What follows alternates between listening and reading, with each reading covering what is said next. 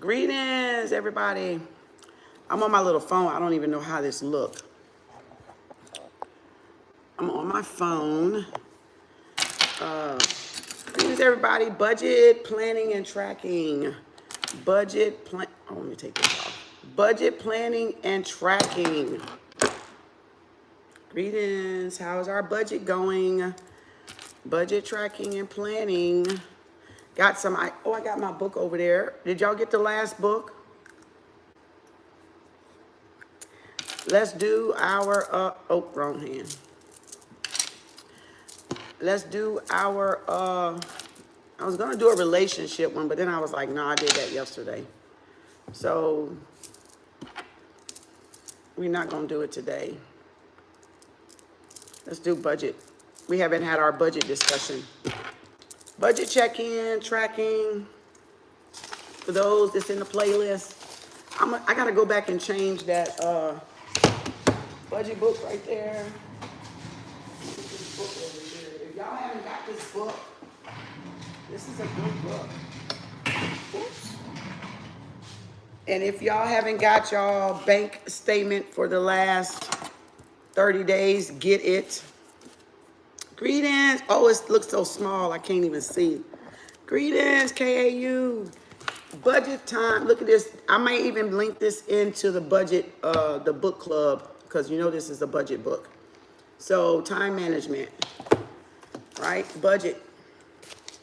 You got your planners. You got your, there's planners right there. Not the journals, the planners. Not the planners. You know, they have, oh Lord, I got papers everywhere. I swear I'm gonna get organized one of these days. One of these days. Here's May. I got a whole section of nothing. I don't beat myself up because I do so much stuff, so I just do it as the energy allows me to do it. Because I know I'm always thinking, I'm always like thinking about it or doing, you know, visualizations and stuff, so I don't really sweat it. Y'all may have to be, what is this? Oh, let me take that out. I might need that for something. All right, this one's like a planner. This is the happy planner. This is the happy one. This is like for wellness, or this is my spiritual one. Start each day with a positive thought. And I relabeled it spiritual and personal, so I know when I pick it up, which one I'm picking it up. You know, and this one I just stumbled across this one at Walmart, and I said, shit, I'm going to get it. I should have got another one because I ain't seen it since. So get your color pens, get your budgets. Now, and I went to the bank, of course, and I got the printout again. Remember, every 3 months, get your bank statement printed out. I mean, I know you can do it from the phone, but I'm a visual.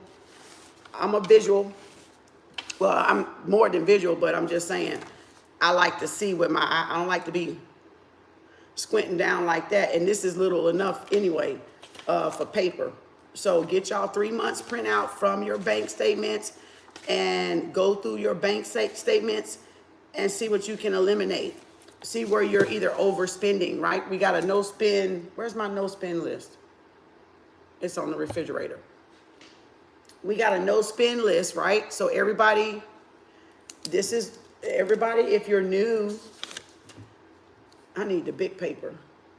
Let me get this one. If you're new for budgeting and tracking, let me write this down. Budget tracking and abundance planning is what I like to call it, right? Let me write this while I'm going along. And this is for May 2023, right? You want to get 3 months. First thing you want to do is get 3 months bank statements. Unless you can look on your phone, Okay, that's fine. But you can highlight it if you have it in your hand. That's the whole thing, statements. I can't even spell. So that's the thing. You can go through and highlight with your markers. And that way, because you can't highlight on on the phone looking at your bank statement, right, from the app. So get you some markers, get you some 3 months, start at 3 months or 6 months. I already did 6 months, so what I did is went back and got the 3 months. There's a plane, so that's confirmation. So you want to start off with 3 months. Once you comb through and see where you're extra at, where you can save your extra money, right? It could be going out, it could be partying, it could be overspending, shopping, da da da. Remember, and if you find out what it is, then write yourself an affirmation. Was that over? Write yourself an affirmation so that you know, okay, I overspent on taking myself shopping and buying clothes. I should have gave myself a limit. And what I do is give myself swipes. You can track your swipes. So track your swipes, because trust me, some days on that damn thing, I'm swiped happy. Even if you're paying from the app, you'll overdo it, and then you'll go out there and you'll swipe some more, and you forget, like, oh shit, I already had paid 3 bills online, or that's auto debit, and then you out here swiping. So do the swiping. So what I did, this is something new I did. I went back and I got the checkbooks. I went back and got these. And so I carry these. So when I'm outside, when I'm out there debiting, right, I'm writing the debit in the checkbook ledger. So go get you a checkbook ledger. This is a good tool to still use when you're doing debits, because we'll get swipe happy. We'll get this dopamine, and dopamine is masculine. So we'll be in overdrive, dopamine, swiping shit like we got money galore, pulling out the credit cards, maxing it out. So this is another good thing. And then you'll find, you can compare it to here later and see, but then you got this in your purse. So it's like, oh shit, yeah, I don't want to swipe today. I already had 1, 2, 3, 4, 5 swipes. You might give yourself 3 swipes. Oh, I'm 2 over. So then you might need to bag off. There's something on my thing. You might need to bag off, tomorrow or later and get back on track. No more than 2 swipes a day. No more than 3 swipes a day. Remember, it takes 14 to 21 days to break a habit. So all you need to do is do this for 2 weeks so you can get out of the swiping habit, the dopamine habit, right? Because we overspend emotional eat and emotional spend because we're making up for something that's emotional that we didn't have, right? We could have grew up poor, grew up in poverty, grew up buying secondhand, not getting new stuff. So all that's coming back through our actions now, right? So all this is like getting y'all back on track, because you can't be wealthy and get abundance and then you don't know how to manage your money. Like the thing says, making money is an action, keeping money is a behavior, and growing money is knowledge. Action, behavior, and now knowledge is where I'm going to put this money. What am I going to invest in this money that's going to bring me an asset, that's going to bring me dividends, that's going to yield me something in return instead of just instant self-gratification. And that's another reason why we swipe. We swipe for instant gratification. So that is some trauma. So we got to heal that trauma, right? So when you go out, like if I paid, sometimes stuff come out, check your, you want to check first thing in the morning. So we're going to write that. Check account first thing in the morning, and then the last thing before you go to bed. So you'll know, and you can do it during the day too if you want to, but at least first and the last part of the day. So that way you will know, okay, I can expect this to, one of these to go through in the morning, then you check your balance in the morning. So you check first thing in the day in the morning for balance, right? So you'll know. Go to your bank and get you the checkbook ledger. They free. And keep these in y'all purse if y'all got a habit of spending. I'm just saying, because I know I got one. I'm a Taurus. So again, if you got a habit of spending and you're trying to get a grip of that checkbook and find out where them missing walk-away funds is going, this will be a good tool to still use for keeping up with your budget. And then you can go and you can put things in the bigger budget, which we got this off. And I don't like the word budget, so I put abundance planning and business. So this is the Organized Money. She's on YouTube. It's a sister. So I like this budget. And I half-ass use this too. But it's just a tool. Like, I know what I'm doing. It's just some things I be doing so much. So, and I write in pencil in here too. So, in case I need to erase something out, because I already done messed up in this thing already. So I just had to go to pencil. And then I got affirmations up here too. So get that budget. And see, that should all align with this. I know it seems like double work, but if you're out of control, this is going to help you get in control. Because you got to catch it in order to break the habit and replace it with something good. So, let's see, April. See, April, I did good somewhat. Let me find May. Oh, Lord. That's May. Oh, child. Let's put a pinky here. I love my tabs because I be sticking tabs everywhere. All right, so that's May. Okay. I'm gonna take these off, and I reuse them. So I stick them. I be sticking them places because I be reusing them. I need that one there. I don't think I need this one though.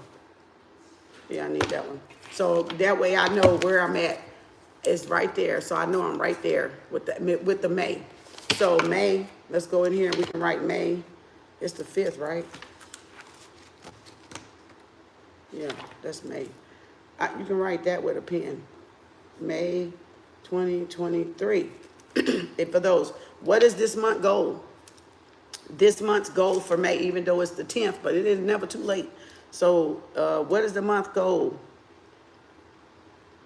Save 50% of income, right? This month, right? And you can even say, I will. So at the top, I'm going to make it like an affirmation. I do everything almost like an instant affirmation. I will save 50% of income this month, period. Ashe. You see how I do that? Everything is problem solving. Everything is problem solving. If you write like an affirmation, I will or I am saving 50% this month. See, I can put I will, I am, I have right at the top. Right? And I'm going to show y'all. So if you got this planner, you know. See what I'm saying? I will, I am, I have saved 50% of income this month. Ashe. Y'all see that?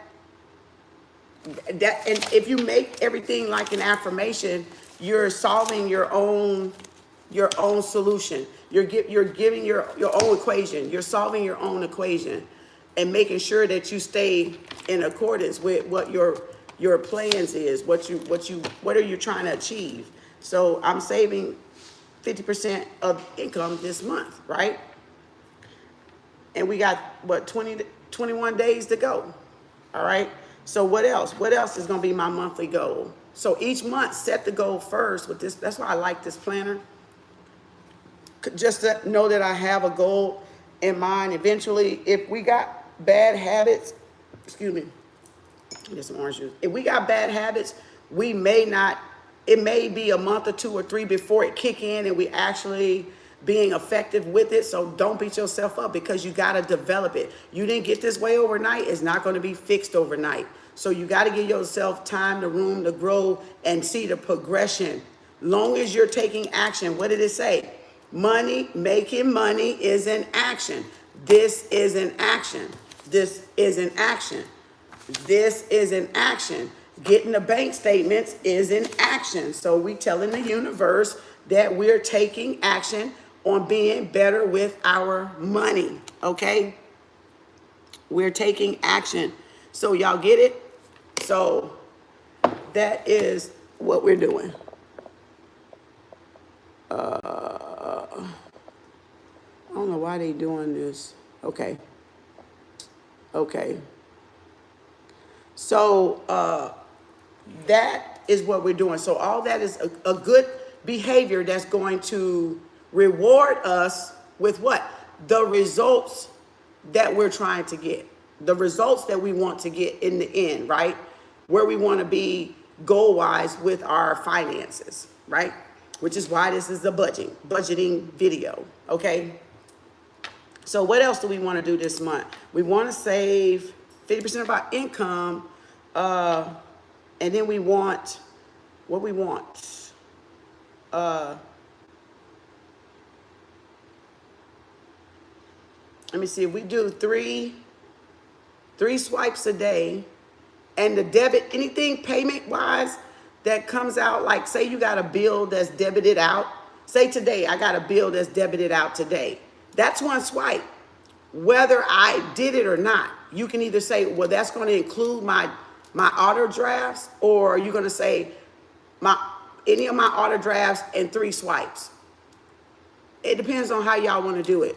If I want to count my auto drafts, then whatever's auto draft today that's set up on the 10th, I'm going to count that as a swipe. So if I wake up and 2 things came out, that means I can only swipe 1 more time today. And that's it. I got to wait till tomorrow to reset that swipe, right? So you can do that, and that'll help you, you know, kind of get control. And so that one swipe that you got to be worthwhile. And it may be gas. It may be gas. It may be groceries, right? But don't cheat yourself and get money out of it because you're like, oh, shit, I can't swipe no more, but let me go to the grocery store and then get me some change. Because now you're still going to be over your budget. So don't try to go and do that either, okay? So that you can have money to spend, because that's you trying to satisfy that dopamine fix, right? That's masculine energy.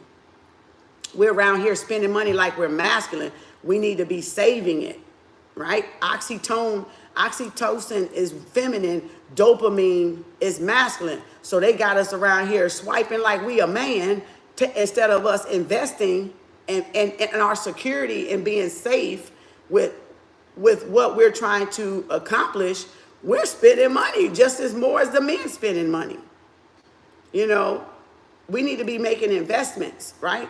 Making money is an action. Keeping money is a behavior. Growing money is knowledge. Y'all need to write that down and put that in y'all face, on your windows, on your walls, on your refrigerator, on your bathroom mirror, so you can start programming yourself. So when you're out there, you'll go, oh, money is an action. Oh, it's a behavior. Oh, what am I doing? No, I'm learning to, you see what I'm saying? Oh, if I'm gonna do something, let me go buy a stock. Let me just go to Robinhood. I want to spend this $20. Shit, let me go see what kind of stock I can buy. See how knowledge, right? Let me find something to just put this, and then you're still going to get that fix. But the better thing about that is you're going to do it for something for long term that's going to pay you and reward you back. If we go spend it and buy popcorn, we eat it, it's gone. But we got the satisfaction, instant gratification of what? Swiping and eating the popcorn, and then an hour later we like, I'm hungry. Now I'm hungry. See, instant, that drive-through stuff, the microwave stuff programs everybody for instant gratification. So we get these dopamine fix. We get online in the morning. If you go get on TikTok and all these other things, you need to be checking your bank account first. You need to be checking that first. You need to be saying affirmations. You need to be listening to positive quotes in the morning, not getting on these devices to scroll, okay? Do something beneficial for the mind. Feed the intellect, feed the mind, feed the spirit, right? So that you can set that tone and that intention for that day, that I'm going to be cognizant of my spending. I'm going to be cognizant of where my time goes, right? I'm gonna get up in the first thing in the morning and look at my budget, look at my planner, read this book or read something that has to do with money management, right? If y'all need help. If you don't need help, I'm not talking to you, you know. But this is for those that want to get a grip. Greetings, everybody. So this is what this is going to do. So we can write some more goals. We're going to flip over here because I can do that later. And this is the calendar. So it already had the calendar in the beginning, one already made, but this is the blank one. So this could be like your appointment. Where's the first? I'm going to put it with something I can see. Get you some color pens. Let's get, I want something to stand out. I guess I'll get pink. So one, but the other one is right here though. There is one that says May. Let me see. It was, I thought it was. Maybe not. Well, I thought it was. Well, maybe not. I don't know, maybe I was looking at it wrong. Oh, it was this. I'm sorry, it was that. So this one's blank, but this one's already numbered. So 1, 2, 3. Doesn't matter when y'all start, just start, y'all. And go from there. The thing is you want 12. Especially if you work from home or you got your own business, and even if you don't got your own business, if you spending your money before you get your check, then things are out of balance. So we got to get back in balance. Oh, we got the meet and greet in a couple of weeks. Oh, we're in less than 2 weeks.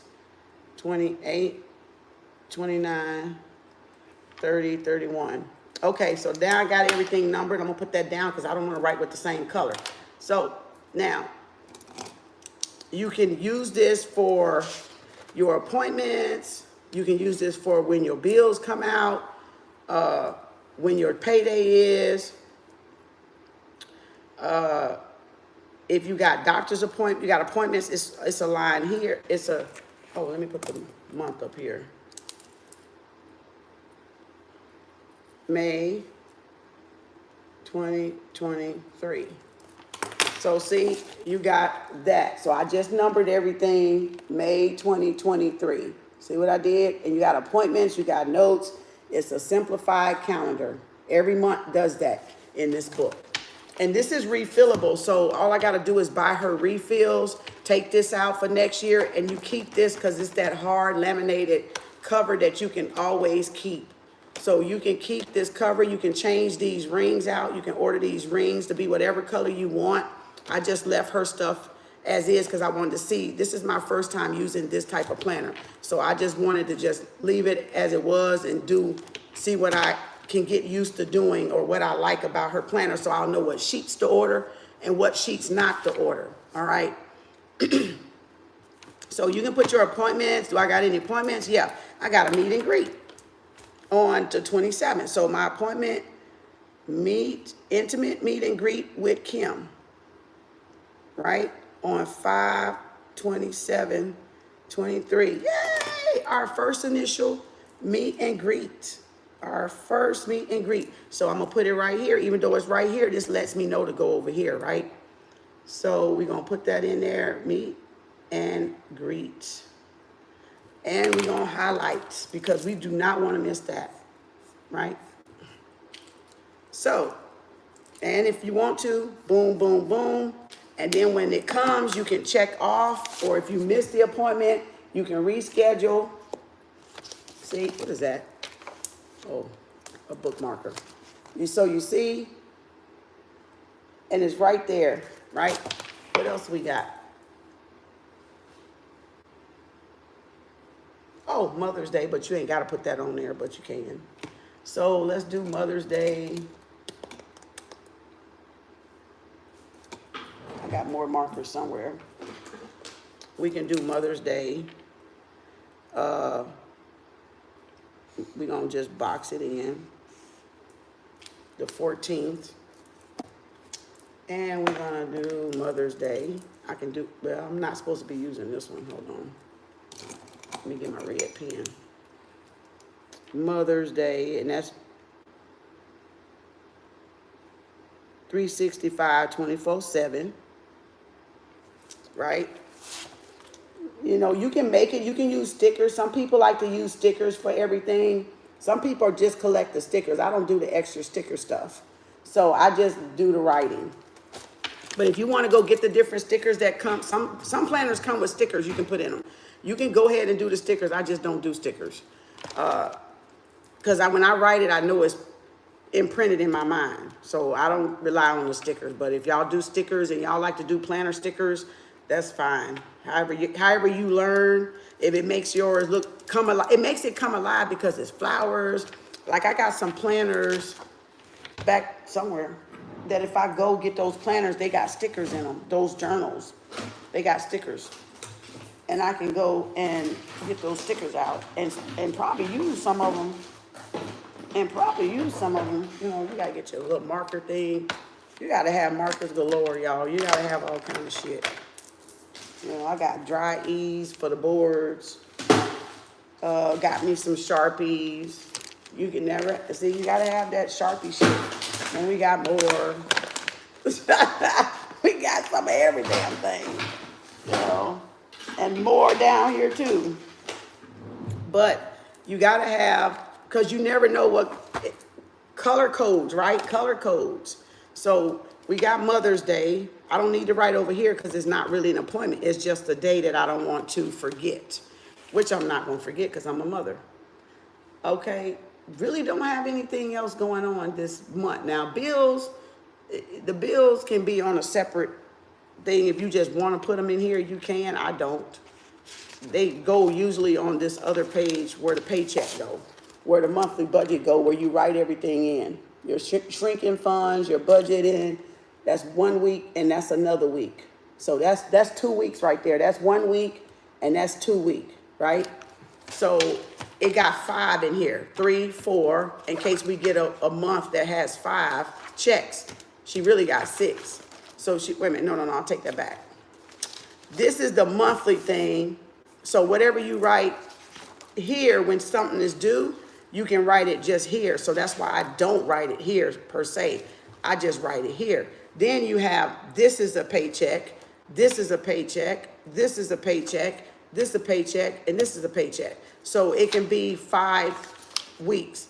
1, 2, 3, 4, 5. And then you go into the next month. And you do a tracker.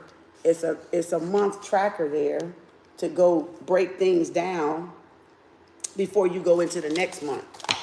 All right? Before you go into her next month, which is a monthly income tracker, and then a monthly budget check-in. So, and then a monthly expense tracker, and then a monthly expense tracker, a monthly expense tracker, and then notes. And then you go, and then notes, and then you go into June. Then you go into June. So you can write affirmations in the notes. You can write reminders that you got to do for June, so you can look back and then boom, boom, boom. Or if I didn't save for 50%, where is it at? If I didn't save my 50% income for May, I can put it again right here, or just say, okay, I got 30% saved. So I got to work on the extra 20, find out where the 20 went, or whatever your equation says, whatever you want to accomplish. So that's how you would do that. So, and then, so if I go to monthly tracker, then what's your monthly income? If y'all know how much you make, put your monthly income there, put your bills for the whole month here, then put your extra bills and debits here, put your sinking funds here. Sinking funds is what you putting back for a vacation, you putting back for emergency fund, for something you're trying to buy, a house, or pay off credit cards or debt like that. Remember, it's, I don't even know where all those papers at, because I think I took them out. Some of them might be stuck up in here, you know. And you got some jars to save, sinking funds, pay off car. You can label the jars, what you want to label. That's the 100 envelope challenge. That's another bank account. These are gifts. You can give gifts. So it's a gift list in here. It's a birthday list here for anybody I want to give a birthday present to. I'm not saying that I will, but hey. And then your goals, this is a goal. She got 5 goals that you're gonna set before you even start. Your monthly, your money routine is right here too. So 5 goals, where everything goes. What are your goals daily, weekly, monthly, quarterly, and annually? So that's already done. I did that when I first got the planner. I set my goals up, you know. And then these are your prescriptions, all your prescriptions, and where, did I have to add something? What are my monthly prescriptions? What are my annual prescriptions? And what are my quarterly prescriptions? And it has the date, so I know when it's time to pay my website, when I know when it's time to pay for my Microsoft. It's annual when I know how to pay, when I know I got to pay my AT&T prescription or my gym membership. Things that come out either monthly, quarterly, or annually. You want on that sheet. Okay, debt reduction tracker. So how much debt you got? It could be 20,000, 30,000, 50,000. How much are you putting in for February, all the 12 months? And what's your total debt reduction? And I got January. I ain't done shit. Okay. Wow, wow, wow, wow. Okay.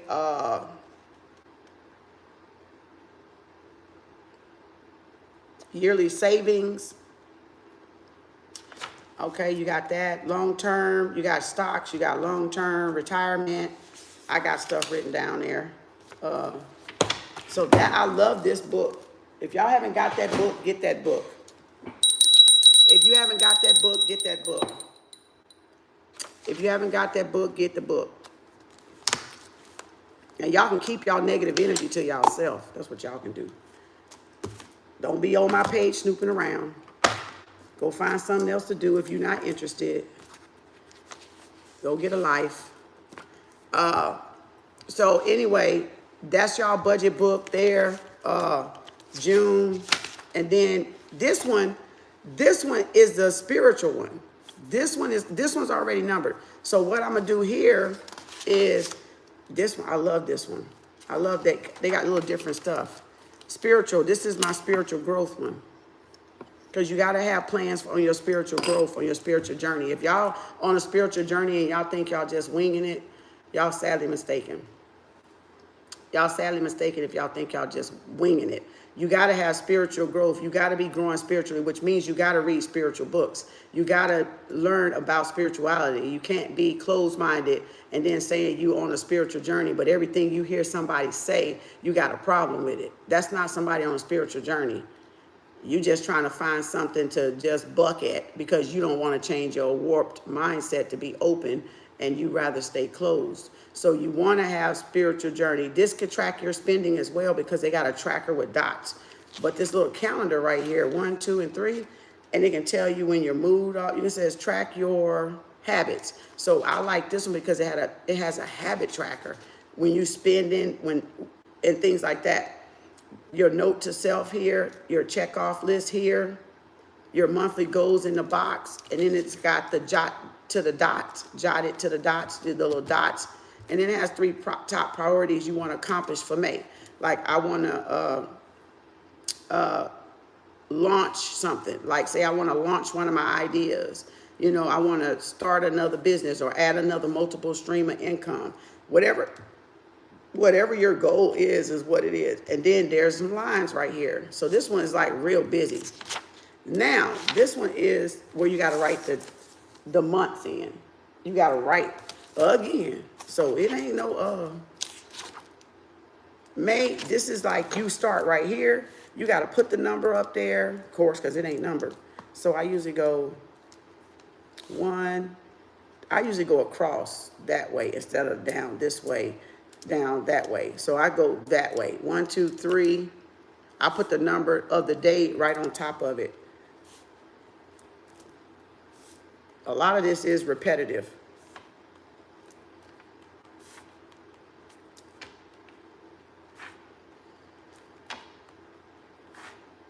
$16, and it's enough to carry a whole month out.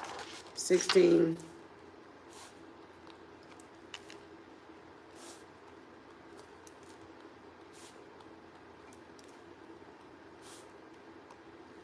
Oh, 24, I messed up right there. 25.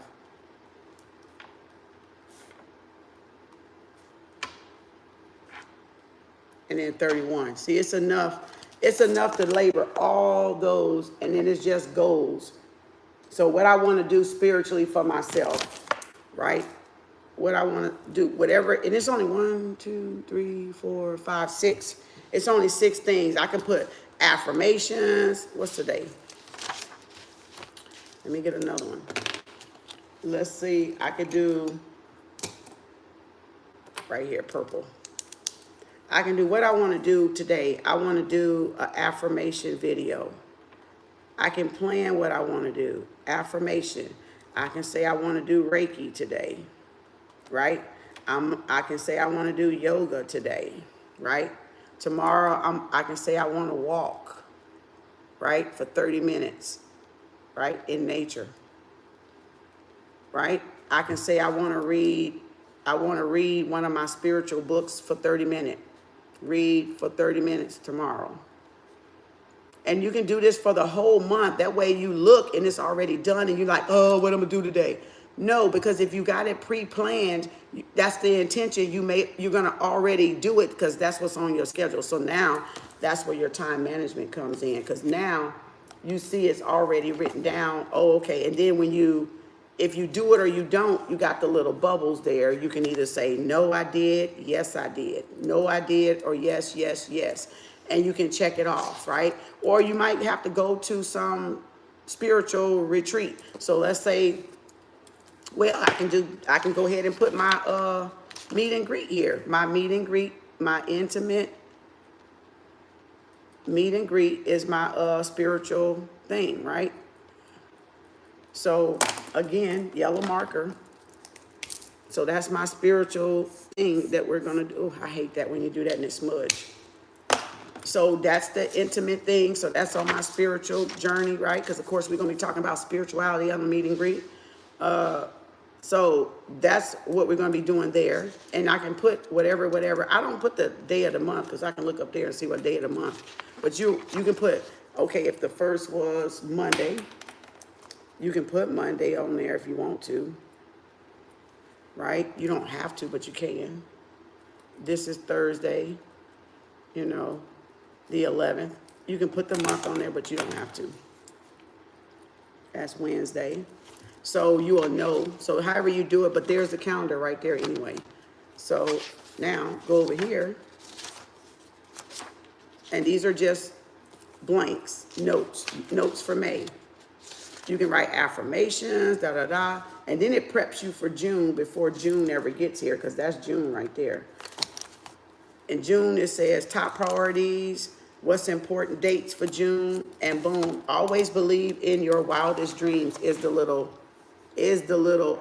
what you call it, quote, inspiration that they give you, right? Because each tab got something. That's why I liked it too, because it got a theme. Each month has a theme. Always believe in your wildest dreams. May is life is a wild adventure. So that's May's, which is the color of the planner, kind of like. So see, each month has a theme. And then you just carry on here for June right here. And notes, calendar, and do the same thing. And that's all spiritual and wellness. You may say, okay, I need a detox. So we can say, okay, let me do a detox starting tomorrow. So we can do, I'm gonna put it in green, detox, cleanse. So we're gonna start a detox cleanse for 10 days, right? We're going to do that. So you see that everything in here just relates to my spirituality. That's all. Reading, journaling. Oh, we got to get journaling on here. Right? Journaling. And then doing something. Say you want to make some beads. You can just put, okay, on the 12th, I can say I'm going to make me a bracelet. Make or create a bracelet, right? Create. That's tapping into the feminine energy. create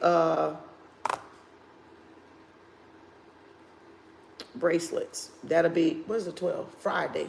So that'll be Friday. That'll be relaxing exercise. Or you can say paint.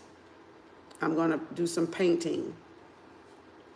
Draw some art, right? You can say next 16th, or let's see, 17th. I'm just showing y'all.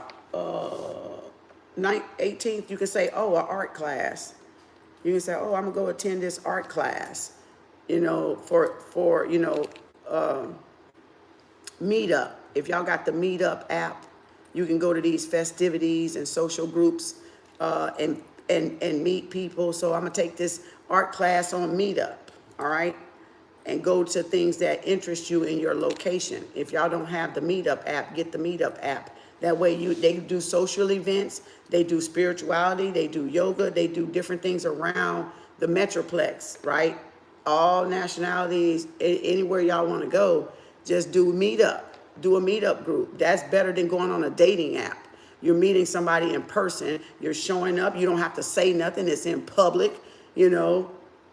I remember one time I went to one and we exchanged cards. It was so fun. Everybody had their business card, right? Everybody had their business card. And it was like, it was in a restaurant and we got to eat and everything. And then everybody had their business cards with them. And you would exchange, you would sit across, it would be like this table, this round table thing, right? Everybody would just move around the table and talk to the person in front of them. Hey, what do you do? Da da da da, and exchange their business cards, because it was a networking meetup group where you would do business and get other business clients or associates, or put people in that you want to affiliate with, that want to grow your business. It's so many ways. It's not all about clubbing. It's not all about partying. It's other ways y'all can go and meet people for y'all business. All right. I don't know if y'all got it in y'all town, but Dallas is real big for meetups. It's a real big thing for meetup groups. So y'all can try that kind of stuff if you're into that kind of stuff. But if you party, I mean, go whatever floats your fancy. You know, some of y'all, I know y'all party. So to do it however you want to do it. But that's just another alternative to meeting people that is business minded and where you trying to get contacts. You can find a web designer that way. You can find different, whatever their services is. Now, I ain't been in those in so long, but I used to go to them, especially when I did a lot of MLMs. I used to do that because that's when I had business cards. So I did do it shortly for real estate, but I did it mostly when I think I did MLMs, and I don't do those no more. You know, people are not ready. People sign up on MLMs like on a whim. They usually just do something because they're desperate, not because they want to really see it through. So I don't fool with MLMs. I did my share of those. So I learned to invest myself.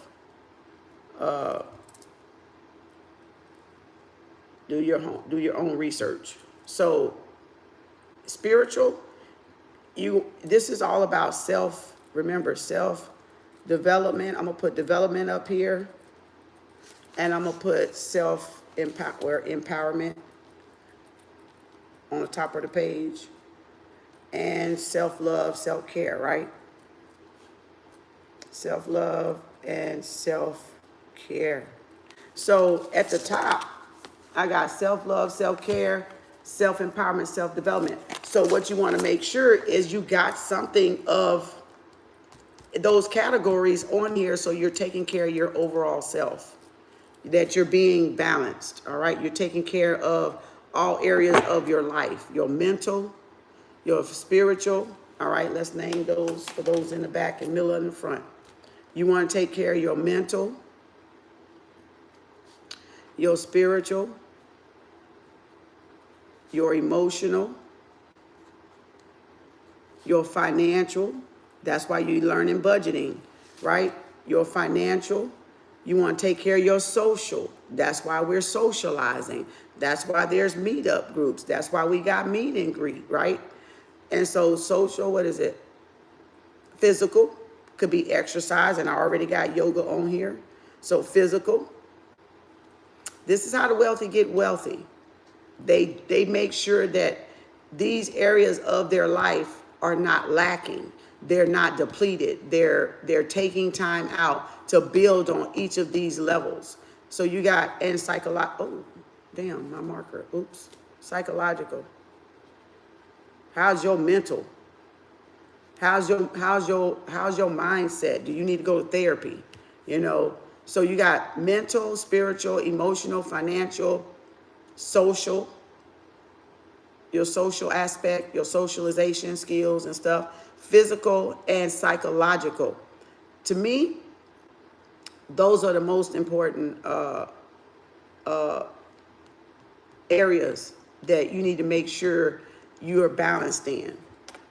And a lot of us don't even do half of these.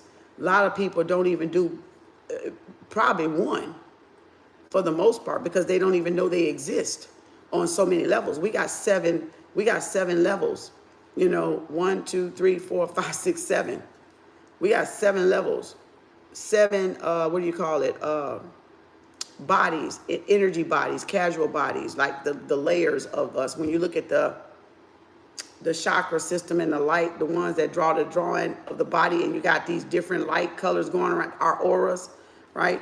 That's our energy levels. Those levels are going to relate to how are you mentally, how are you spiritually, how are you emotionally, how are you financially? Like, do you have a career path? Are you making money? Are you taking care of yourself? Are you saving money?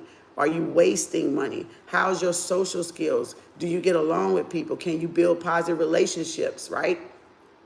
Or are you just attracting karma relationships? How's your physical health? Do you exercise? Are you overweight? Are you underweight? Are you eating right? It's a lot that go into spirituality. People just got this shit twisted. Y'all think it's just supposed to be dressing up with crystals and looking good with goddamn locks and dyeing hair and shit and wearing makeup. That's not what it is. That's all physicality. How's your psychological? You know, how's your mental health? Have you dealt with your traumas? Okay? It's more than just looking good and looking the part. You know, a lot of people make it like a costume contest. And I just hate the way humans do shit, because we always fuck shit up. You know, we just fuck shit up, you know. But that's neither here nor there. I ain't gonna try to get on no rant. But it's just we fuck shit up, you know. That's why you don't compare journeys, and you do what's natural to you, what feels good to you, because everybody's spiritual journey is different. And some people may take that shit like lightly, and some people may take it real serious, you know, their spiritual journey. But whatever the case, those are the levels you need to be really making sure you're feeding your spirit on. You're feeding your soul on, okay? Get some exercise. Eat, you know, are you eating? Do you go into a farmer's market? You know, eating fruits and like say the 8th ain't Friday, but if it was Friday, let's just say 8th is Friday, but it's not. It's Monday. Just say farmer's market. You're going to go farmer's market. You're going to go and get fresh fruit, get fresh vegetables from farmers, right, that grow their foods, you know, supporting the agriculture, those that have the farms, you know, or go ride and find one, you know. You can just say find one, because if you don't know where one at, you can say find the nearest farmer's market and support. Because that's you supporting Mother Nature. They're in tune with Mother Nature. Oh, these things are leaking.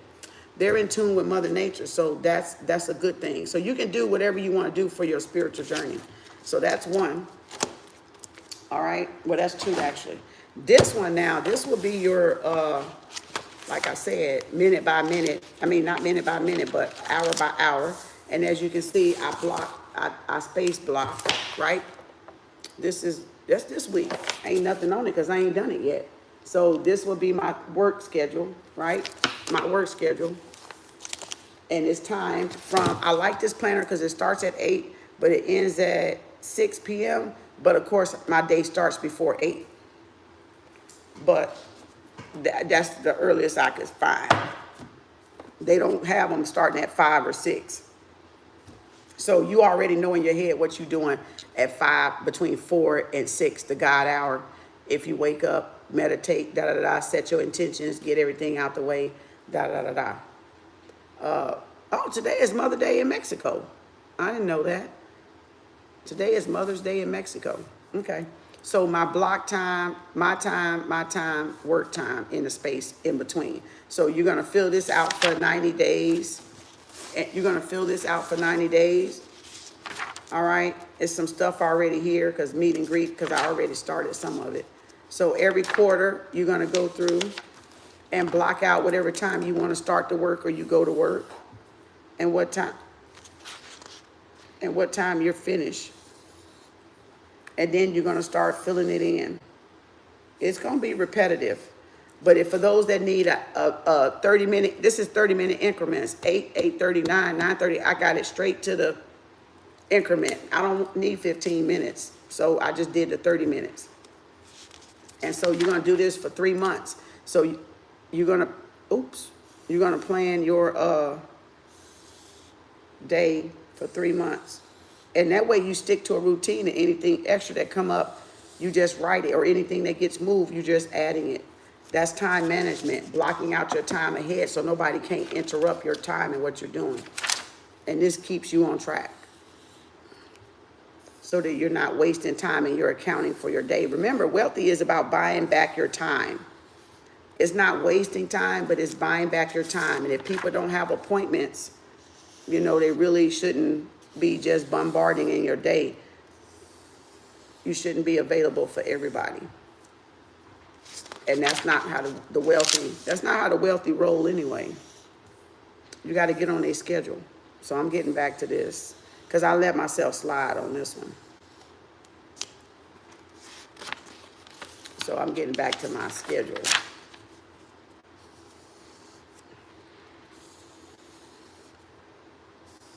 So you just go through for 3 months, block it out.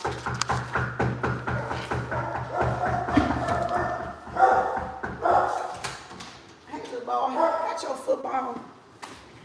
And then you just block it out.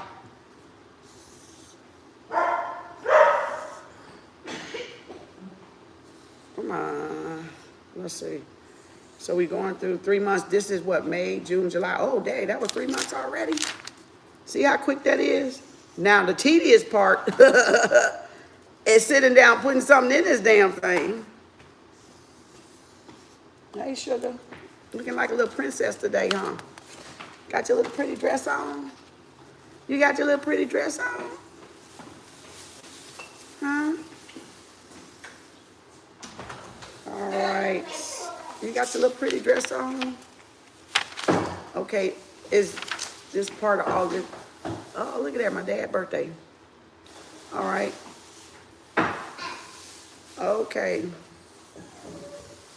Well, that was confirmation right there, because that ended up being my dad's birthday right there. All right. My nose itching. So, that was May, June, July. So that was 3 months. So if you go back now to where it started at, right here, May, I just time blocked for 3 months. Well, I got another,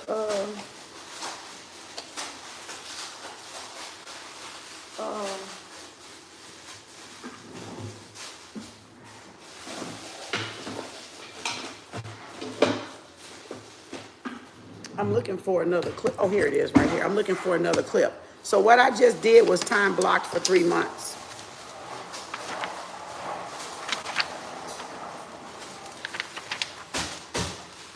Right? That's what I did. That's what I did.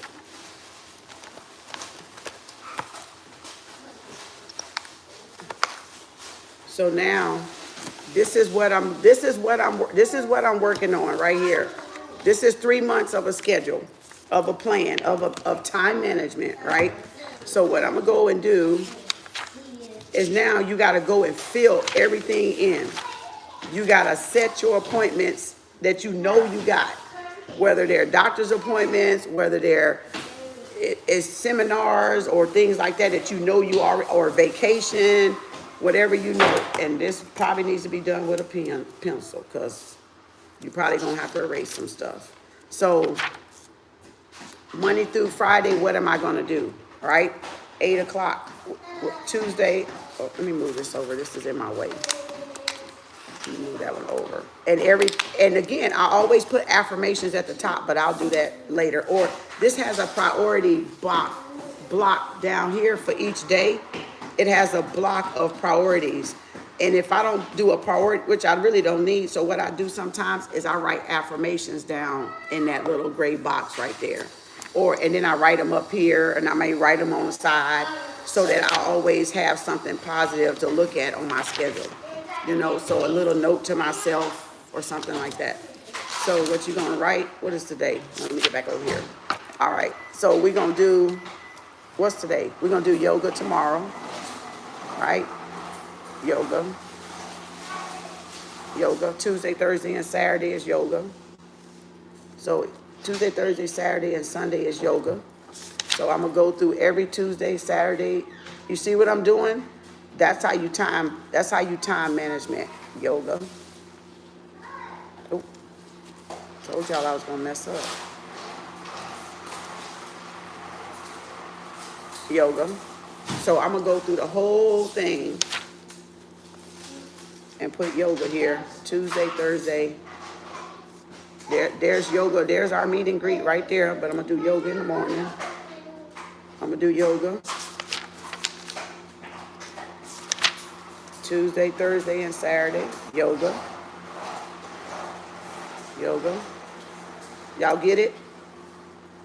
So this 3 months, when you see how organized your life gonna be when you do this right here, you're gonna be y'all gonna be so productive with your time, and you're gonna be stingy with your time, and then nobody's gonna interfere with your time, because in your mind you already done set your intentions that you're doing these things on these certain dates. This is you taking care of you first, right? Yoga.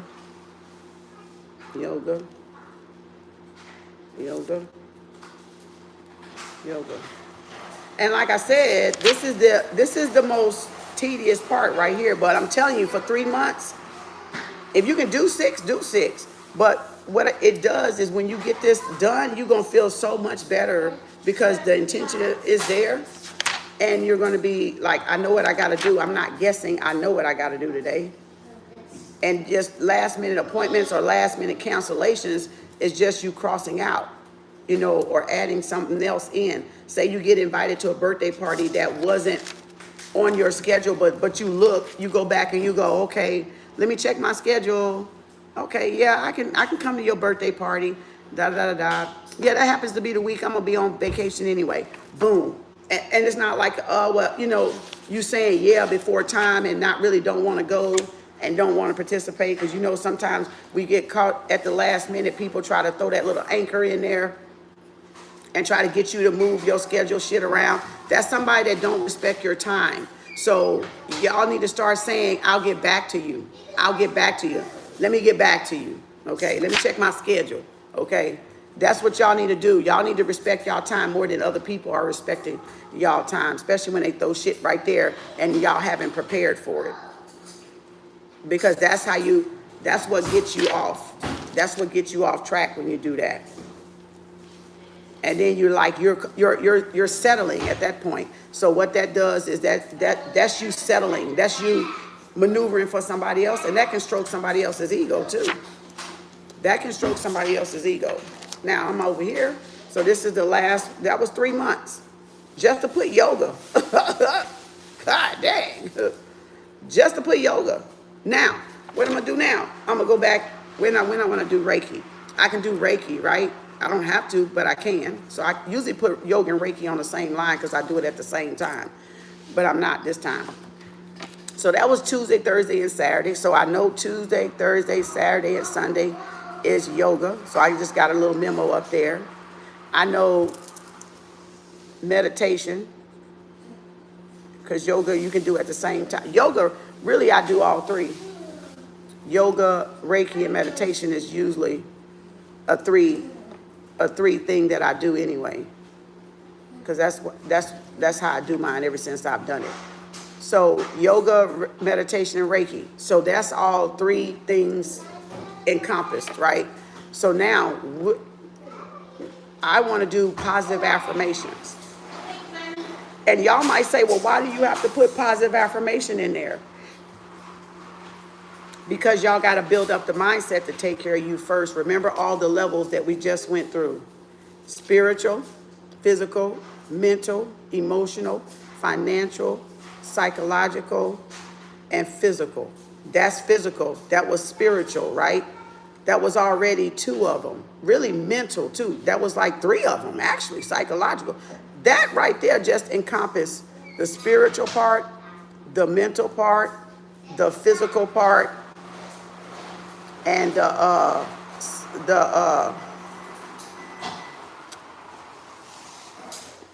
and the emotional part, really. Shit, that just took care of a whole lot of them, really. And psychological. Psychological could be you listening to a therapist or going to see some therapist, or, you know, sitting out in nature, or journaling, right?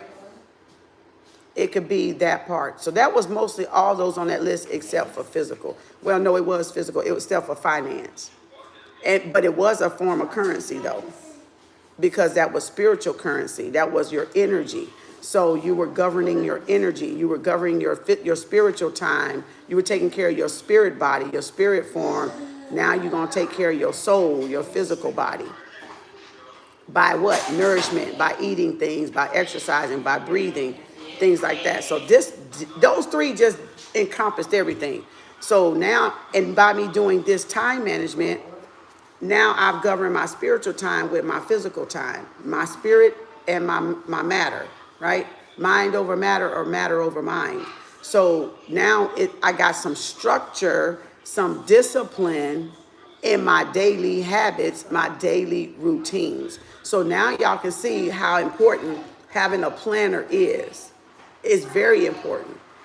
That's one thing home health taught me, was this planner right here, because this is how I governed my day. This is how I saw my patients. This is how I put their appointments down, because they had doctor's appointments, or they went to dialysis, or they was on vacation, or they was at their daughter's house, or, you know, whatever. So if it's one thing this thing taught me, was time management, and how long it took me to get from one end of DFW to the other end of DFW through all the stops and turns, the stoplights, or getting on the tollway or getting on the highway.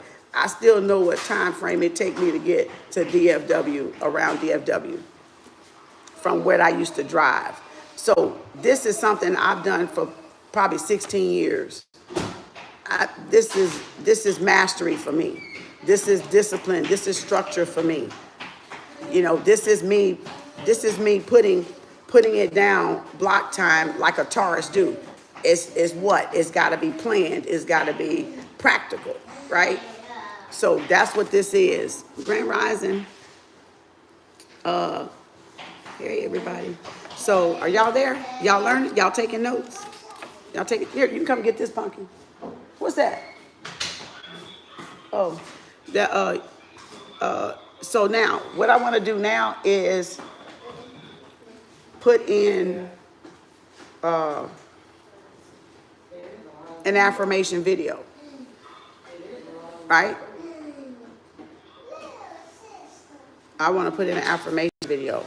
Now, y'all decide if y'all want that affirmation to be 30 minutes every every morning, Monday through Friday, or every day, or just Monday through Friday, or certain days, however y'all schedule and work schedule is.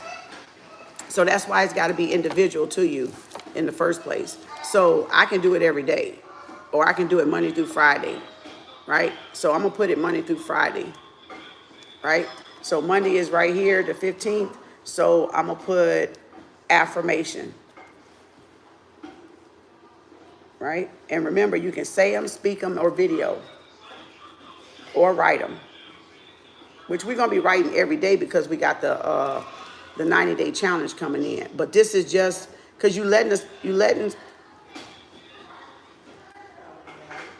affirmation. You're letting spirit know that, hey, I'm taking time out for me. This is my mental health. This is me affirming me. This is me validating me. You see what I'm saying? This is me putting me first before anybody else. Give yourself the first 10% of the day. This is your tithe and offering to your creator, to yourself. They had us fucked up when they said every Sunday, that's when you go. No, you do this every fucking day.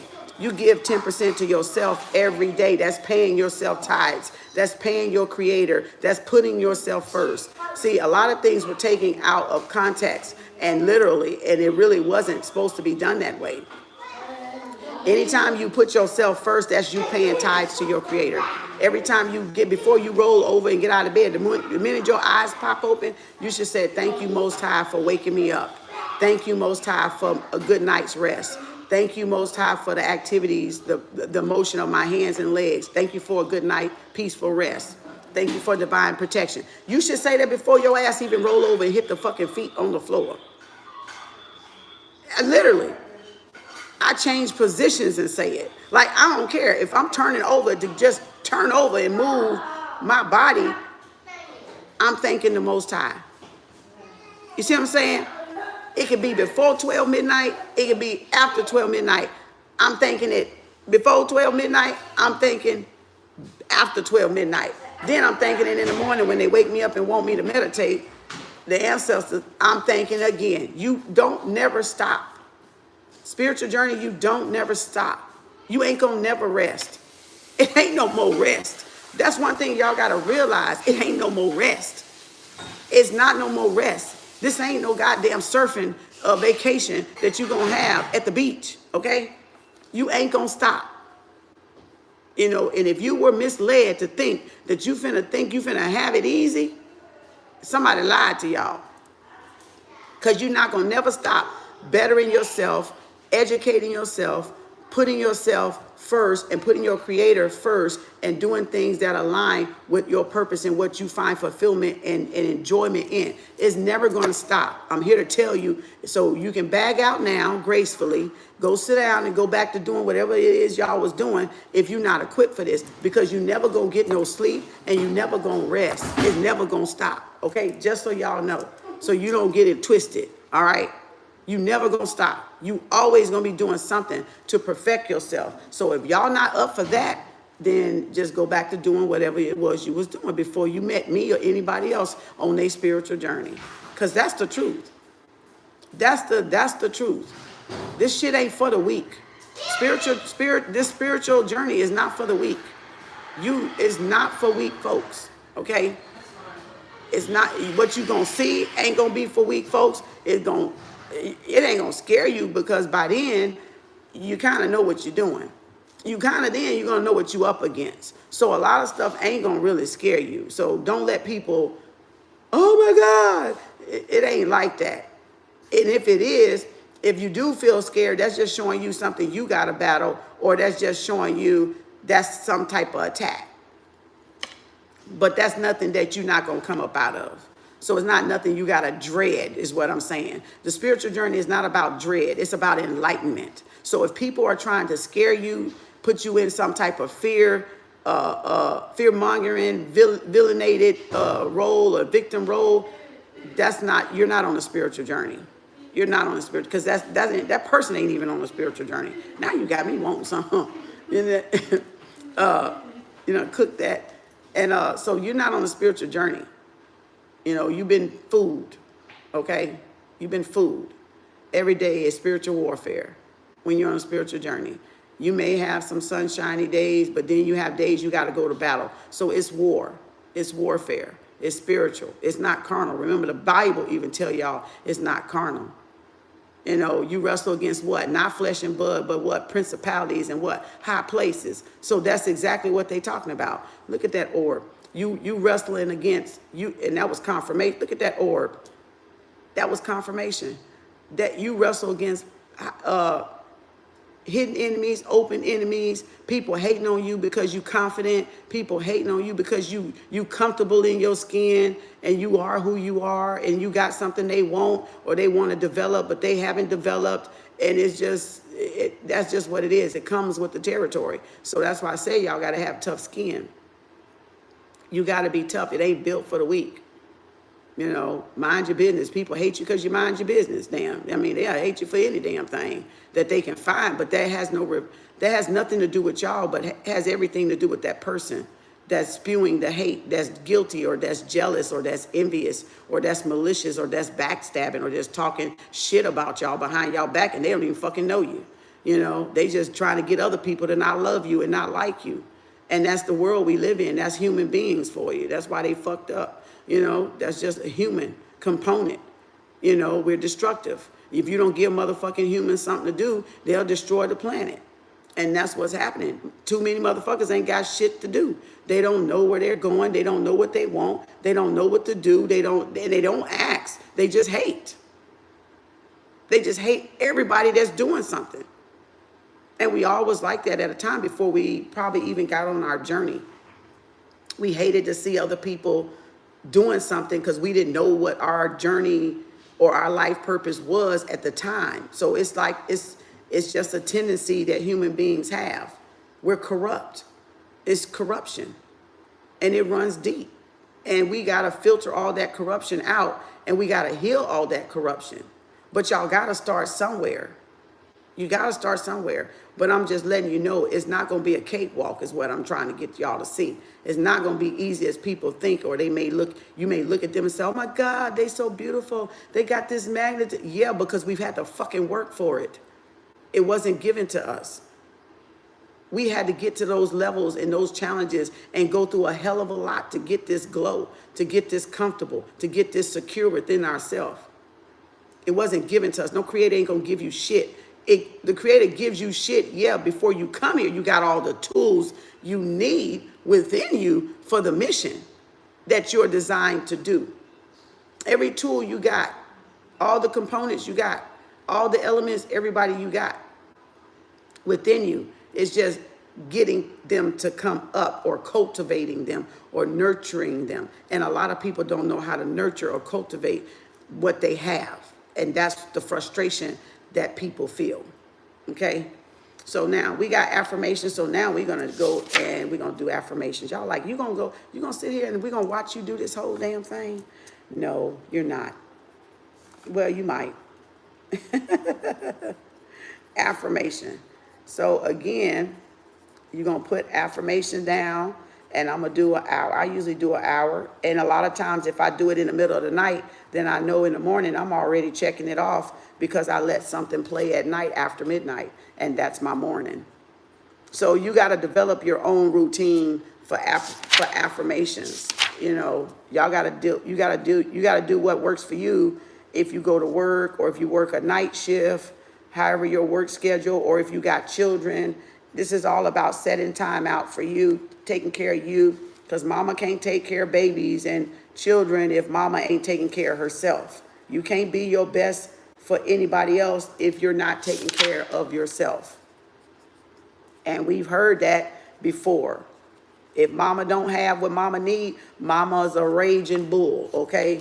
Mama gonna go around and terrorize the whole goddamn house, hollering, hooping and hollering, complaining. Why y'all ain't clean this up, clean this motherfucking house up, do this, why you won't clean your room and shit like that. Yeah, because you know why? Things are not up to her standard, and she knows that she's living beneath her standard. She knows that things are not in order, so y'all rage and y'all rant and y'all complain and y'all gripe and y'all become narcissistic women because y'all know y'all have condensed y'allself and y'all have lowered y'allself.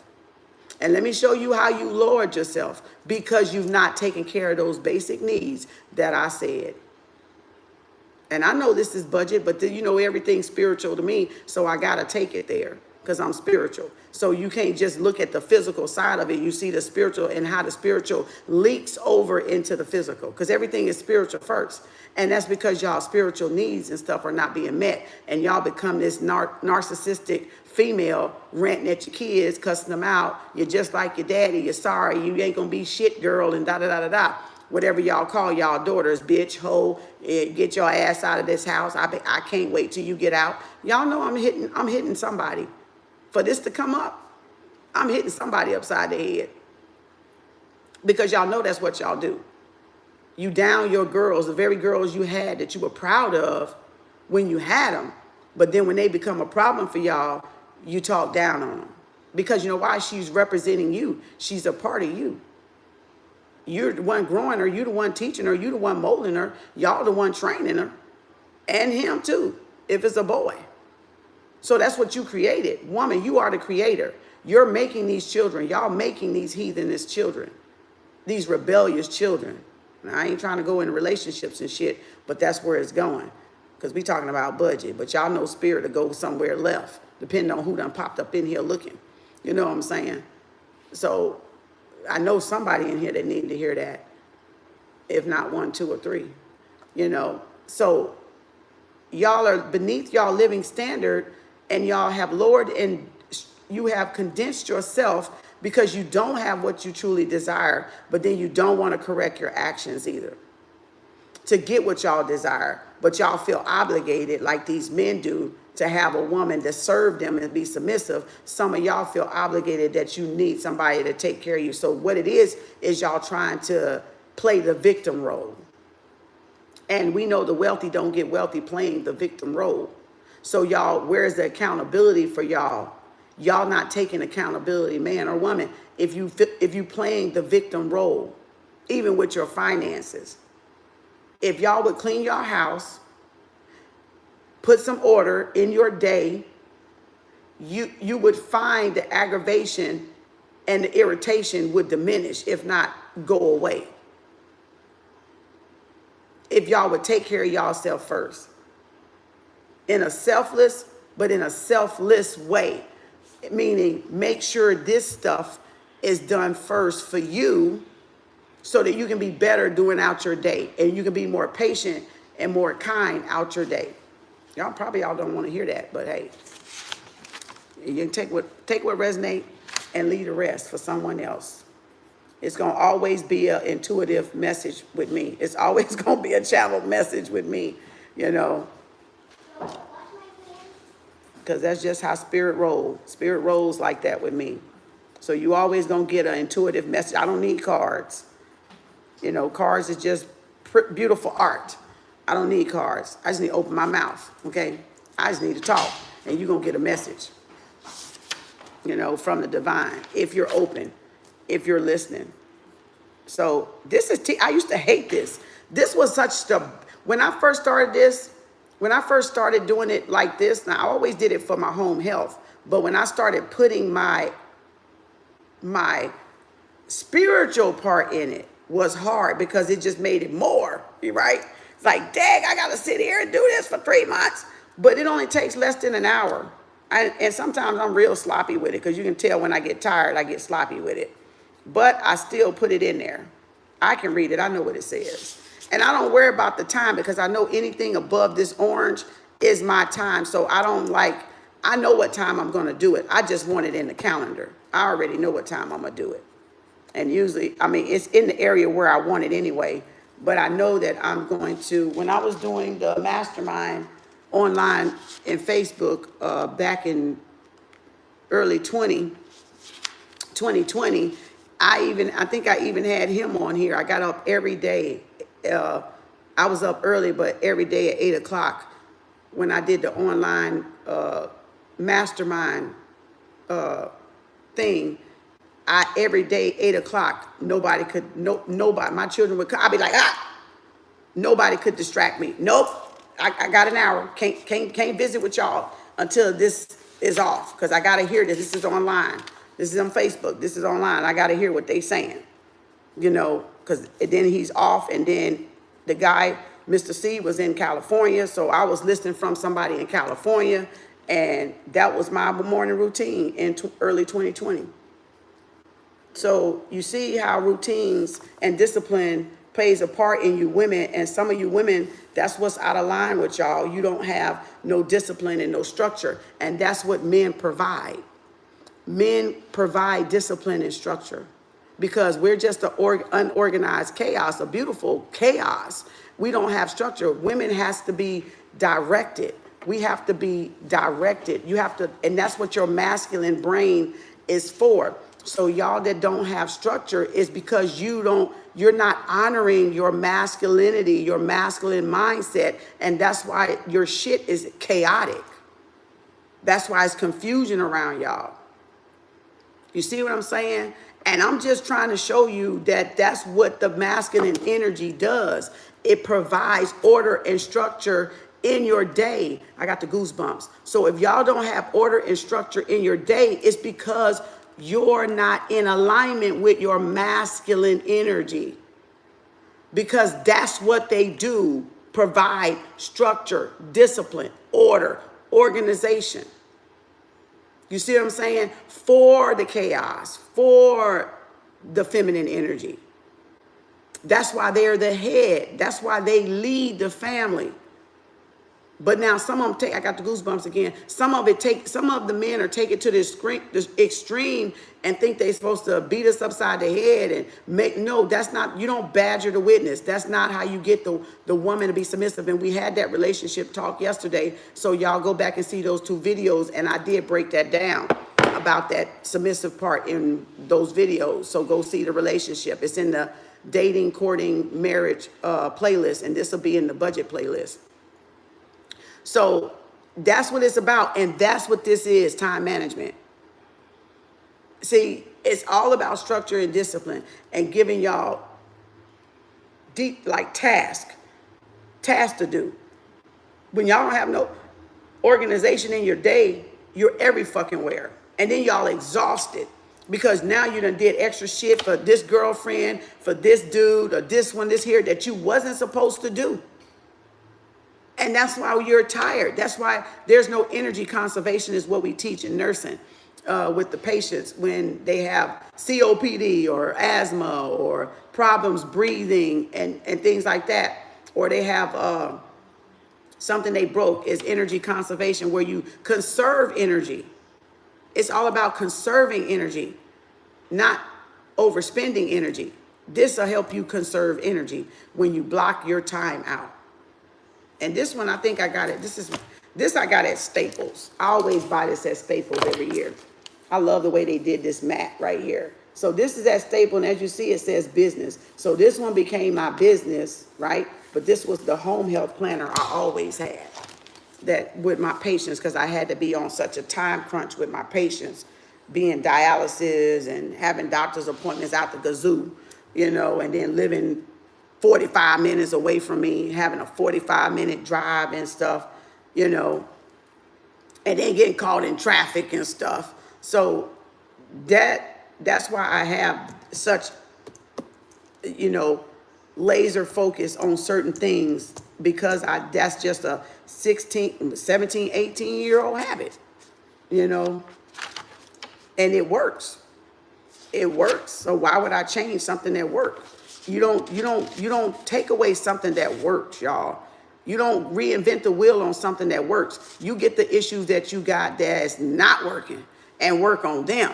But if something is working for you and producing positive outcome, you don't have to change that. What it say? If it ain't broke, don't try to fix it.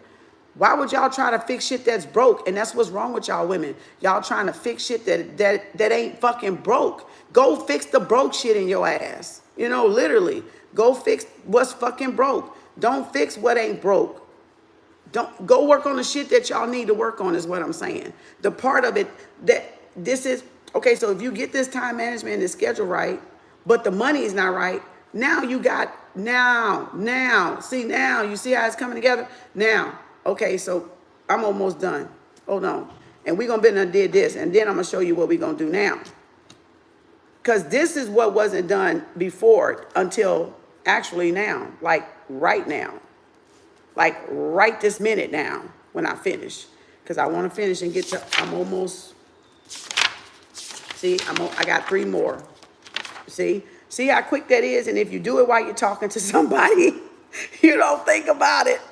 We tend to get stuff done, talking to girlfriends on the phone. Me and a sister was talking last night, you know, she got something done. And I said, I do that too when I'm talking to you sometimes. I'll be talking running my mouth, but I'll be multitasking, getting some shit done that I don't want to get done around the damn house. Sometimes I be folding clothes talking to some of y'all. Sometimes I be cleaning the bathroom talking to some of y'all. You know, sometimes it just be that way. You'll get, because sometimes we don't want to do the task that we want to do because we tired. And we just need that little oomph, that little encouragement, you know, a little company, you know, to get it done. And that's all right. It's still positive, as long as you're keeping it positive. It can be like listening to music and doing it, right? It can be like listening to music and doing it. Is this helping y'all? Y'all got to not pay attention to my fussing mama, okay? Sometimes I become the mama and I'll be fussing, but that's just the mother in me, all right? It ain't nothing personal, you know? You know how that mama will step out of us sometimes. the mother will come out of us sometimes and be like, get your shit together, you know? So that's what women do. That mother energy will come out of us. That's a good thing, though. That's a good thing. That's not a bad thing. So if I sound like I'm fussing, it's out of love. Because I know what women go through, and I know what y'all, I can empathize and sympathize because I was there. That's why I'm doing this. You know what I'm saying? Because I know it ain't easy to get some type of structure, especially with y'all being single. Because you got to become like parenting over yourself. You got to co-parent yourself. You got to reparent yourself. So if you didn't have a father there to teach you and give you structure, you're going to be missing that part. And that's going to be half your battle growing up, or being a woman, or being the type of woman that y'all want to become. So you feel bad, and now you're mad at men, and your anger is not at these men. It's because you didn't learn. You didn't learn structure and details and how to finish things out. So you got to teach yourself the best way y'all can teach yourself, and stop blaming men for it. Stop blaming the relationships for it. That's something that's broken inside of y'all. And that's something that y'all each got to fix. And same with the men. If they're broken and being compassionate and loving, it's because they didn't have that mother to do that. They lack that in their mother. And so they got to work on that part for themselves too. Y'all know it's a balanced state, because I'm going to go there. If I go with one, I'm going with the other. So men are the same way. So that's where they have to come in and be more compassionate toward the feminine, and where y'all got to come in and be more understanding of the masculine. And what? Listen, watch, and shut your damn mouth. And listen. Listen, watch, and shut up. You will learn a lot. You will learn a lot just listening to men. All of them are not stupid. Even though y'all may think they stupid, all of them are not stupid. All women ain't stupid either. And a woman that's intelligent just learn how to balance out her masculinity side by reading, because men read, they study, they listen, they observe, they're disciplined. And some of y'all not readers, which is why we got book club. So you're learning all of this, which reading goes up in here too, by the way. But it go here below this orange line, because this is work time stop. This is me time down here, me time above the line. That's why I do that. All right, so now we're done. So now what we're going to do that we didn't do before. What did I say we're going to do? Let's go back. Oh, I forgot one. Affirmations. Oh, this is this week. I went to the next week. Okay, so let me do this week. And even though I'm just writing Monday and Friday, I'm still going to do my affirmations on Sunday.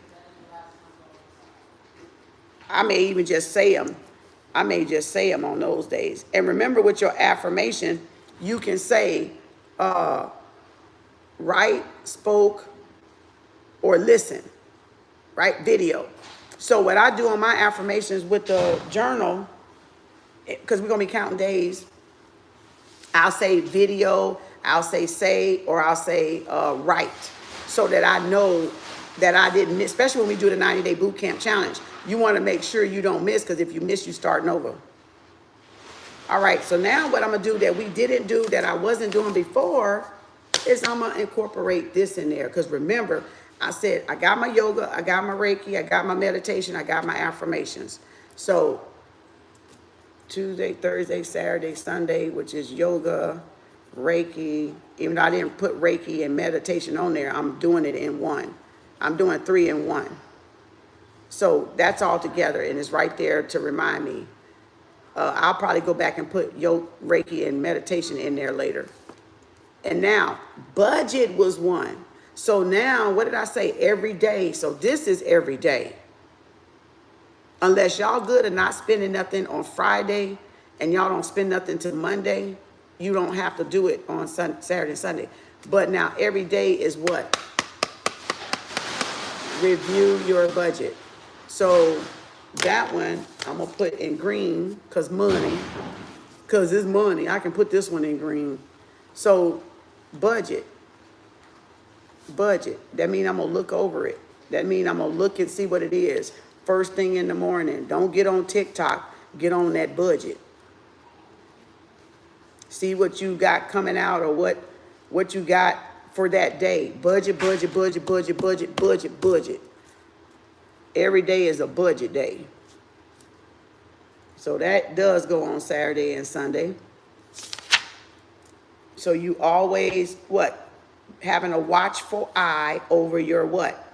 Your money, your habits, your emotions, your mind, your will, and your emotions on what you're spending, right? And what's affecting your spending. Is it the full moon? Is it the new moon? You know, is it I just wanted to buy it, I deserved it, I had it, I put it aside, it was my money that I paid myself, and the rest of my money is in the bank accounts that it's supposed to be in. You see what I'm saying? So green budget, I want that one to stand out. I don't want that one to look like pencil. So, and then what I'll do is either take a highlighter, check, or I'll take a pen and check. So then I can see what type of cycle I'm dealing with. You know, if I'm just lacking off, falling off, being lazy, you know, didn't feel like it. And you know, it's nothing to beat yourself up. It's nothing to beat yourself up with when you feel lazy about not doing something. You're still observing the energy. You're observing your mood, your cycles, right? Everything runs in cycles and patterns. So once y'all know that everything is a cycle and pattern, you got to wait shit out sometimes. Sometimes you don't need to do any damn thing. Sometimes y'all fuck up shit because y'all think y'all got to do shit. And sometimes all you got to do is just sit, listen, watch, and observe, like I said, like I teach y'all. Like that's my motto. Listen, watch, and observe, and let that cycle play itself out. You don't have to do shit. Y'all, when y'all interfere, y'all just keep shit going. And that's what y'all not realizing. Sometimes nothingness is a fucking action. Don't do a goddamn thing, but sit there. I know, look stupid, if that's what you want to call it. Sit there and look stupid. That's what it is. But people may think you sitting there looking stupid, but no, you letting energy what? Play itself out. You letting the energy what? Pass on through. Y'all got to learn, let shit what? Come on through. Pass on through. Bye. You know, bye. That's all you got to do. Learn to let shit pass through. Y'all think y'all got to go put your hands on shit all the time. No, you don't. You ain't got to do shit. Less is more. Less is more. And y'all going to catch that on the way home. Less is more. Nothingness is everything. And once you learn to become nothingness, you will have everything that you need. And I wrote that a long time ago, so that's actually my quote. That's my own quote. One thing I know, I've studied nothingness. I know what nothingness is.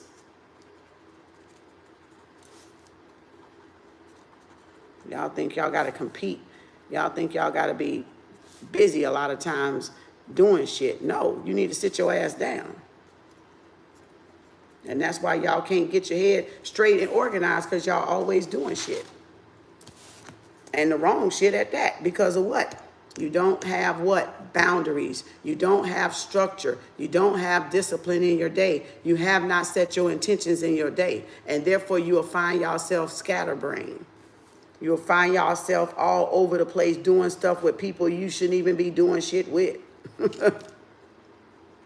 And they just taking up y'all time and distracting y'all. So, but y'all don't see it as a distraction because y'all looking at, oh, that's my friend, that's my family, this, that. No, they can be distractions too. Family, friends, job, work can be distractions too. We know social media can be a distraction. That we already know. This is being productive here. I will be productive and prosperous today is an affirmation I say. Damn near every day. I will be productive and prosperous today. Y'all need to write that down if you care to. I will be productive and prosperous today. My actions create prosperity and abundance for me. I'm just saying, I'm trying to help y'all ass out. I already know how to help myself out. It's already a habit with me. What y'all trying to do is develop the habit that y'all want so that y'all can get the abundance and live the life that y'all want. But you got to do what you see people do, not mocking, not making fun. I'm talking about in the habits that they are doing, what they're showing you, how they got where they got. Yeah, it's going to hurt. Like I told you, it's going to squeal. You're going to squeal because I squealed. I was like, shit, man. I think the first time I did this shit, it took me like 3 days. It might have took me a week. Like I stopped, I went back. I was like, wow, what the hell? I was like, damn, I'm tired of writing. You know, it took me a minute. I wrestled with it because you know why? It was change. And y'all wrestle with change. You wrestle with anything that challenges you. And remember, I told y'all a long time ago, challenge has the word change in it. Write it down and look at it. You'll see it has change in it. So if you want anything challenging is what's going to be the catalyst for change. And if you're bucking it, it's because y'all closed-minded and y'all don't want change. You don't actually want change. You want it to be given to you, but you don't want to work for it. You don't want to work for it. So, and that's where y'all want to play the victim mentality. I got to sneeze. That's where y'all want to play the victim mentality at. You don't want to work for the thing that you want. You think somebody is obligated to give y'all stuff. Ain't nobody obligated to give us shit. We are not, nobody's obligated to give us shit. Ain't no need of y'all to get mad, get glad, and get the fuck to work. Ain't no need of y'all to hate. Just do the fucking work. Just do the fucking work. Do the fucking work. That's what it boiled down. Get your ass to work. That's what it boiled down. Y'all won't change. Stop thinking these men owe y'all shit. These men don't owe y'all shit, and these women don't owe these men shit. But y'all owe y'all ass shit. So either you want it or you don't. And don't nobody give a fuck about y'all being mad and jealous and envious. You either want the fucking help or you don't. And if you don't like what I'm saying, get the fuck off my shit. That's what that is. And it's that fucking simple. Stop coming to my shit looking. Because you gonna get mad and you gonna get triggered. That's what that fucking shit is. And you ain't gonna stop shit. All right? So either you want to learn or you don't. And it don't make me no difference because I'm doing what I'm supposed to be doing. Now, we got the budget. And that's for whoever giving me the evil eye, you know, and hating. And let's drink some orange juice.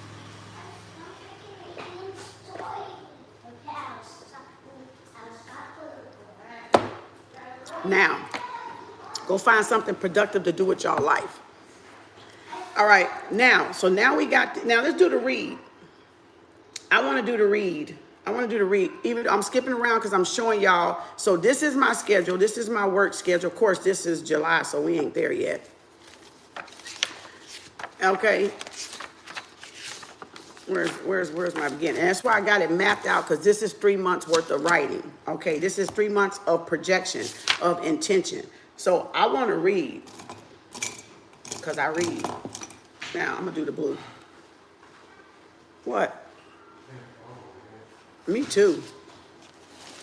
Okay, so now I got yoga, Reiki, meditation, budget, affirmation in the morning. Right? When do I want to read? Do y'all want to read Tuesday and Thursday night?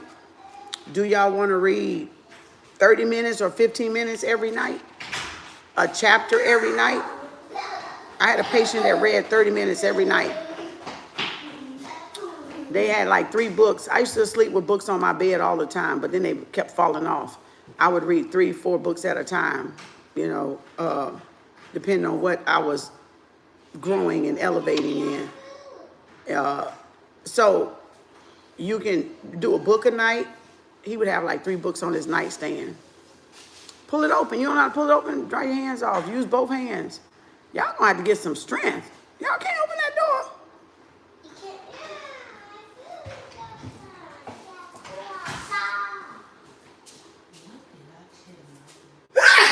Excuse me. Ooh. I knew I had to sing. I knew I had to sneeze. As soon as I stood up, I sneezed. Bless my soul. Okay, again. So now we're going to put reading here. And reading is something that you can do for us. Something new you're taking up. Something spiritual, since y'all may be new to the spiritual journey. And I gave y'all a plethora of books on various subjects in the book club. Some of y'all may already have those books. Start reading those books and put what time you want to set aside, that you want to set aside to read.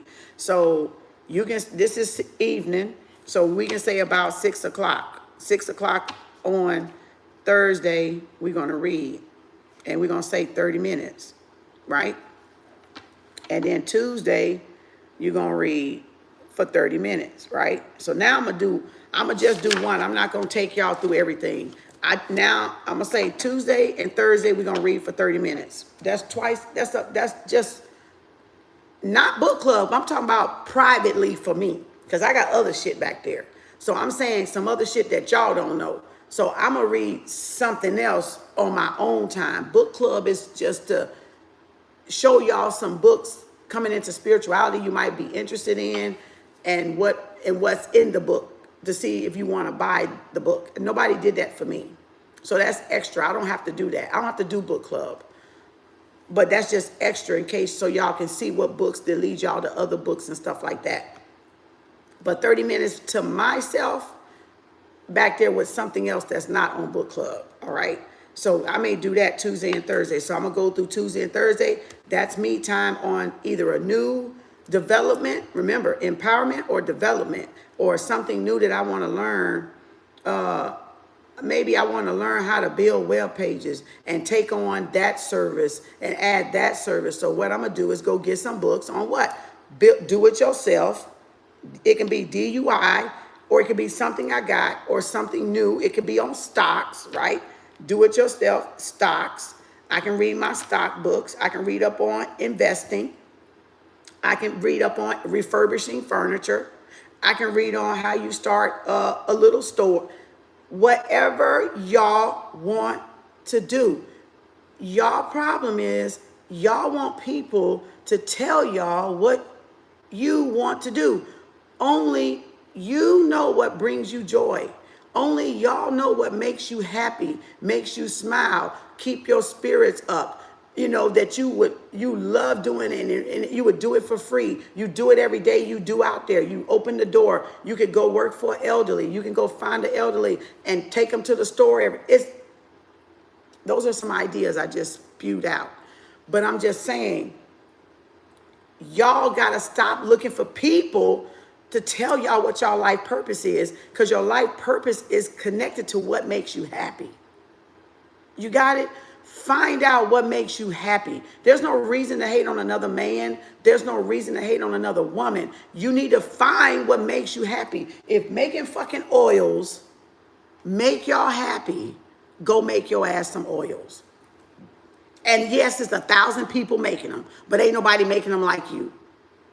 Ain't nobody got your juju. Ain't nobody got your energy. So everybody's oil is different. And the person oil may work for you, may not work for the next person. Depends on their frequency, depends on their vibration. So it doesn't matter that 100 people making beads. It doesn't matter that 100 people making oils or selling dandelion. Go do you, boo. Go do you, baby. Whatever makes you happy. Stop being snooping around people's pages, finding out what they doing. Go do you. That's the reason why a lot of y'all don't get ahead, because y'all sit here and stalk other people to see what they do and then go try to talk about them or go try to mimic them or go try to copy them, and you know damn well that's not what you want to do. That's why a lot of y'all can't get ahead as men and women. You got to do what is calling you, what is moving you in a positive direction. Not copying off of Kem, not copying off somebody else. You see what I'm saying? So, yes, thank you. Hey, Raw, thank you, sweetie. And it doesn't matter, like I said, if 50 million people making fucking oils, you got every right to make an oil if that's what you enjoy doing. If you enjoy talking about budget, if you enjoy talking about book club, you can start a fucking book club. Y'all can do something with y'all page that y'all even come here. Y'all can do something else with y'all pages too that y'all got, or make you another page and do something with it. There's no reason for y'all to sit here and hate. Really, it's not. You're hating because you don't know what you want to do, and you're hating because you're not taking action on what y'all want to do. And that's why y'all sit here and stalk people and watch. You know, go find your ass something to do. Shit. You know, go find something productive to do. I will be productive and prosperous today. I will be, keep saying it until you believe it, until you find something to do. I even gave y'all an affirmation. I will be productive and prosperous today. My actions create positive results. My actions bring me abundance. I love what I do. Everything, y'all can solve it. If you got an issue or a problem, you can solve it with a simple affirmation. By stating a simple affirmation for that thing that you want to manifest. If you want to manifest abundance, there's an affirmation. If you want to manifest an idea, there's an affirmation. Productive ideas come to me daily. Prosperous opportunities always find me. Ain't no fucking way why nobody in this fucking planet should be broke. It ain't no fucking way when you got a mouth. When you got a fucking mouth, but y'all can sit and gossip. Y'all can sit and hate. It ain't no fucking excuse. And you ain't gonna come on Kem page and fucking give me no goddamn excuse when you got a bitch ass mouth on your body. You don't even know how to use it. You don't even know what to use it for. And y'all mad because other people got a voice and they know how to use it. Then go find out how to use your voice. Go find out how to activate it. Go find out how to activate that courage and that confidence. And the bad thing about this is affirmations done in the privacy of your own home. You ain't even got to be on public. You ain't even got to be on this shit to say a fucking affirmation. It just take what? Discipline. It just take what? Structure. It just take what? Order. And that's why a lot of y'all don't have a man today worth shit that know how to give y'all order, structure, and discipline. Because you'll run your mouth gossiping at what this man ain't doing, but you ain't looking at what y'all ain't doing as women either. And that's relationships. So whoever that's for, take it how it resonate. But it overlaps into the budget. It overlaps into your finance. It overlaps into your happiness. It overlaps into the structure and the intent of your day. It overlaps. You can't get around it. Everything is interdimensional. Interdimensional. Everything is going to overlap in why y'all are unhappy or happy. Everything is going to interconnect. Everything. I just connected them. Now, whether you think so or not, it ain't going to change the fact that it is or not. Truth don't care what you think. Fact don't even care what you think. Or your funky ass emotions. It don't care about mine either. I'm talking to all of us. It ain't caring about my shit either. It ain't caring about what I agree with and what I don't agree with. It'd be like, bitch, you gonna do it or not? Bitch, you wanna change your circumstance or not? Bitch, you gonna sit there and be a victim or not? Bitch, you gonna still make excuses? You been making excuses for 10 fucking years now. A whole decade done fucking passed. And them excuses ain't got nothing. You ain't got your no damn where. That's some of y'all. That's because it used to be me until I did something about it. And I was like, fuck it, I ain't making no more goddamn excuses. I'm taking what? Action. I'm doing what? Changing my behavior. I'm doing what? Accumulating knowledge that's going to help me and empower me. That's that little bit on the end of this money quote that this wealthy person said in this video that somebody said in this video.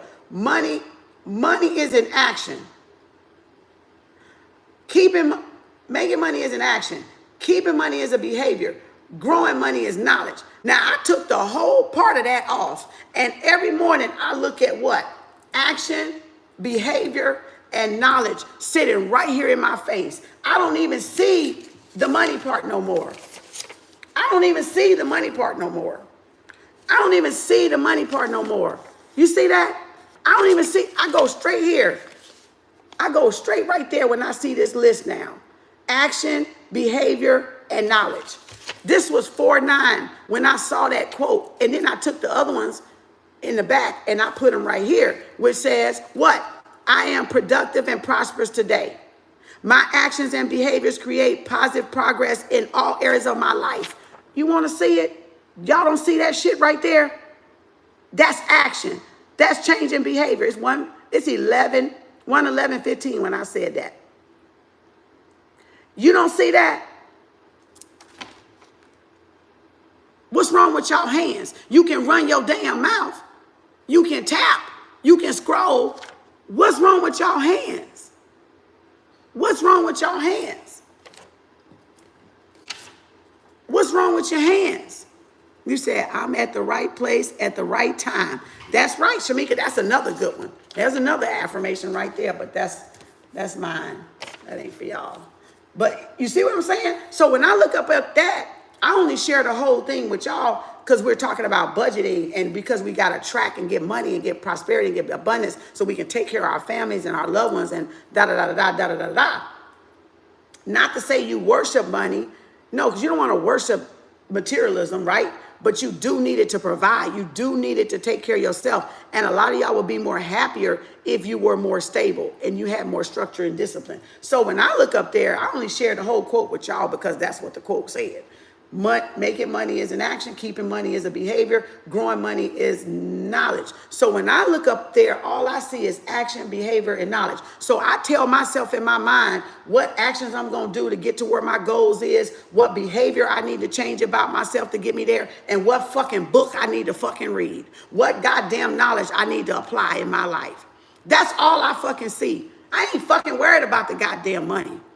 I'm worried about them fucking actions and them behaviors and that damn knowledge. That's all. Because that's what's going to get me toward my goals. Y'all get it? I was saying that for me. Being here. Oh, okay. Exactly. So that's what you need to hone on. Because if y'all got money and you can make money, if you don't know how to, the action, behavior, and knowledge, you won't know how to keep it. Because of those childhood wounds that need healing. So that's why we're doing what we're doing here. So y'all can see that, no, this ain't no fucking game. This ain't no fucking show. This takes work. You can create money, y'all can work money, but are y'all keeping your money? Are you investing in something long term? Are you broke before you get your check on Friday? See what I'm saying? Healing is healing in all areas. Not just what y'all pick and choose to heal in. It's all aspects. That's why I said my actions and behaviors create positive progress in all areas of my life. So that you don't leave nothing out. And it's what? And you're a balanced being. And this when you become God. This when you become goddess. Because then you got nothingness. And nothingness, you have what? Everything you need. So if you want to get something, get nothingness. You want to understand something, understand nothingness first. You want to be abundant, understand nothingness. Because that's you needing nothingness, what gets you everything. You understanding nothingness and having nothingness gives you everything. That's true essence of spirituality. Not the material bullshit y'all be on.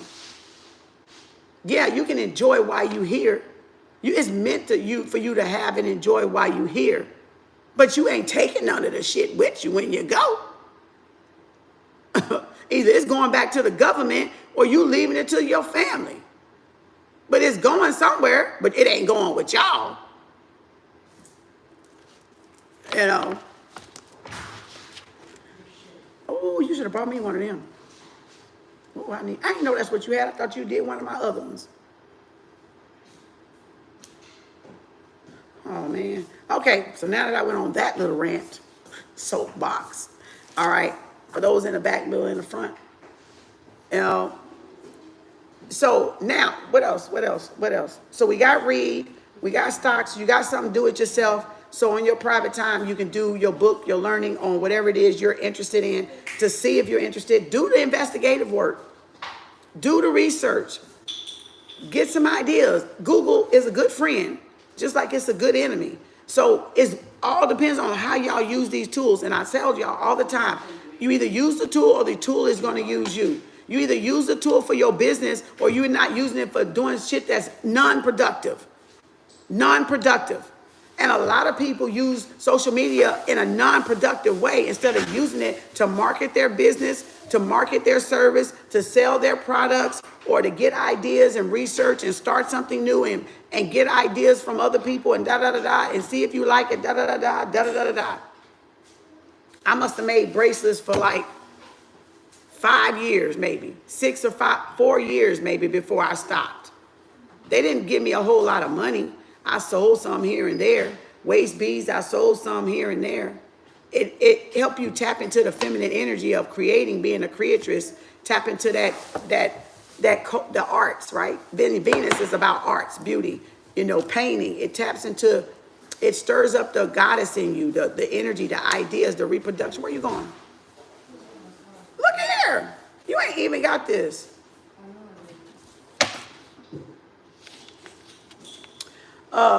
But you see what I'm saying? So it just helps you tap into the feminine, the divine, the creative source where you can get those ideas. Y'all ain't doing stuff productive, which is why y'all not being given ideas. You have to cultivate yourself. You have to nourish yourself. You have to love yourself. You have to give, like I said, 10% of each day goes to yourself. And if you're not doing that, you can't expect the creator, y'all creator, to give y'all any damn thing. Because you ain't going to do shit with it. Action, behavior, knowledge. To much is given, much is required. When you're given things, you give back. This is a way of giving back for what I've gained, for what I've learned, for what was given to me, what I've studied, what I do on a day in, day out basis. I'm just paying it forward because that's what we're supposed to do. When the Creator bless us with abundance and prosperity, we give back. So we help another person. This is another way of helping somebody else come up. Whether y'all think this or not, this is another way of reaching back, paying it forward, and helping somebody else up. That's what this is. This is another way of helping another sister or brother out. The struggle. Sharing the direction, pointing, leading the way. That's why you see all these content creators. Now, some of them are good and some of them are just people doing stuff. Yeah, but that's fine. No matter. It don't matter. It don't matter. You gone? Where she go? It's just what y'all want to, what you enjoy doing. Find what you enjoy doing. Take a day, sit by some water, sit on a tree, or take a week, take a month. However, if y'all sit with yourself the ideas will come, the enlightenment will come. But if y'all gonna be busy in people's faces, gossiping, talking, wasting a lot of time, not being productive, you ain't getting no ideas. And you're gonna be mad jealous at anybody else that's moving, shaking and grooving, and y'all not. You're gonna be mad. You're gonna have to ask your spirit team, spirit guides, animal spirit, whoever, to actually help y'all and give y'all, show y'all which way, show y'all what to do. What is that apron? What is the shovel shin thing I like to say? Universe in the morning, show me what, universe, show me my next best move. The universe, show me my next, show me in the universe, no, let me get it right. In the morning, I'll know just what to do. Universe, show me my next greatest move.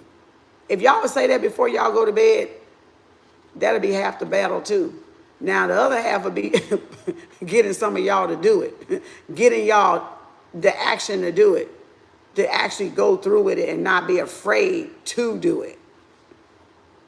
So if you say that little affirmation every night, that will bring some spiritual enlightenment too, because the universe wants us to shine. We're put here to be stars. We're put here to be in our element and to learn and grow and evolve.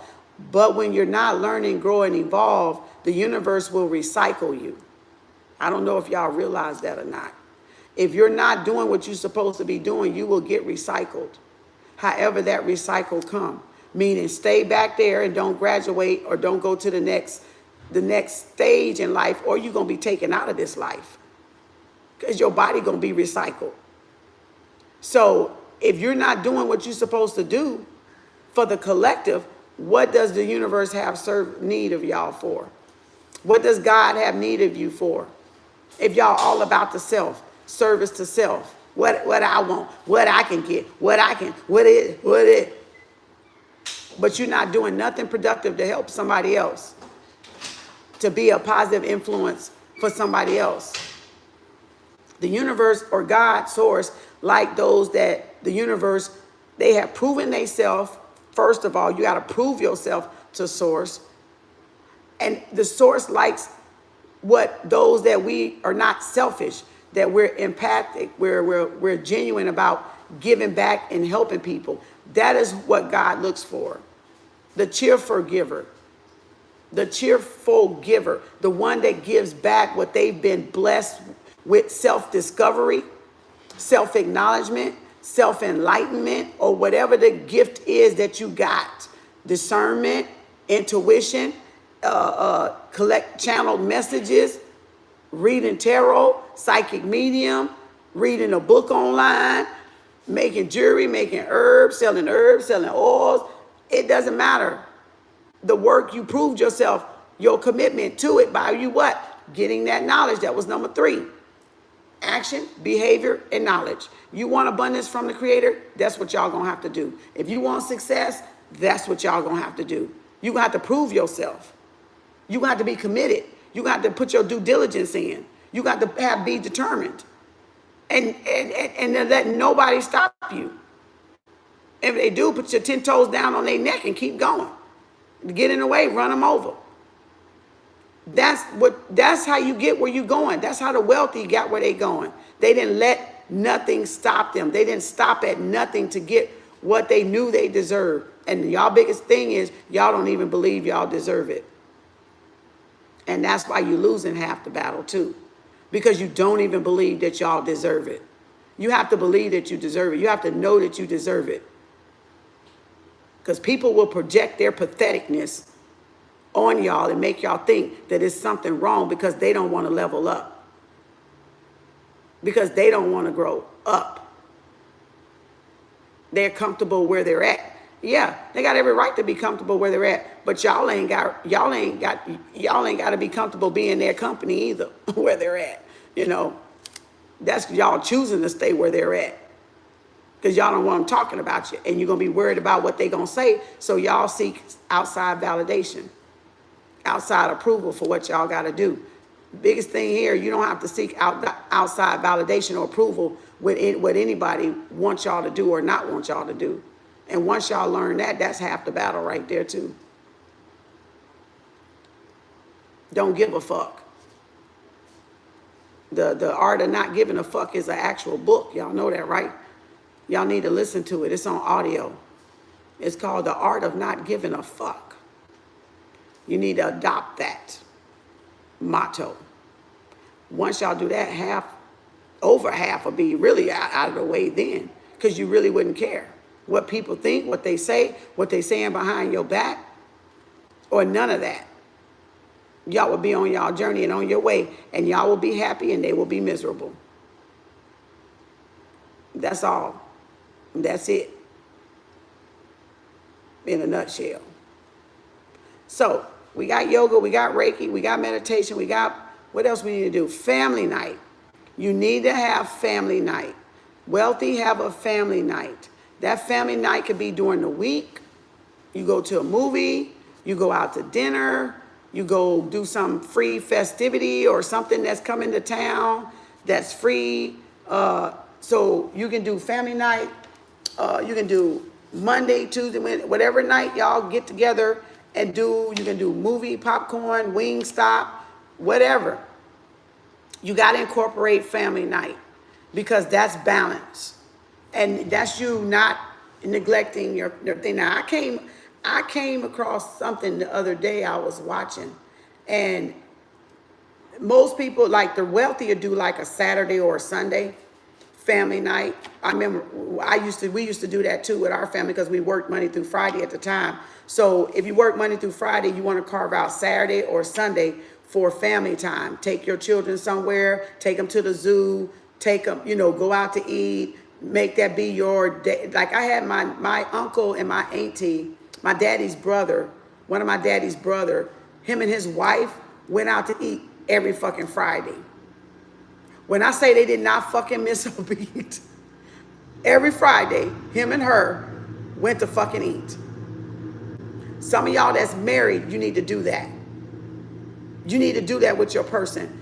Y'all, instead of going to a club, you go his way and he go your way. Y'all need to set a time to go and date and court each other. My uncle and his wife did that all the time that I remember when I was living there. Probably up until his last days or till they couldn't do it no more. Every Friday night, she did not cook. She went out to eat. Didn't care if it was the same fucking restaurant, because back home it wasn't many to go to in the first fucking place. So I'm pretty sure they were going to the same fucking place. So again, this you want to go out every night if you got a person, or if you don't have a person, you want to go treat yourself somewhere every week. So now, you do both if you're single, like me. Do both if you're single. Okay, so family night, what I'm going to do with my grandbabies? We can go bowl, we can go to movies, and it don't matter if you're doing it every week or not, or every other 2 weeks, every 2 weeks, whatever your budget allows is what I'm saying. But it needs to be incorporated, right? It can be come over for cooking dinner. It just needs to be on the calendar. And everybody need to be in accordance, right? So we can do family night. Let's do, for instance, we're going to take Tuesday. And we're going to do it now because there's 6, so family night. And if it ends up being a family lunch or brunch, that's true. That's fine too. So you just want it on there. So family night, right? Family time. And then you can go over here and like I said, the wealthy do it on either a Sunday or a Saturday because everything's open for the children to enjoy. Mom and daddy's off. Daddy may be the breadwinner working 6 days a week, and it may be a stay-at-home wife, and that's just their time to come together so they can check on their children, see how things going, what you do this week in school, if you ain't asking them on a day-to-day basis, and just have a regular day together. We used to do Saturdays, So again, when my children was growing up, we did things on Saturday and Sunday. So family time during the night, movie, or whenever a new release come out, it can move. That's optional, like on the date. You just want it on the calendar. It can change wherever in the week you want it to change. So family day, let's do Saturday. It's summertime, so a lot of things go on in summertime. So family time. on Saturday and family time on Tuesday. So we're going to be sure to hit one of these if we don't hit two. And no, they don't have to be about spending money. So find things that are free. Walking through a botanical. We have the Arboretum. Y'all got an Arboretum in town. It pay little or nothing to get in. A national park, a trail. Go to the park, feed the ducks. Get some old molded bread or something that you can feed the ducks with. You know, little ponds, things like that. Because kids just want to be out and play in nature. That's our nature. That's our natural element anyway. So as long as children just out doing something, get a soccer ball, get a tennis ball or some little toy they can play with, and y'all sit on the tree and let them play and feed ducks, some shit like that. Anything. It don't have to be expensive, y'all. That little bit of nothingness go a long way. And nature is always healing. So you're healing the whole family being out in nature. All right. Now we got family time. So now we're going to do my time. Where's me time at? Where do I want to get my nails done? Where do I want to get my hair done? Or do I want to take myself out for brunch or lunch or dinner? So Friday or Saturday, right? Or Sunday. So it can be anywhere in the Friday, Saturday, or Sunday. Where's my spa day? Your me day is going to be anything you do for yourself and yourself alone. So you do want to incorporate that, because that way you don't forget yourself. You know, it could be shopping that day if you don't need your hair done. And it don't have to be shopping every week. It don't have to be. It's just because you're putting money aside for whatever you want to accumulate to build up to. Ooh.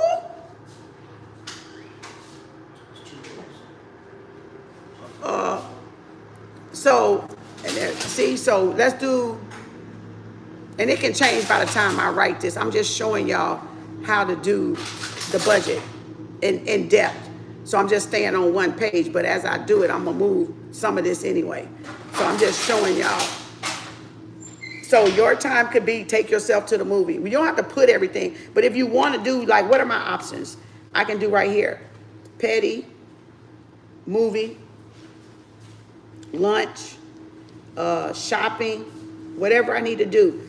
Browsing. I love browsing at antique malls and stuff like that, thrift stores, just to clear my mind and just see all the old ancient stuff. Like my mom was into antique collecting, so that's part of something that I do. I love antiques. So some people travel the world collecting antiques. Do y'all know antique is a business? Antique, you can come across an heirloom at an estate sale that be worth $30,000. I watch it on the antique show. Me and my mom used to watch it. She probably still watches it. I used to could get it on sometime. It was on KERA. I think it was on channel 13. My rabbit ears don't work over here. So you can watch and see how much people. Girl, if you get by me, get back. And you can watch and see how much stuff items go to antique malls, sell back, or their heirlooms passed down, and they be worth a lot of money. So that's a business. That's a business, collecting antiques. So you can collect coins. You can start a hobby like that, just something that you love to do. You can collect silver, gold, copper, coins, right? Old coins and back date. It's different things y'all can do to just be busy in a productive way, besides partying, drinking, and smoking. That's non-productive. Okay, but we're going to leave that alone. All right? It's one thing that the humans are good for is tearing up their bodies, destroying their bodies. That's one thing we got good.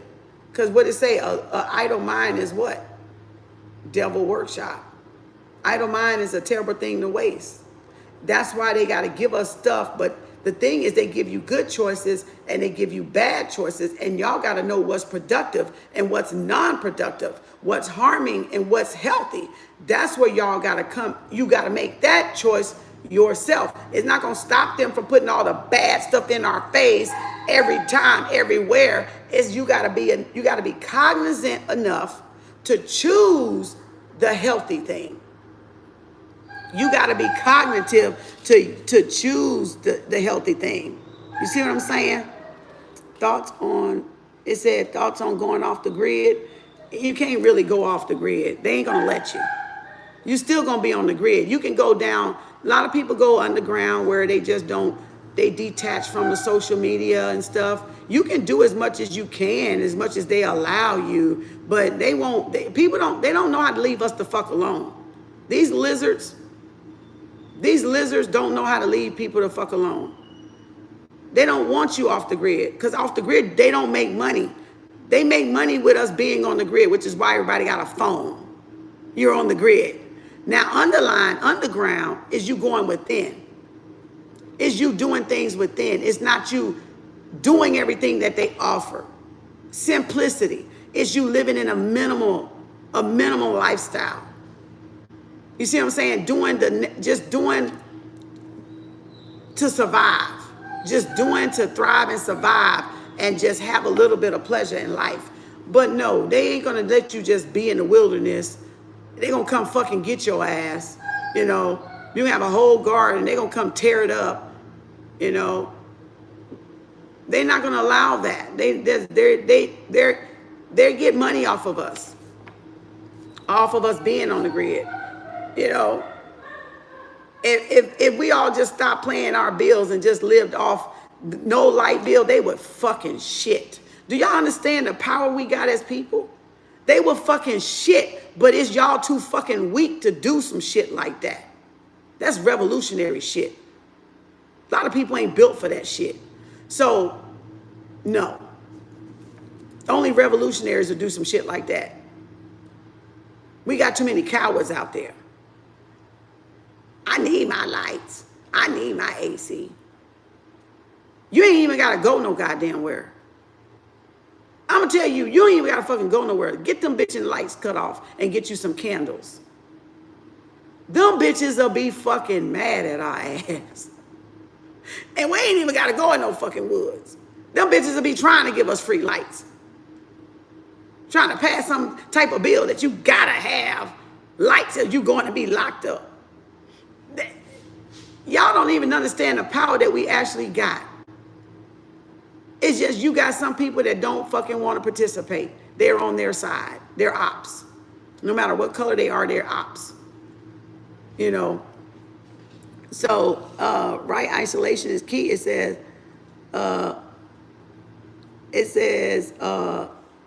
you said you have a dollar bill. You have a $1935 bill? Girl, yeah, collect that joker. Keep that in mint condition.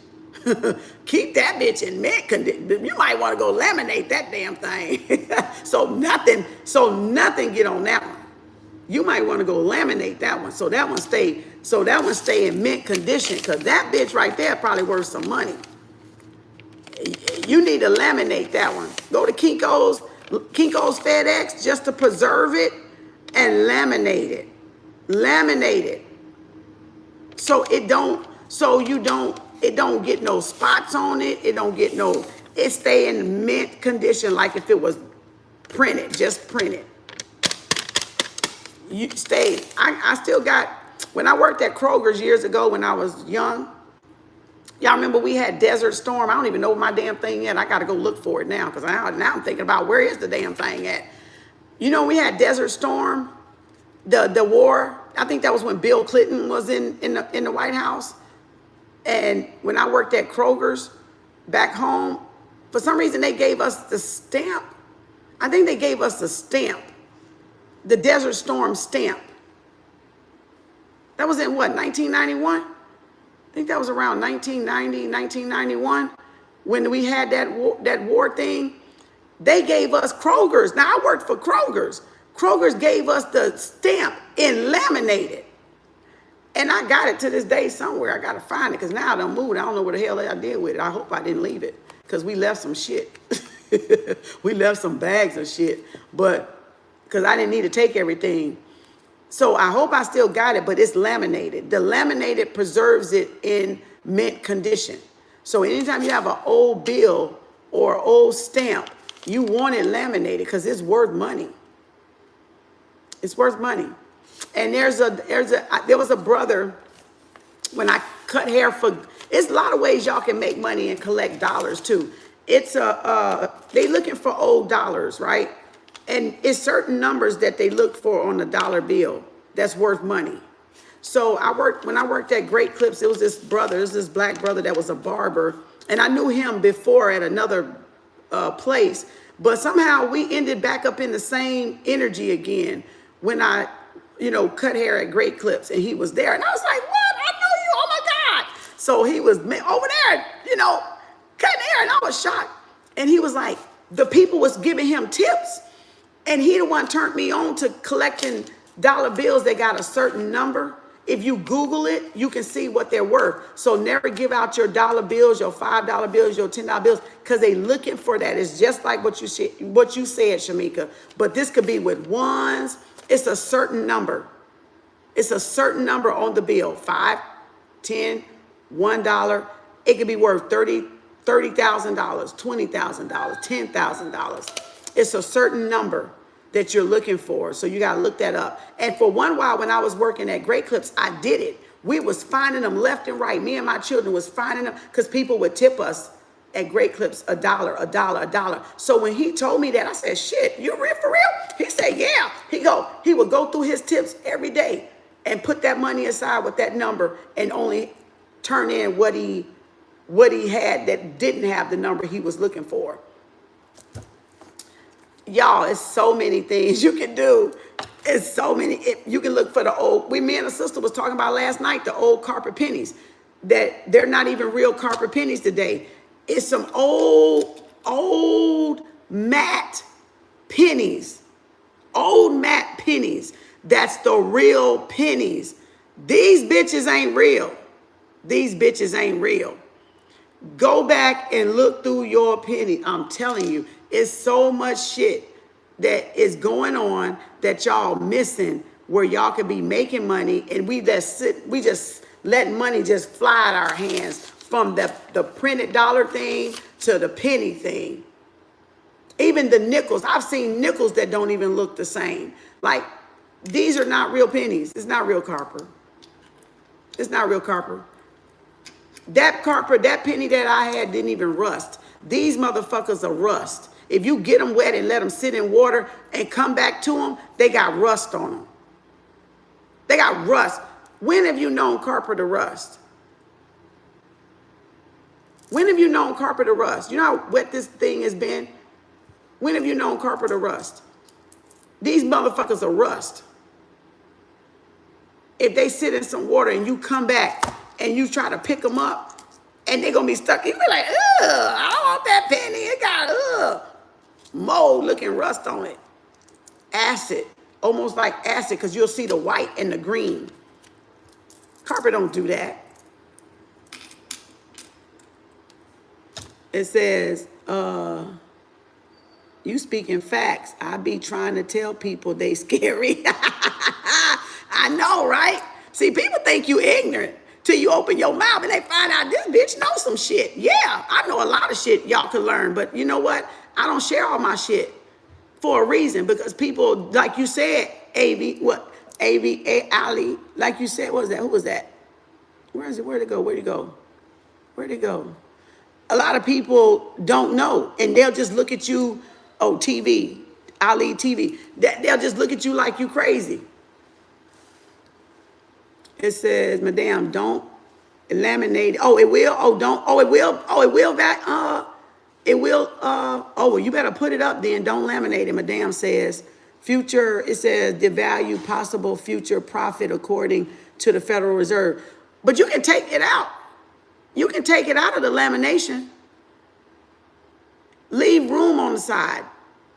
You can cut it out of the lamination, or you better put that up somewhere where it's not nowhere to get messed up. Ali, yeah. Okay, so don't laminate it, my bad. I'm thinking about preserving it so she can keep it longer, but if you got it put up, tucked away somewhere in an envelope, do that. I was just looking through my coins. Thank you, Madame, for that. Yeah, it doesn't turn green. Copper does. Copper does what? It doesn't turn green. Let me see. Huh? Oh, you saying it doesn't turn green, but you saying now it turned green. I'm telling you, I got some in my little piggy bank right now that got water in it, and they turned because they were stacked up. And I was like, oh, hell no. But I like collecting my pennies anyway. I have people that have copper gutters and stuff on their houses, and it will turn green. Okay. Oh, it has it in a book? None of my carpet, the carpet I wear here, don't turn green. It must be something else in that damn penny then.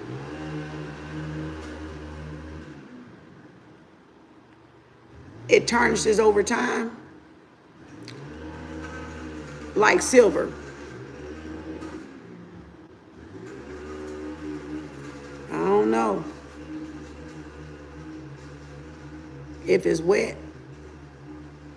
Well, if it's wet,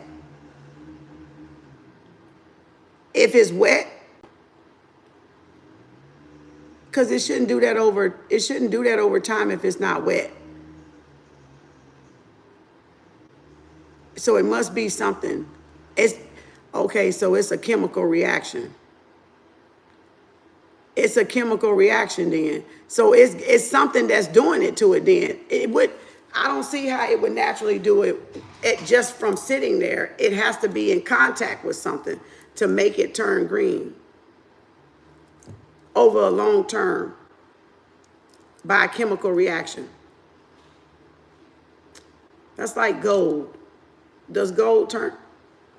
Well, we know silver tarnishes, because silver turns from silver and you have to clean it. Gold, you can too, spiff it up, but that's because we doing everything under the sun. Real block of gold shouldn't turn. It shouldn't, a real gold coin shouldn't turn. See, I don't know about these elements. I don't know, y'all. I don't know. They say that shit, but you know what? They lie too, so I don't know. They be lying because they don't never want us to do shit, so they'll put the false shit out there. I'm gonna get me a gold bar and I'm gonna keep it and see if it tarnish. Yes, only when it gets wet. Okay, that makes sense, because I was about to say, my dollar bill aren't in the book. Oh, you better put that up, girl. Maybe consideration or moisture in the air. Yeah, but agreed that penny is different. The penny, I had one somewhere, and I'm trying to figure out where it's at.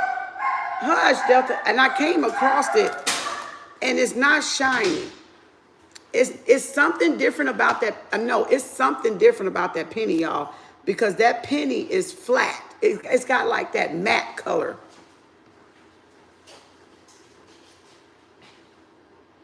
Where?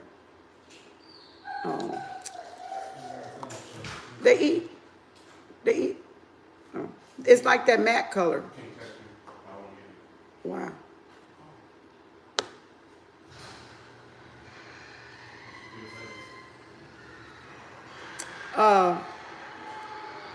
The matte, it's not shiny like these pennies here.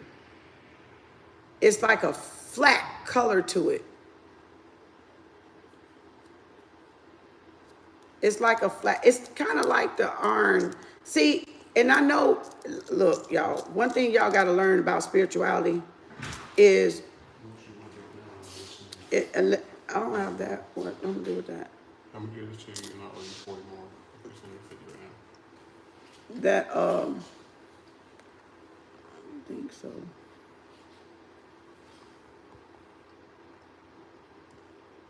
Oh, don't let me forget what I was saying, y'all.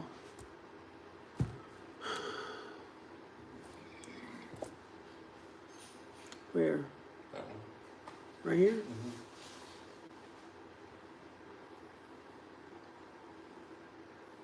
Oh, this is a long budget one. Here.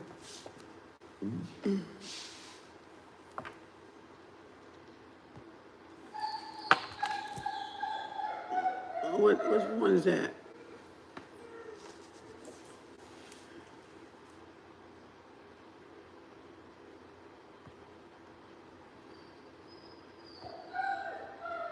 Shut up, Delta. You just crying. You just came from outside. Okay. What happened? What did it say? Just talking about scams and shit. Damn. But, That's new. why Damn. not do that? Huh? Why not do that? Damn, that was new.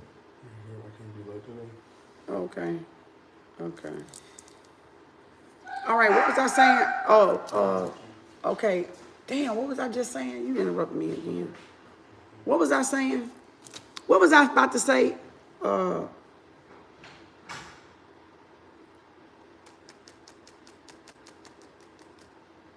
shit. See, I knew every time they do that, they fucking interrupt my damn thought.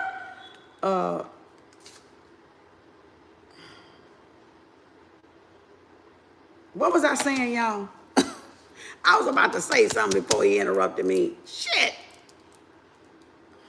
What was I about to say? It was something about one thing you got to realize is when they, over time, you know, that's them perfecting stuff or working with stuff or Delta, hush, hush. That's them working with, that's them perfecting stuff or messing with chemicals or experimenting. Damn, but I was finna say something because oh my God. Bring it back, Spirit. Delta! Shut up! It wasn't about, was it about the pennies? It wasn't about the penny. Was it about the pennies? I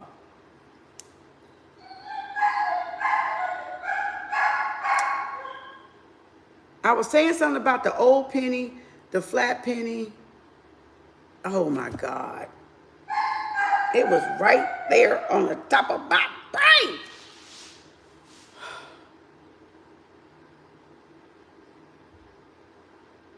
I was finna give another example. We were talking about pennies. Oh, it'll come back. It'll come back. I hate when that happens. She don't make it no better either, because she just distraction. One thing, it said it was about the spiritual awakening. Yeah, but it was something that got to do with the way the pennies is made. But I think I was finna give you another example of an element or something. I know I said that about copper, but we use copper for, damn. Okay, let me stop trying. It'll come to me. Let me stop trying, because if I keep trying to think of it, it ain't gonna come. I gotta let it, Spirit, bring it back to me what I was finna say about that, whatever I was about to say. So, okay, Spirit, let there be light. I know, right? I hate that when I'm right in the middle of something and that's what I'm talking about. People don't, it's always them. And it don't matter. It can be your family. It can be your friends. That's what I was talking about. That shit right there too. What I got to say is, it's more important. That shit right there, when you doing something, that's a fucking distraction. Not that it's his fault. It's just that people that's how energy maneuver.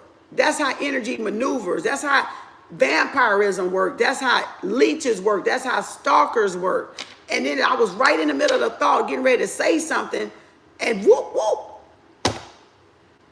Because he in a hurry. So y'all got to understand that people's emergencies is not your fucking emergency. That's a lot of shit that go on like that. We gotta stop that shit right there. I should just get the fuck out. Go where you going. Leave me alone. I'm doing something. But see, people will try to make their emergency be your emergency. And that's what I was saying. That's why this is good when you learn this, but I'm gonna get this other thing I was gonna remember. It'll come back. I'm just trying to change the subject so it can come back. But you see how that is over time, a energetic feeling. Thank you. It was about the earth. Thank you. I knew it. I was finna give y'all another example, and I knew it. I was finna give y'all another example, and I knew it. I was like, it was another element. Thank you. So now, there you go. It was about the iron. Now I got it. See, I went to when I went to go back to on a spiritual journey, you know, we used to have iron skillets, right? I had a patient, I told y'all this before, they were white, right? And the doctor, I was taking a PTINR for her husband, and they had iron skillets, right? And she said the doctor told me, I don't know how we got on it, but she was like, yeah, the doctor told me I can't eat out of iron skillets no more. And I looked at her and I was like, why? She said, because my iron count was high, right?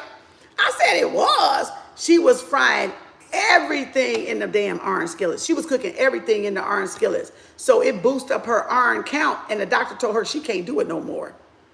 So it will give you iron. Now, back to what I was saying. That's why I said I don't know about them pennies still. Because if I find that penny and show y'all that penny, you're going to be like, oh, hell no, there's something wrong with this penny today. Because that penny right there, that is an old penny, and it has no rust on it. That's what I'm saying. So the iron skillet thing is, when I started on the journey and I was like, okay, I'm going back to eating out of iron skillet. I remember we ate out of iron skillets. We didn't have anemia problems because that was true what my patient said. So I had went to a thrift store way like over 6 years ago, and I found why my dumb ass got rid of that goddamn pot. Don't fucking know. Don't fucking know. Stupid. I was stupid, all right? I wasn't thinking. So I had went to a thrift store and found all these iron skillets, old iron skillets, the real iron skillets, even to like a pot. You know how you boil the water in greens or rice? It was even one of those. I had never seen that in my life. If I had it growing up, I don't remember. But I remember my mama knew always had iron skillets, right? It was big in black families, iron skillets. They cook better, they fry better, everything be crispy. You know, they put the little crust on the little fried egg sandwich. It just, everything, the smothered potatoes and onions, it just charred just right. Whoo, ain't nothing like some good iron skillets, right? So I go and look for it and get a blessing and get this pot that I can boil rice in. It wasn't just the flat ones, it was a pot.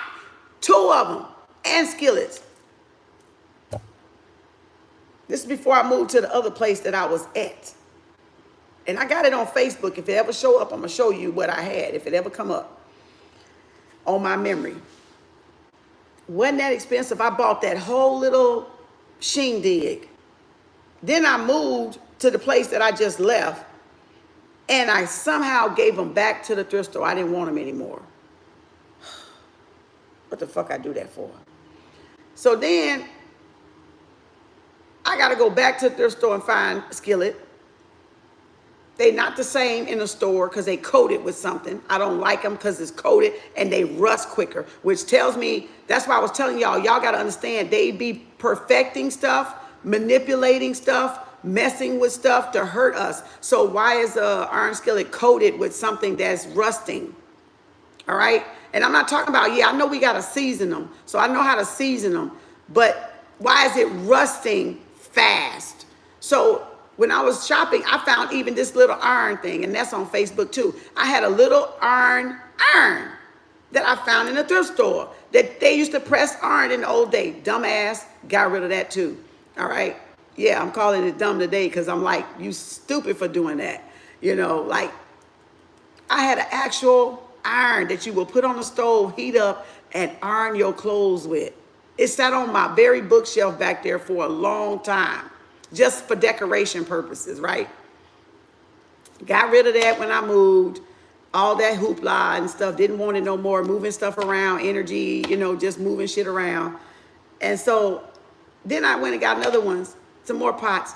Went back to the thrift store, the antique mall, because I know what's in Walmart and the stores is not real. I don't like the coating look. I don't like what it looks like. It's not burnt black, pitch black. It's got a brown color to it. You know, and I'm like, this ain't iron. This ain't iron, you know. So now something happened and I had to throw those pots away because they got ruined. I don't know if I left them in water or they just started to just deteriorate because it wasn't really, it was coated maybe. I don't know what it was. And so that ruined, I threw away those. So then I had to go I went looking for some iron here. So I went to the thrift store, antique store, because I said, if anybody gonna have them, it's gonna be somebody that got antiques. So I go to the antique store to look for my iron skillets because I want the way back when iron skillets. I don't want what's coated on the stores today because it's a coated layer. It's something on it. It's something on it is what I'm saying. So it's like, I'm not trusting it. And that's one thing you know about spirituality. Your senses is going to be like, that ain't it. Your energy is going to tell you no. Now, it's up to you all to listen to your energy when your energy tell you stuff like that, because it's saying, that's something wrong with that, and you don't need to put it in your body. So that, it says, sometimes I cook on the iron skillet. I love my iron skillet because after a while, they start to look bad. Yeah, they do. So I went and got to the, silver turns too. I got some silver from a thrift store. Not a thrift store, an antique store, I believe. It might have been a thrift store. And I need to clean it. But I got some silver too. So I got these other ones. And I bought it because at the time we wanted to grill and give that little grill look. So I bought this one at Walmart. $30 damn almost. And that bitch is already trying to mess up. Y'all, this thing ain't been 5 months.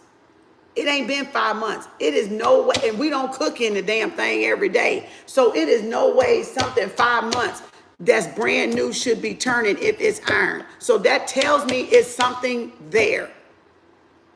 It will be iron, yes. But the thing I'm trying to get y'all to see is they add other shit. That's what I'm trying to get you to see. It's not the total, it's not the iron back from the railroad back in the old days of where it was really iron. Cast iron. Cast pitch black iron. Okay? This is some other shit mixed with it, is what I'm saying. So then I went back to the antique store. I was like, ancestors, I ain't buying another pot from a thing from Walmart. I said, nowhere else either. I said, send me my iron. Send me, lead me to one of the thrift stores that got it. And I happened to be on the phone with a sister, and boom, there was the iron skillet. I took a picture and sent it to her. I was like, they're my damn iron skillets. Whatever you want, you can bring it to you. That's why I'm telling y'all the power of the mind is beautiful. Whatever you want, spirit will give it to you. The desires of your heart, if you're doing something that's right for you and best for you, it will come to you without no hesitation. The only thing you got to do is listen, watch, and observe. You just got to follow the energy, wherever it's leading you to do. Oh, I just feel like browsing today. Okay. And I had went before, and I think I mentioned it to the sister the first time, and it was none in there. And I was like, no, I'm not going to get this one. That one don't feel real either. Then I went again, I think maybe another time, and that's when I got it. I didn't give up. Persistence. I didn't give up because I knew I wanted my iron skillets back. Now, I haven't found the pot again, but that's all right. So I'm still going to be looking for the pot to boil rice in, or the beans in, or greens in, because I want the one to sit up again. So it'll come to me eventually, because somebody going to turn it back in, just like I did. It says, yes, instantly. I remember those back in the country. Yes, because you can burn wood in those. You can keep yourself warm. You can make a little fire with those. Y'all, you need iron skillets, period, in your house. You need iron skillets, period. If your gas go out, if your light go out, put some two of them gray bricks that got the 2 holes in it. Go to Lowe's, go to Home Depot, go to wherever they get that construction shit at, and get you 4. You can make a pit, you can make a grill, you can cook. Buy you the can that got the pop thing on it, or get you a little slicer that cuts the can open and opens the aluminum can if y'all still eat out a lot of cans. But you can cook and you can heat in the event. You want to be prepared. You don't want to have to get ready. You want to be ready. You want to stay ready. Then you don't have to get ready. You got to think ahead, because these fools out here ain't playing fair. Now Bill Gates spraying our apples and shit with some killing shit so we can't even wash it off now. So now you don't even know what you finna get introduced into our body because his lizard ass want to try to kill humanity off. Want to try to inject us against our will. So they finna fuck with the fruit anyway. Nothing's organic, nothing's natural, nothing's even vegan. I don't buy none of that shit. That's just selling propaganda. You're gonna have to survive the best way y'all can. That's just what it is. Because he finna fuck up this nation. And they letting him. You know what I'm saying? The cement cinder block. Yeah, those things. And that way when you got a frying pan, you got one right there. And it's holding the pot so it's off the ground so it don't burn your grass, right? And then you can put charcoal in it, or you can cook you a steak in it, make you a little pit or whatever you want to do with the little thing, build you a little grill or go buy a grill. But the thing is, you'll be able to cook is what I'm saying. You'll be able to still eat. You'll be able to still get a squirrel and fry that bitch, okay? Get a duck and buy that bitch and fry it, you know? If you gotta start eating game, you'll know how to eat game. You'll know how to survive if you got to. The whole thing about hunting is knowing how to bring food back to the village. And a lot of the blue collar workers and a lot of black men and a lot of men in general don't know how to hunt. They don't think that is something necessary. But that's how we always did to bring food back to the village. They don't even know how to fucking fish, a lot of them. They can't catch shit. They wouldn't even know what to catch, you know. They wouldn't even know how to clean it, how to peel it, how to cut it. Because they don't even take it up to even want to learn that if anything go down with the food in the store, guess what? Your family can still have meat. Your family can still have food. That's real, because this motherfucker trying to take everybody out of this bitch. Everywhere, everybody. Y'all think this shit is a joke. Y'all think this stuff is a joke. Y'all live in La La Land. Y'all think it's a joke that they ain't doing this shit. He doing exactly what he put out. Now, it's just a matter of time before it's executed fully. Yes, but he's telling you what he's already doing and what he's about to do and what he's doing now. So again, spraying stuff on fruits that can't be washed off. Like, what kind of fucking particle is you putting on fruit that can't be washed off? And what for? What for?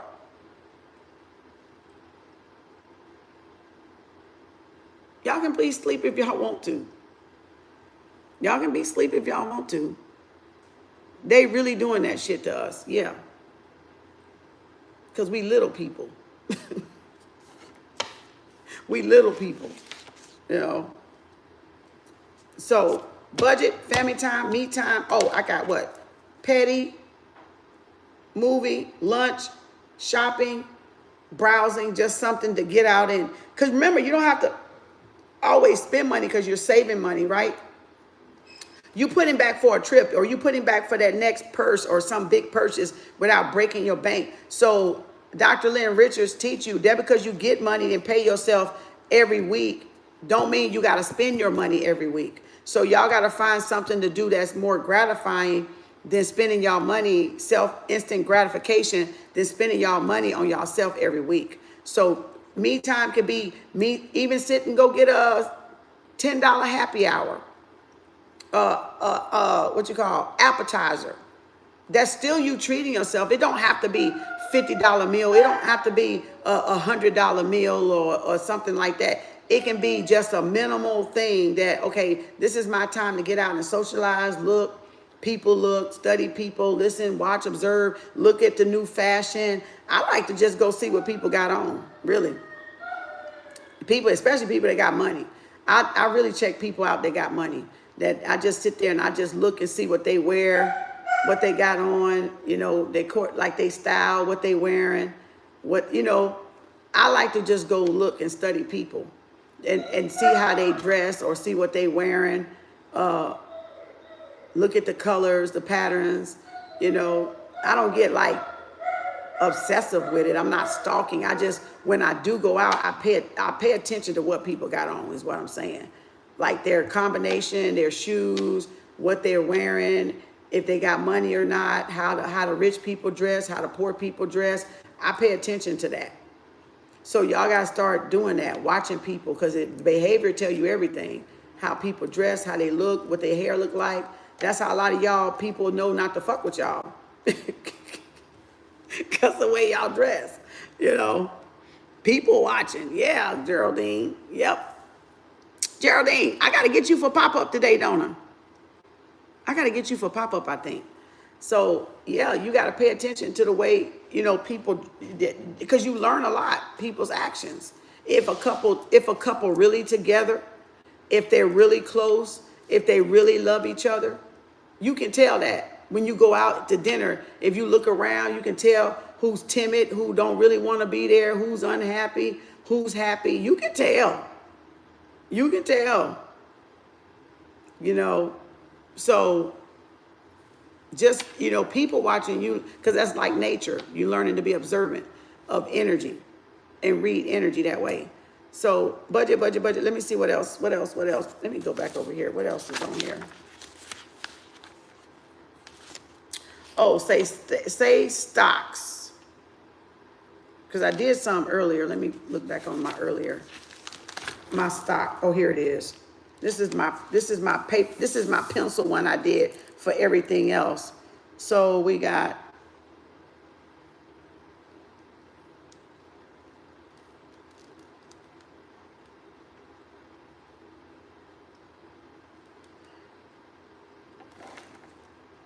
I do got stocks on here. Because I look at the Robinhood account. Okay, so now you got stocks, right? So now, stocks, usually you got to do it before the bell ends. So depending on where you live at, make sure between 2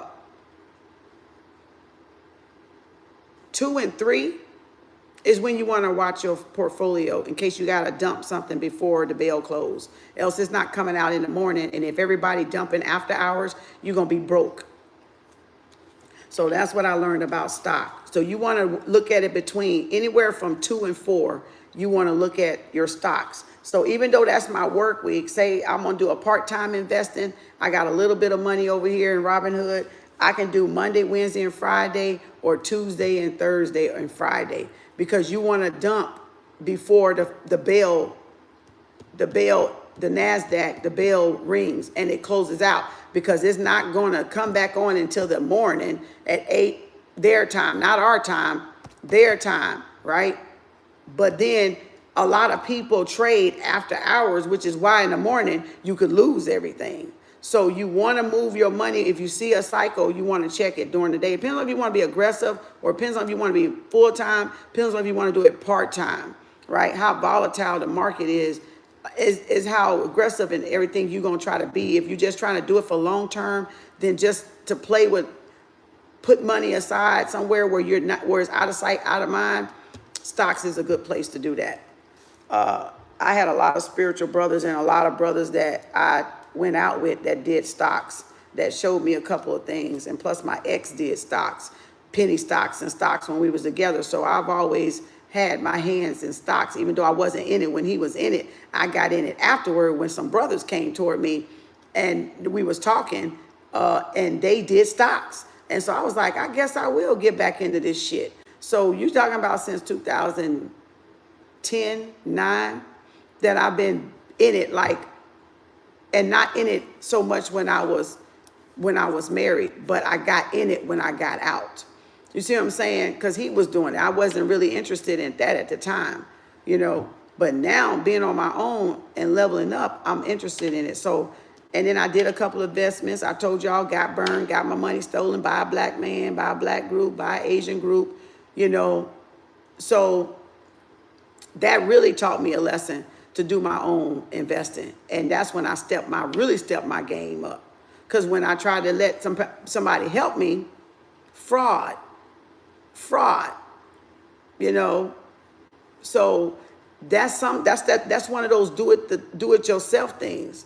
Learn, invest yourself, learn to do some stuff on your own, because then you don't get scammed. But I knew a lot of them that did investing. So you gotta not be afraid to trust yourself and make your moves. And you can't be afraid to lose either, because you'll never get nowhere if you're afraid to take risk, you know, and everything's a risk. You can't avoid that. Okay. So say I got, now what I did just now is I circled 2, 3, and 4, 2 o'clock, 3 o'clock, 4 o'clock, 2 o'clock, 3 o'clock, 4 o'clock, Monday, Wednesday, and Friday. Because that's when I'm going to do my stocks, right? So that's what I'm going to do. I put Robin Hood by that because I don't have to put stocks because I know Robin Hood, that's what it do. So I'm writing it sideways because this is my schedule, Robin Hood. This is my work schedule also, so I don't want to write on the lines, but I'm going up the middle of it between that time frame. So I got Robin Hood, Robin Hood, Robin Hood. And when I met this white man that gave me these 30-something stock companies to look into a while back, being at the VA, he just poured them in my lap. And I was like, ancestors, what you want me to do with these stocks? You know, and some of them are prevalent today. And I wish I would have invested in the ones he gave me, that he gave me back then. I would be sitting in some money, but I didn't. I did some, but I sold some of them out and bought some other stocks. So I switched some of my stuff out, but I still got the list. So he said, he was the one that told me, I call him my mentor Gary, my mentor Gary. His name was Mr. Gary. So that's my mentor on stocks. So that was my mentor on stocks. I think I got his number somewhere. So I said, if I need you for anything, can I call you? I just met the man. I was like, can I call you if I got a question? He was like, yeah, sure. Take my number down. You know, so I got my number. He got my number, and I got his number. So he said, look before that time frame, before the bell closed. So that's where I got that from, to know when to look before they close the market out. I need to go back through that I got to find that book and what all them stocks at, and start putting them back in my list and checking out where they at now. So that's a long-term investment for you guys. That's a man thing, right? That's a man taking care of his family, providing for his family. So that's what you women got to learn, is investment strategies. You have to learn where to put your money. It's not all in clothes. It's not all in perfume. It's not all in wigs and makeup and wasteful stuff. It's in long-term stuff, like starting a business, starting multiple business. Residual income, you need to look up residual. Oh, where's my notepad? We need to look up residual. You need to look up passive. You need to look up disposable income. And you need to look up royalties. You want to create things on royalties, because royalties you don't pay taxes on. You can be a billionaire off of royalties and not have to pay taxes. So you want to look, and a tax accountant told me that. So that's why a lot of people are creating things that they can get royalties off of, like music, like entertainment, because you don't pay taxes on royalties. It don't matter if you become an instant millionaire, you ain't paying no taxes on them royalties though. See, royalties is definitely where it's at. You want to have multiple streams of income. And I got on my wealthy mindset, millionaire to billionaire mindset photo album on Facebook. It's 7 streams of income. Matter of fact, I forgot I didn't have the other phone taken up. Let me see if I can find it for y'all. Since we in budget, I didn't know we was going to be doing all this shit. I got to get off here and give me something to eat. Let me find it. See, I put stuff so I can always go back and share and teach. Oh, Lord, how do I get to it? How do I get to it?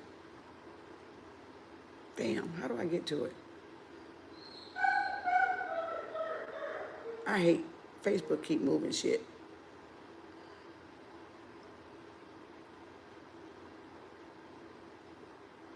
How you get to the album, y'all? Damn.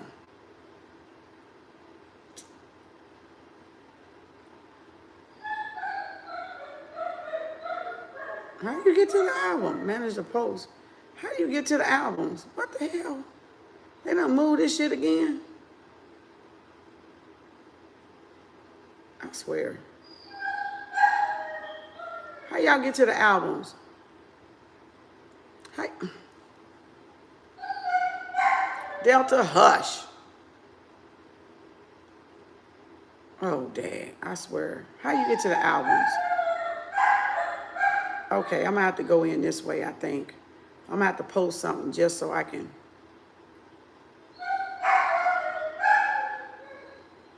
I'm gonna have to post something just so I can, okay, now I can go to the album. Okay, now I'm in the album. I had to post something to bring it up. I don't even know where the album at. Damn. Let me see what this thing says about multiple streams of income.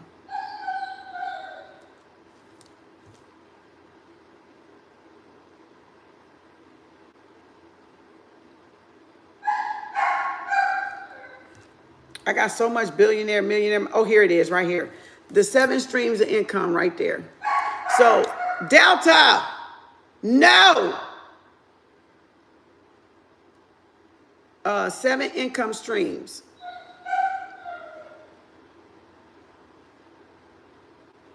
Number 1, earn income, right? Income from working a job. Number 2 is profit income, income from buying and selling. Number 3 is interest income, income from lending money, if you're going to be a lender. Dividend income, this is where the stocks come from, because some stocks will pay you dividends at the end of their quarter. So I had stocks like that I got money back off of when I bought the stock. You want those that give you dividend, that give you extra money. So dividend income from owning stocks, rental income, income from renting a house, capital gains, assets increasing in value. Something that increases in value, gold, silver, copper, collecting silver coins, copper coins. I got some, I buy silver and copper. Some people are into gold, but gold, like I told y'all, is up to like 2,000 now an ounce per troy. So everybody can't buy a whole quarter of gold, or even this is like half of it. This right here, a dime of gold could be $1,500, half of the price of an ounce troy. That's the size almost like a quarter, right? So a lot of people ain't investing long term like that. So if you're not doing stocks, you need to buy other things. And I already studied the wealthy, where I told y'all where they put their money at in their wine.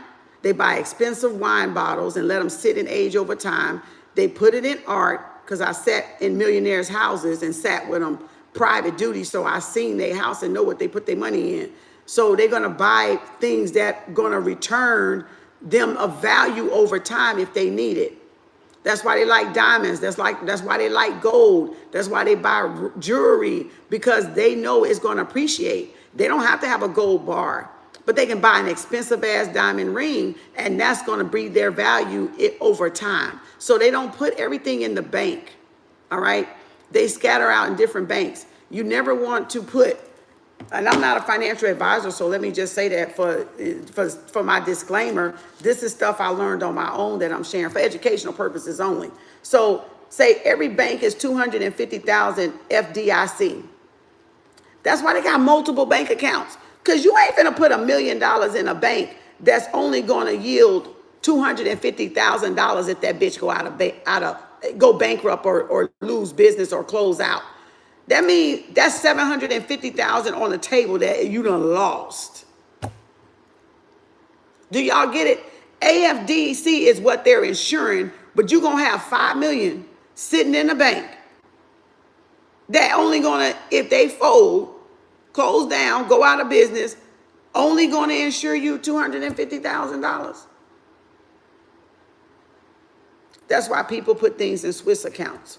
That's why they thought of Bitcoin. That's why they thought of all that other stuff to sit your money in. So people, or CD box, safe deposit, whatever they do, different art, collecting art and stuff, galleries and stuff like that. So their money is safe.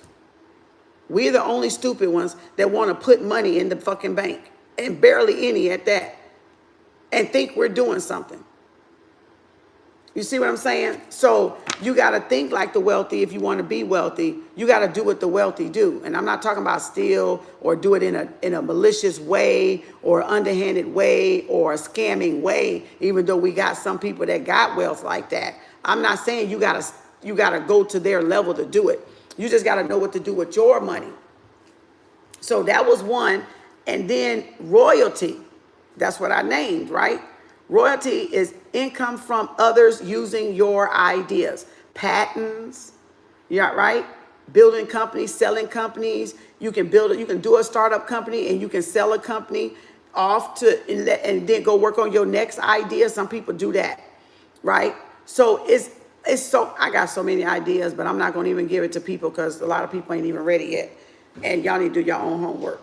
And so, but there's a lot, that's just seven. Now it was another one that said 14. I don't know if I got it.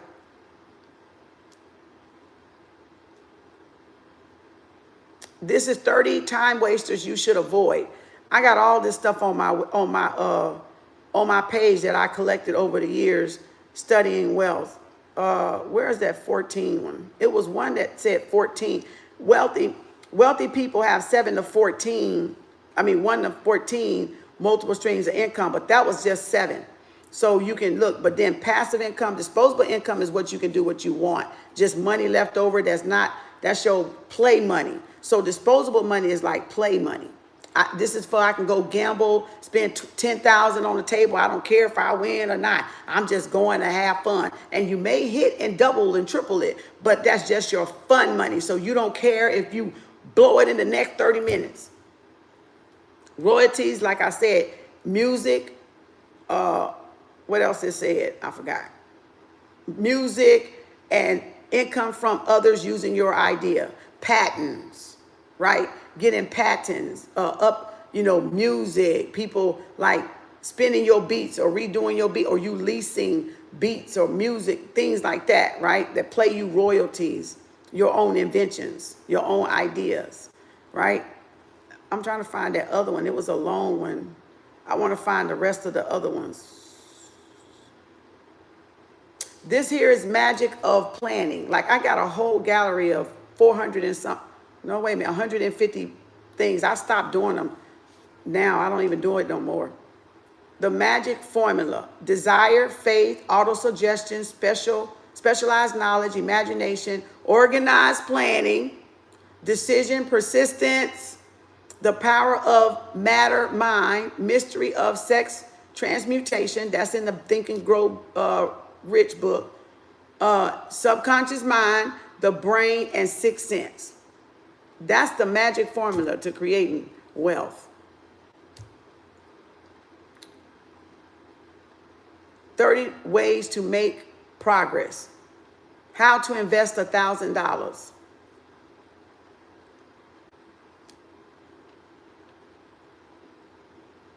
Ways to achieve wealth and success. I got all these little memes, little life-saving memes, I'm trying to tell you. 8 wealthy books to read. 8 beginner investing books to read. Warren Buffett, because I was studying everybody. Here's his 5-25 rule that I was telling y'all about. Warren Buffett's 5-25 rule. Number 1, make a list of 25 things you want to do in your life. I think I got to 17 on my list I told y'all. Number 2, now do the top 5. This is an exercise for some of y'all that don't know what y'all want to do when you grow up. Number 3, never think about the other 20 again. What? Well, why the hell I gotta write them bitches down? You know? So he's saying 5-25, write 25 things you want to do to get it out your head, get it out your mind, get it on paper. Then number 2, do the top 5. So what I did is I took a line and I drew on a paper like this, and I focused on the top 5. The other 3, he said, leave it alone. Get it out your mind, right? Don't ever think about it again. And then he said, number 4, else they will take time away from the 5 that really matter to you. Now, see what great minds will do for you? Give your ass some ideas. That's why y'all got to educate yourself. That's why you got to read. That's why nobody should tell y'all what to do. If you following your path, how did I know that when I did this, I will be sharing this with y'all? I used to post this shit everywhere. Get it, copy it, and repost it. I hadn't did it in over probably 2 or 3 years, and I still got it because I put it somewhere.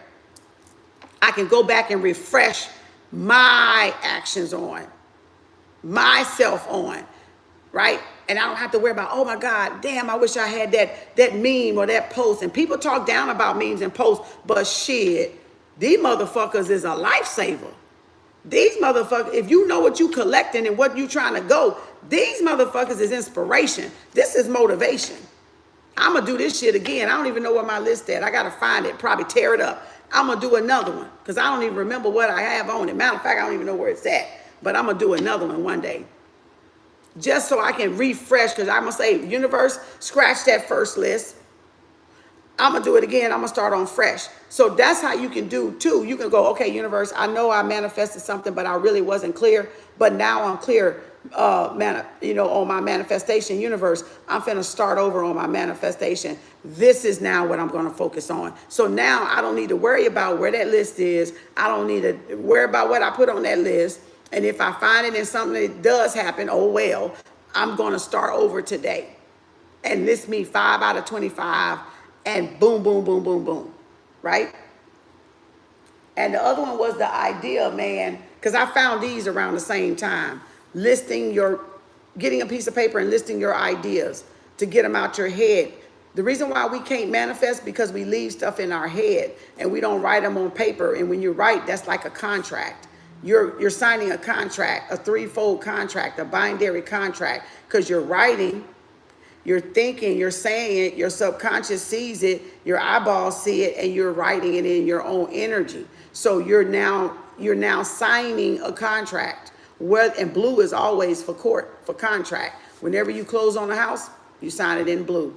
Whenever there's a legal document, they want you to sign in blue. Because blue, what? Is justice. Is the court, which is why for some of y'all, I said when y'all wanted last night on pop-up, a court case, you get a what? Blue candle. You can get other colors too, but blue is the contract, right? It's the blue-black. It's the blue. It's the calm. It's the peace. It's the justice. It's the loyalty. It's the truth. You see what I'm saying? So that's why blue is very important when it comes to contracts. All right. Look at that. I even got the gold bars on there.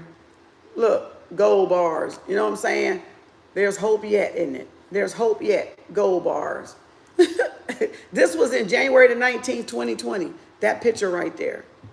So now, let me see. 80. No, I had like 500. I thought I had more pictures on here than that. And then it says stop buying. Look what it says. Stop buying if you want to be rich. I'm guilty. Stop buying these Apple phone, Louis Vuitton bag, a fur, one of those coats with the fur around it, and Starbucks. Start buying this. It says Apple stock, Louis Vuitton stock, whoever made that coat, and Starbucks stock. That's why I told y'all, if you're buying Nikes, why aren't you buying stock? At least buy you some Nike stock. You know what I'm saying? Oh, damn, I done messed up again. It done moved out of the way. So it's like,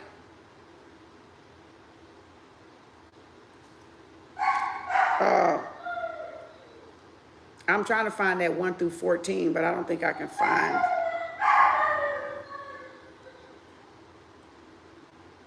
They just got some good ideas. Delta, hush. You don't want nothing. Stop now. You can buy a franchise. Y'all can invest in franchise business.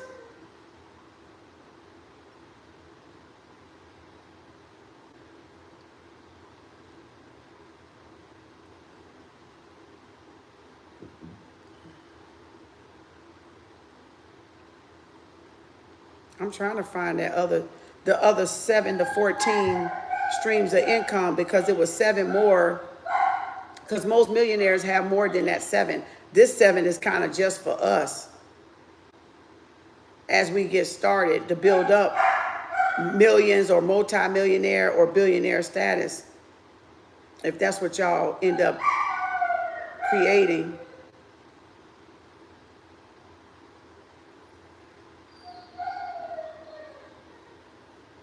I don't see it though.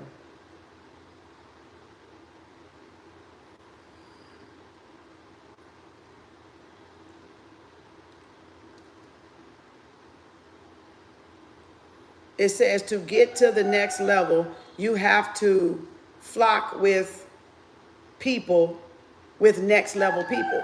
To get to the next level, you have to flock with people on that level.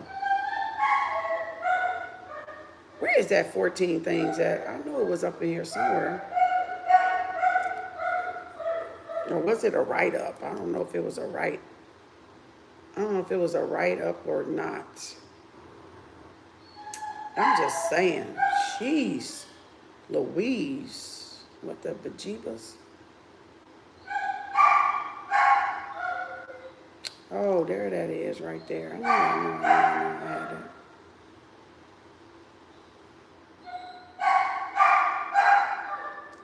Delta, you really just...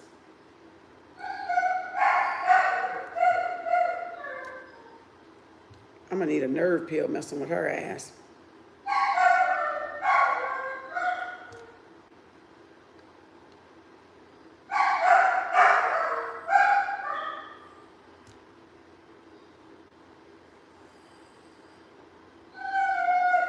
Is this it right here?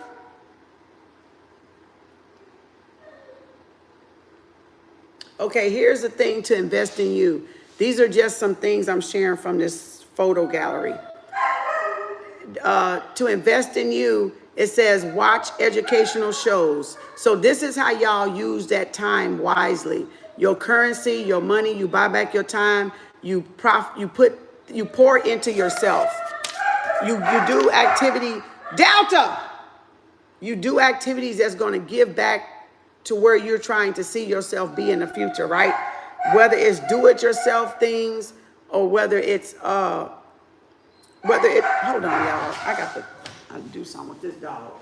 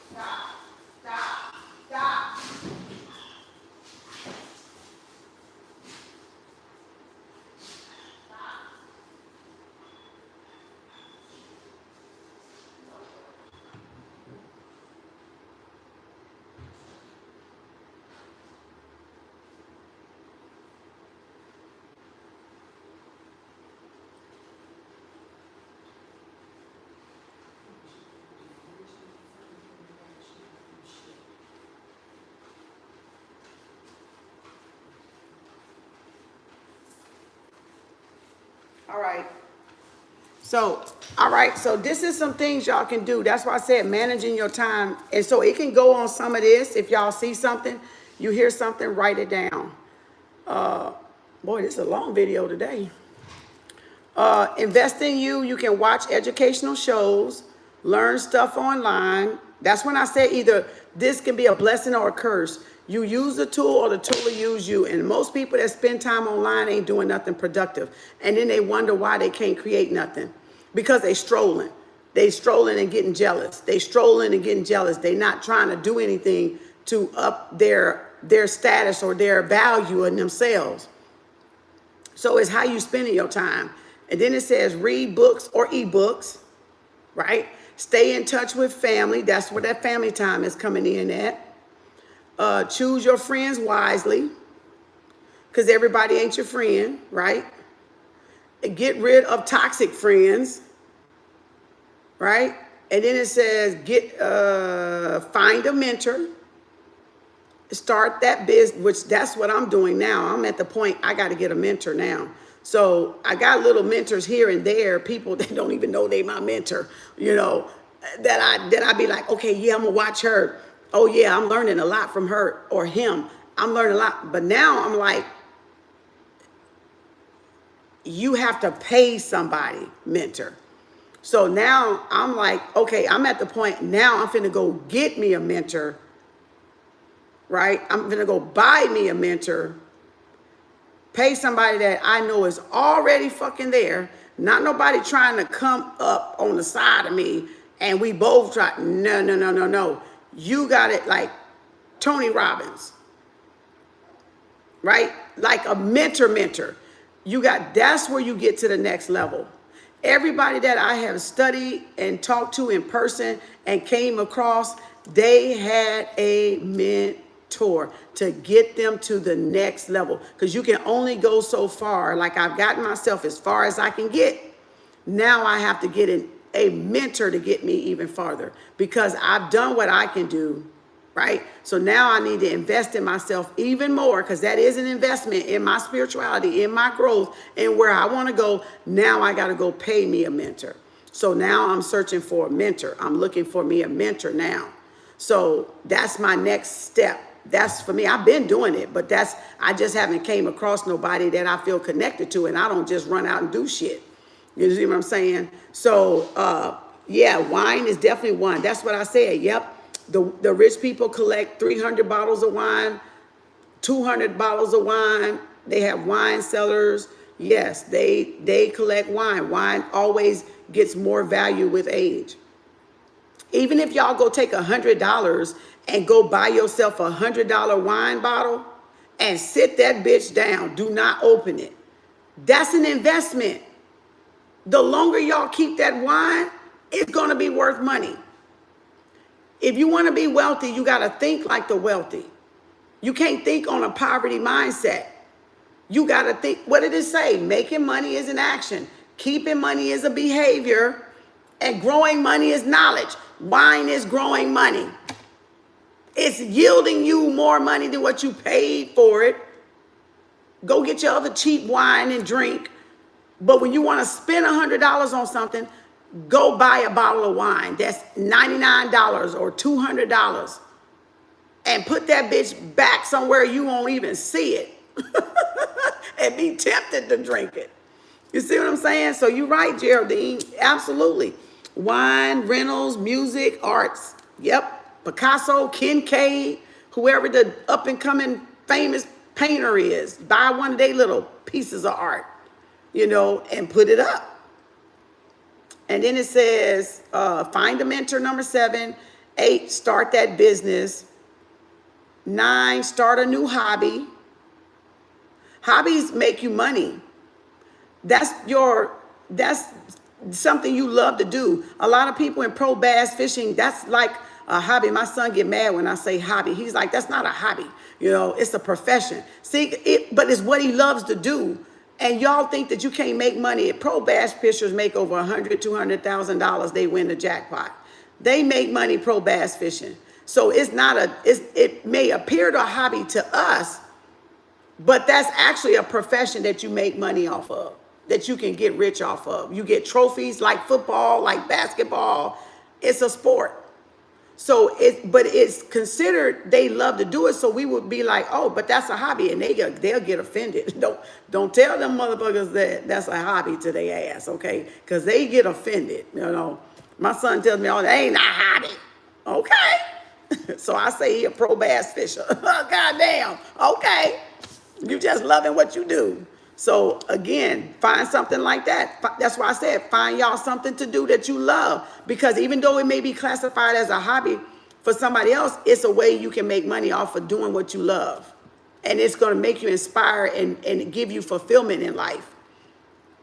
Even if you like to crochet. Learn a language. Set goals, which we did with the planners. Learning a language. I was learning a few languages back when, and I still got the little basic language terminology thing. Plan your day and week. We did that with the budget. Make a plan for your life. What do I want to see myself 5 years? Short-term goal, long-range goals, right? Where do you want to be? Do you going to go back to school? Are you going to da-da-da-da-da? How you going to plan out your life? That's affirmations right there. Practice gratitude. Practice meditation. Exercise. We did all that with the calendar today. So now you see how everything, you might think that I wasn't doing nothing, but look at them steps. That's investing in you. And then learn more skills. What did I say? Do it yourself. Read a do-it-yourself stock book. Read a do-it-yourself how to refurbish something, build something, make a cabinet, or learn something that you always wanted to learn, and this is your 30-minute time to investigate, read up on it, maybe get some beads, start doing the craft, becoming a designer, learn how to make earrings, sell in your boutique, sell online store, sell on your Etsy store, Those are all ideas, and it seems simple, but you never know. Everybody, look at that Kendra Scott. The Kendra Scott lady started buying, doing, what did she started doing it at her house? Kendra Scott, the designer that sells those earrings and stuff, and look at that woman, a millionaire. Y'all have no idea what your creativity is worth until y'all start doing something. Y'all have no idea. This woman became a millionaire making fucking jewelry, designing arts and crafts, going to Hobby Lobby, going to wherever the arts and crafts center is and making fucking jewelry. I'm just saying. She enjoy it. Okay. Learn more skills, drink less alcohol, don't worry about opinions, eat healthier, learn to cook, sleep and wake up earlier, stop procrastinating, manage your time better. Right? Managing time better is this right here, right? Stick to a routine is this right here, right? Structure, discipline, routine, a regimen, right? Positive reinforcement is what this is. It's making sure y'all stay on your goals, stay target. It's called positive reinforcement, all right? Planning your day, not letting my day plan what I'm going to be doing. I'm planning my day. I'm putting the intentions out there in my day, what my day is going to look like. If Geraldine calls me and says, oh, Kim, text me, I need to call you. I ain't got to call Geraldine. Geraldine didn't make an appointment. Geraldine didn't make an appointment. Or I might be in something and I may call Geraldine back about 7 or 8 o'clock at night when I'm free. And she might be, oh, man, I forgot. Damn, Kim, I got something to tell you. Geraldine's emergency is not my emergency. I have to get Geraldine back when I can get Geraldine. Right, Geraldine? I'm using you as an example.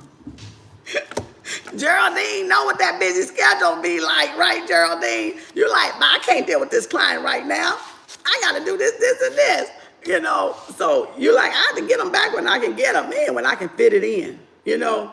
And so that's going to lead me to something else that I'm going to do after that 5 o'clock time frame is call your people back. If you're a sponsor, all right, if you're a sponsor and you do an MLM or you do something that you got to touch base with clientels, then you want to do that after 5 or 6 before you get home, right? So you might do your call-ins, you know, your call-ins or your call-outs. Whoever left you a message, give them 10, 15 minutes, boop, boop, boop, just checking, did you want something, da-da-da-da. You don't have to, but you can put it in there, right? You want to meet them face-to-face, do your face-to-face, set your appointments, right, Geraldine? Can I take you out to get some coffee? Can I take you out here? Can we hook up? Can we talk about this, and that, whatever the thing that y'all do, the service you provide? That's marketing face-to-face. That's getting your name out there face-to-face, right? The energy meeting energy. So now, what else? Stick to a routine, travel more. So now we need to plan a trip. So in our budget book, we need to get through one of them months, June, July, August, September, October, November, and we need to put a travel. We need to set a date. So now it's May, right? It's gonna be May, or it is May. Okay, Sunday. Okay, so say Sunday, I'm gonna put now, set a trip, right? Look for a trip, look for a vacation, plan a vacation, set a trip, plan a vacation, then go and start the payments. Go set it up to start paying for it. Go go get the reservation made, buy the hotel, go ahead and plan the flight out far enough, right? Or whatever y'all got to do. And then you can look for the resort or whatever next. So plan payment. So I got that for the 14th. So now we know that's on there, right? Plan you at least one vacation. Go see a travel company or something. Let me see. Go on a cruise ship. Spend money on more experiences. And that's what I told y'all last night in pop-up when my son and his fishing buddy, they found that message in a bottle. That's what that couple said. That couple said, we're going to live life making experiences, experiencing life together. And it was the most beautiful letter. I could have got him to say it again, and I forgot when he was right here a minute ago. You buy back your time. Money allows you to buy experiences. It's not about buying materialistic things. Materialistic things is not giving us experiences. Y'all don't understand the reason, the difference between buying experience and buying material, possessions. That's short-term self-gratification. Is you buying a coach? Is you getting your hair done? It's instant gratification. But the experience lasts a lifetime if you travel to Peru. If you travel to the Bahamas, that's something you're going to have gratification for a longer period of time. We're so fucking fucked up. We're buying instant gratification, which keeps our money being spent, because now the dopamine is gone. We don't have a fix. So we go get emotional spending, emotional swipe. And we got all this chasing the money and chasing the cheese and chasing the bag because it's instant gratification. And that affects what? Your abundance to bring stuff into you. Because now you're like in that overdrive, that masculinity energy where you got to go get this done, got to go chase, got to go spend, got to go do this, got to go do this. Instead of just sitting there attracting like an empress. Putting it out in the universe. Universe, I want to go to somewhere, right? I want to go, say a name. I want to take a weekend cruise. Right? I want to go on a 3-day cruise. Boom, it's in the universe. Now I'm going to wait to the universe, but I'm going to plan it.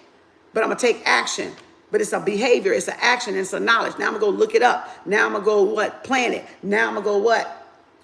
Discipline myself to save for what? The money. That is what? The behavior. Now you see why I just hone in on action, behavior, and knowledge? Because I don't care nothing about the fucking money. Everything I do is an action of behavior and knowledge based. Right? Knowledge based, manifesting to write in blue. Yep. You can write in blue. You can write in green for money. Yeah. It says we're going to Japan next year. See that, and that's good, Shamika, because see, now you know, now your actions got to line up with it. Now your behavior got to line up with it, which means you got to start putting money back. You already took an action and you planned it. Right? You put the down payment on it. Right? You got the group of people together that's going with you or the family that's going with you. Now, where's the knowledge? You need to study. Do you need to learn some Japanese? You need to learn where not to go in case it's criminals and it's the hood. You need to learn where is the tourist site at. That's knowledge. You're getting what is the culture like? Like Chinese don't like you to eat with silver. It's almost an insult, right? You eat with the chopsticks when you go to Japanese or Chinese restaurants. But we so Americanized, we eat with forks and spoons. So some of them will consider not a disgrace to eat with it. It's if you eat with both, I think is what it is. You can't eat with both. You eat one or the other. In injera, in Africa, the injera, the bread thing, you eat with your hands. So when you go to any African restaurant, Ethiopian restaurant, they're expecting you to eat with your hand, the injera, because that's the culture. But it bonds you to your food because you're getting intimate with your food. So we saw that as ungodly or something that's not elegant. All this professional West European bullshit, right? No, you bond with your food when you eat with your hand. That's a cultural thing. Your hands are your fucking fingers. It is your fork. It is your spoon.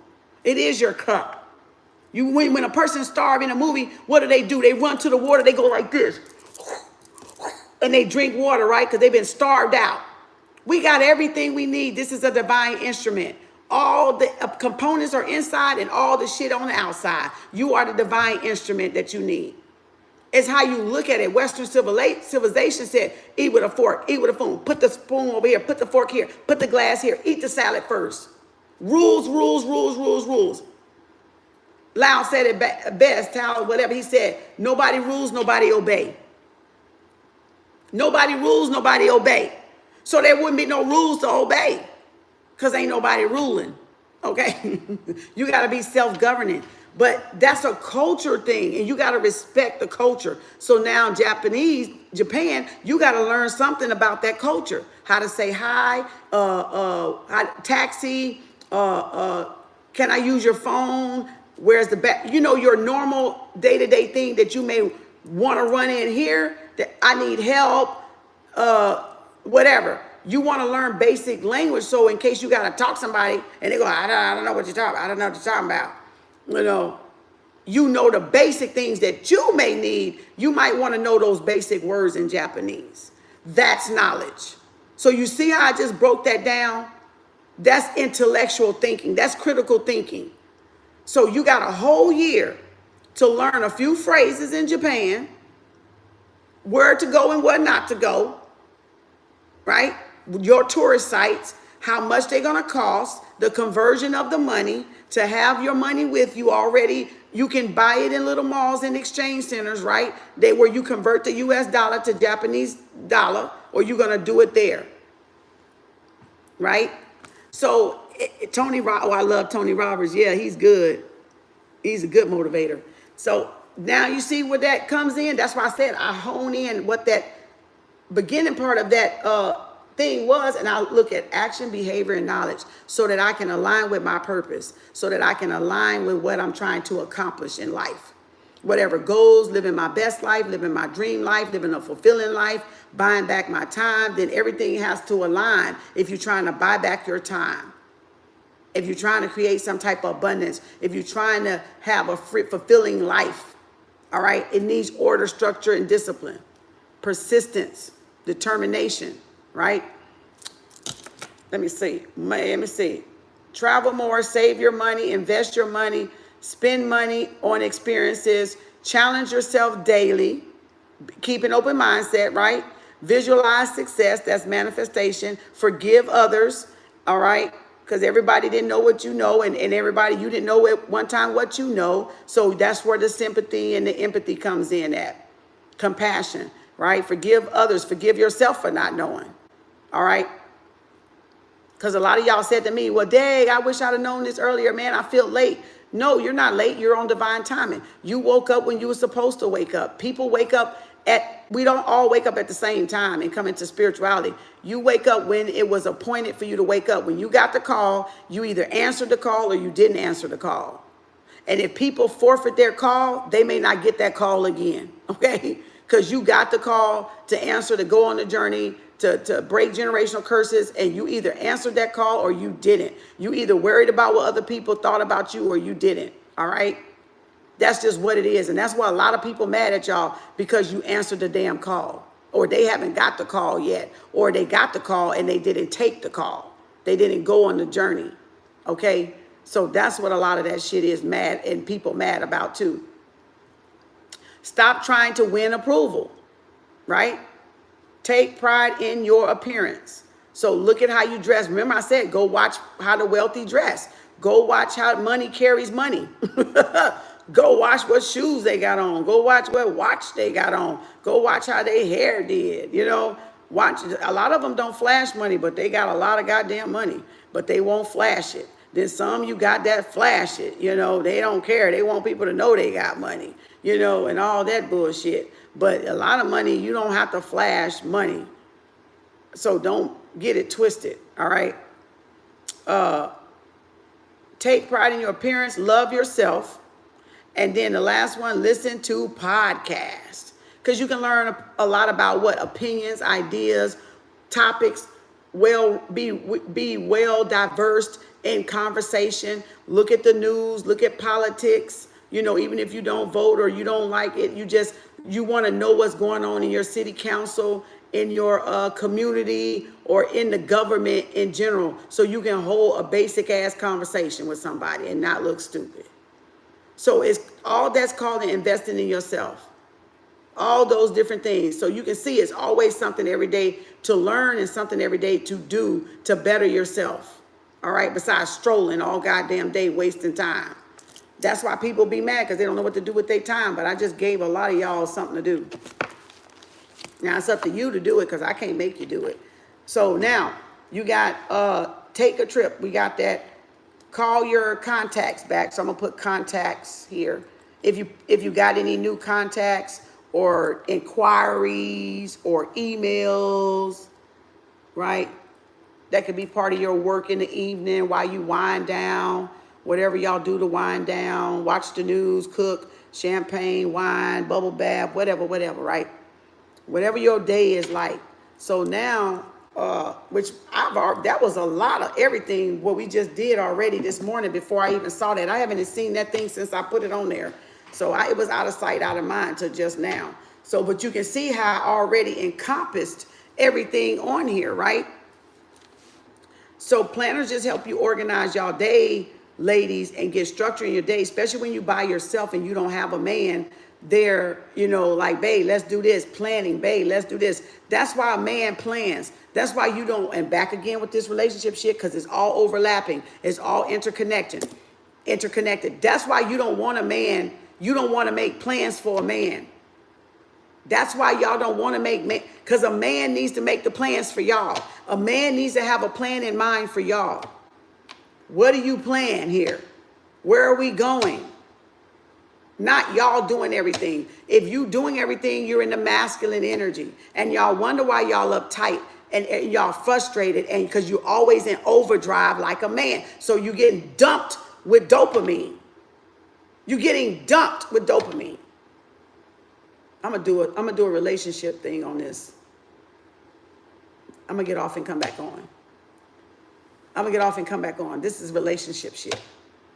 And you wonder why we can't be feminine. You wonder why we can't be in our feminine energy. Because we're constantly in action overdrive, dopamines. We're getting dopamine hits. This patriarchal system has built nothing but dopamine for us. A dopamine society. You see what I'm saying? It's go, go, go, go, go, go, go, go, go, go, go, go, go, go, go, go. And we can't get no type of oxytocin. No type of cuddle time. And that's why y'all starved out with cuddling.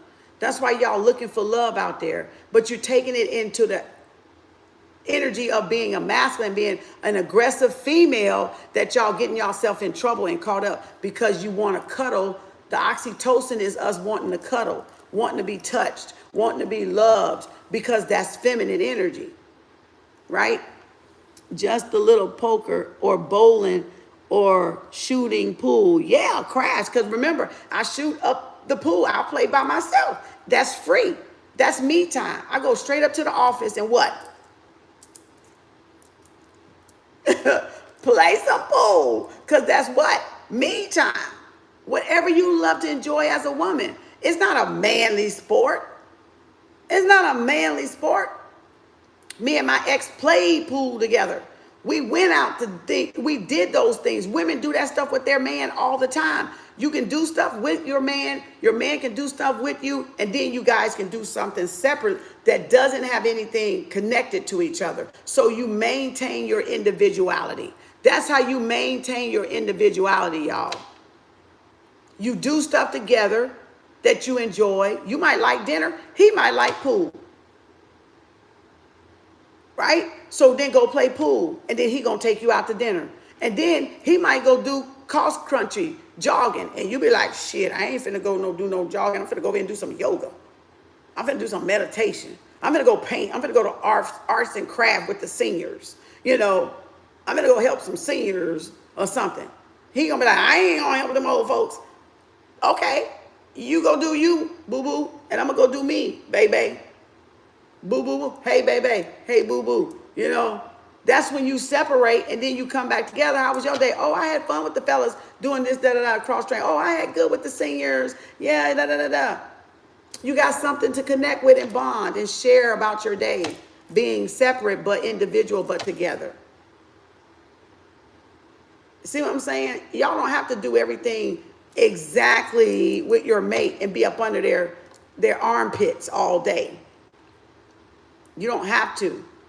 That's a lack of something that y'all need to work and heal if you want to be up under a man all the time or a woman all the time. It's an emotional codependent thing that's going on. That's bigger. You know what I'm saying? It's something you're lacking that you need to heal from. So again, keep those little ideas in mind. I know this is a lot. I'm getting off. So what else? I got it down here. Where's my little book? I got to pull out my original one. That's not it. So I can see what I put on here. All right, my original. So personal okay, let me get another pen.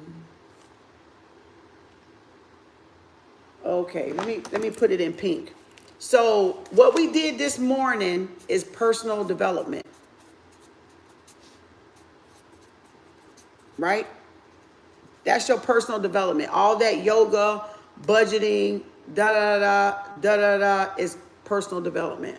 Your meditation, your prayer, your affirmations, we got to put journaling on there. That's what I forgot.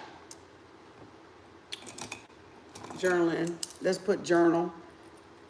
I'm going to put it in this burgundy one. Journaling, because we got affirmations, but remember, affirmations and journaling is kind of separate. You can either do one or the other, but I'm going to put it on there just so I don't forget it.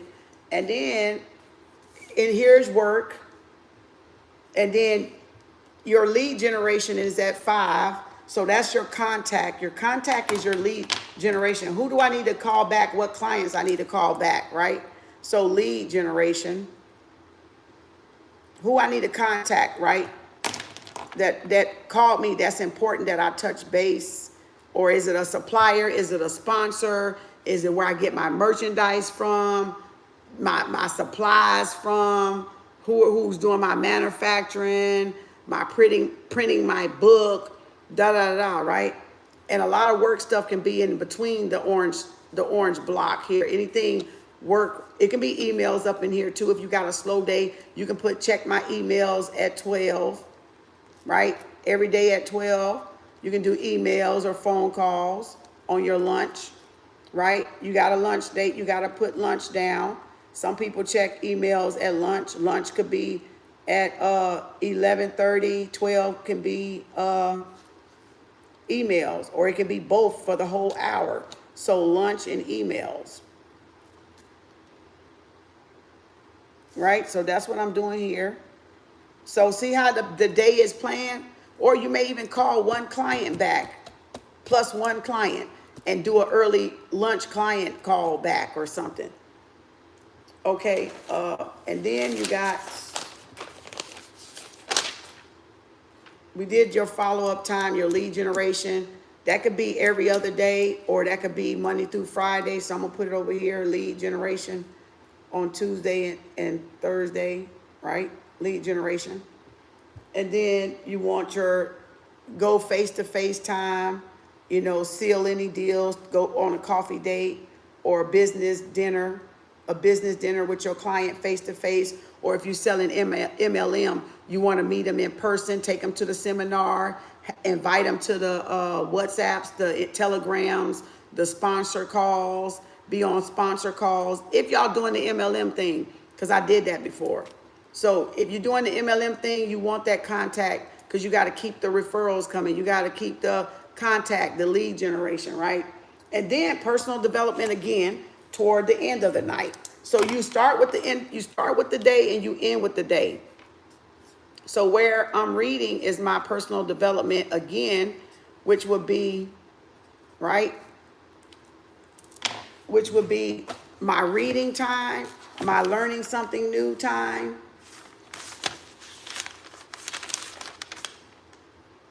Studying, like I can even do a language on Friday. Let's do Wednesday. Wednesday, I'm going to say learn a language. Learn a language, a new language, because that was on that thing, a language.